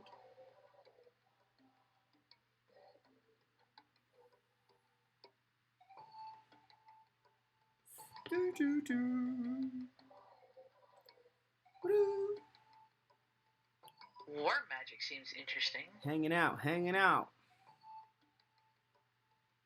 Thank you guys for tuning in. Everybody who tuned in. War magic. We'll definitely. I'm having a lot of fun with this session and this group of players. I haven't completed this Oh, they have war magic. entire session throughout. I've gotten probably it about just gives me a list. to this Blade point, singing, order of scribe, school of abjuration, school of conjuration, and then we have the demon, end, achievement, which would be really illusion, cool. necromancy, transmutation, and war magic. You have a fun shit I don't have. So my ETA on this session is we're probably gonna have about, if it goes how we did this time, another six sessions roughly, Cool. depending on timing and stuff like that. You know what I'm saying? What you guys do. You guys have yet to go to the inn in this town, which I think is hilarious. Didn't we go in the beginning? No, you went to the shop and then just dipped. Oh. Which areas? I was finishing up my character. You didn't go to the inn. Oh yeah. I'm gonna try war magic and see how that works. I don't know how that's gonna go, but it's gotta be better than what I have now, right? I don't know.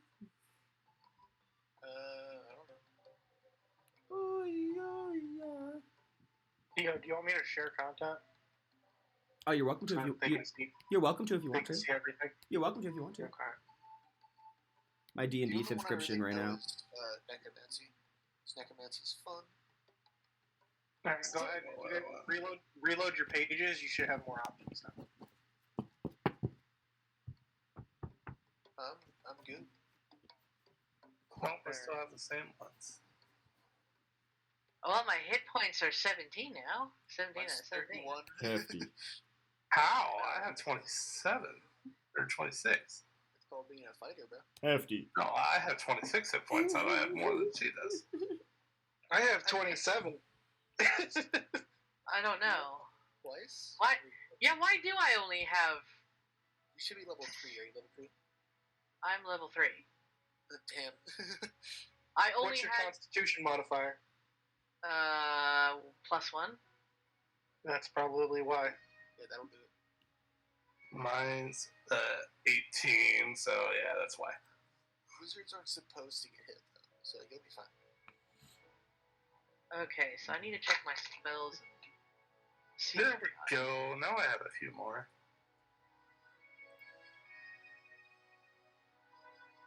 Yeah, that's right. I can get Yeah, you have 2 more 3d6. prepared spells.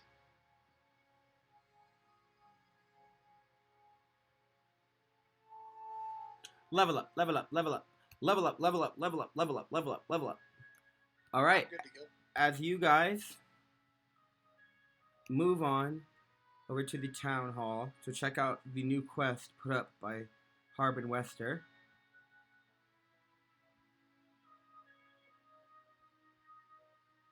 Oh, I swear to God, if Quinn pulls that coin shit again on the next time we come back, I'm taking the door. I would say no, but I'll just walk away and whatever happens. Get out of here, you ain't gonna do shit. Ooh, order of scribes. I could copy spells in a few minutes. With the pay, was that 75 gold each or split between us? Split between. Calculator. Yeah, so someone else do that math. I don't want to do that math.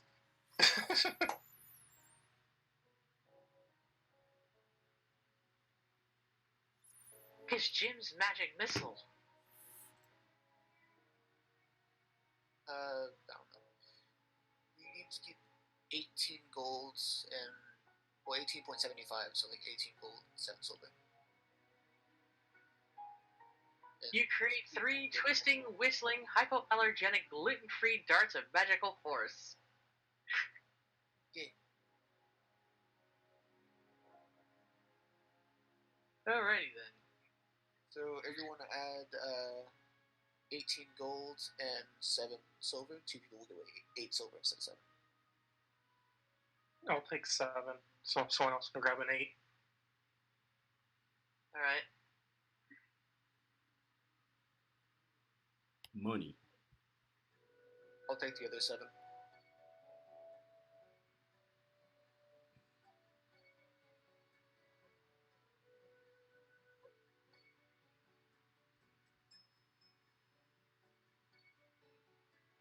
All right. You guys ready as you move over to the town hall? I'm still level. You still have one? I just can't figure out which tradition I should take. Order of the scribes sounds really good. I'm trying to think of spells I can take. Thunder Wave looks kind of fun. But that awakened spell looks like it's difficult. Thunder! The way with spells, each time you level up, you gain 2 spell levels of a spell slot you know. So level 2, you should learn 2 first level, and level 3, you should learn 2 either for first or second level. Uh-huh. I'm just happy I have more spell slots right now.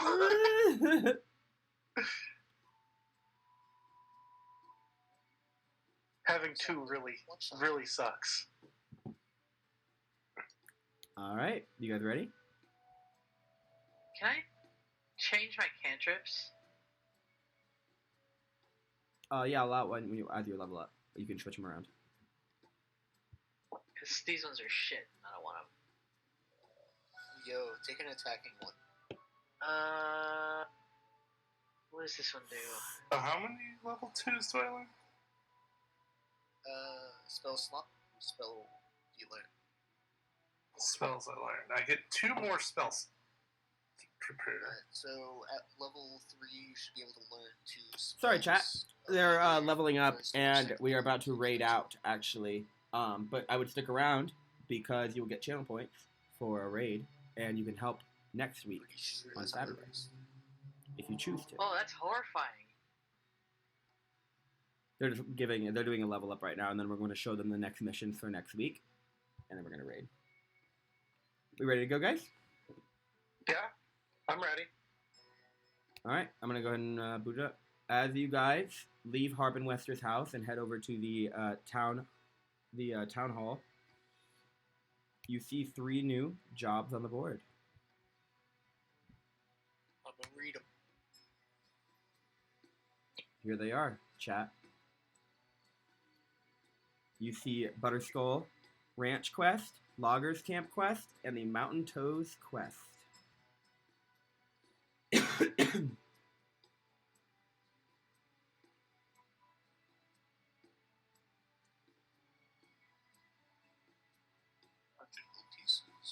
Pieces, quadruple pieces.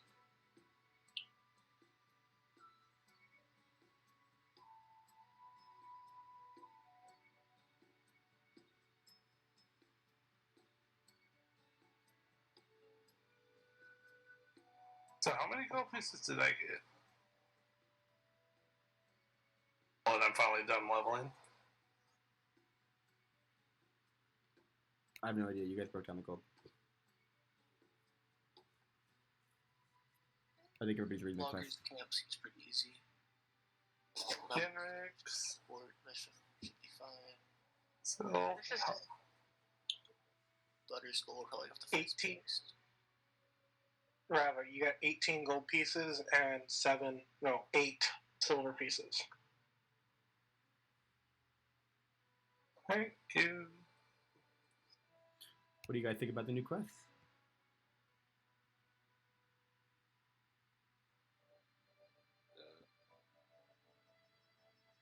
One is west. The bottom one's scaring me a little bit because you said that the dragon was just spotted on Tribor Trail. It was. So we got west, northeast, and east. So maybe start with west. Okay. Because the guy to the west mission is in Faladin right now. We just need to escort him to the mine. As you guys stand here at about 6 p.m. at night, or it's about 6:30 p.m. at night, reading the quest, this is where we're going to pause. Alrighty. No. I will have your guys recap after the mission. I hope you guys had fun. I want to go longer. I think Naya's getting a little worn out, and she's got a big day tomorrow as well, so we're going to give Naya the break she needs. But guess what, Dio? Now I don't need money to make copy spells. Oh, yeah? Yeah. I can make a wizardly quill. Interesting. Well, if you guys want to say bye to Twitch, we're going to go ahead and raid out. If you guys stick into the channel as well, you'll get some more channel points to assist yourselves. And thank you guys for playing. I'll get with you guys in a little bit. I'm going to raid out, finish, so I'll be back in like 5-10 minutes, okay? Alright. Twitch. Bye, Twitch. Bye. Goodbye, Twitch. All right, chat. We're going to go ahead and do our raid message. We're going to go ahead and hit Koala Gang. That was fun. And then go ahead and, if you have the emotes, hit the what emotes. is it? If not, just say Koala Gang. Number one of the mission I thought we should do first. We're going to raid into a One good more. friend of mine named Bleach Blonde. She is by the poolside right now, hanging out. At the same And time. she is Or all three awesome. At the same time. Alright, I think I have all of my spells and stuff sorted. Here is the raid Yeah, I think message. we should go to Mountain Toes and Loggers Camp and then finally Butterskull. I'll do them in order that they're shown. Go ahead and raid that into Bleach. Here's the raid message.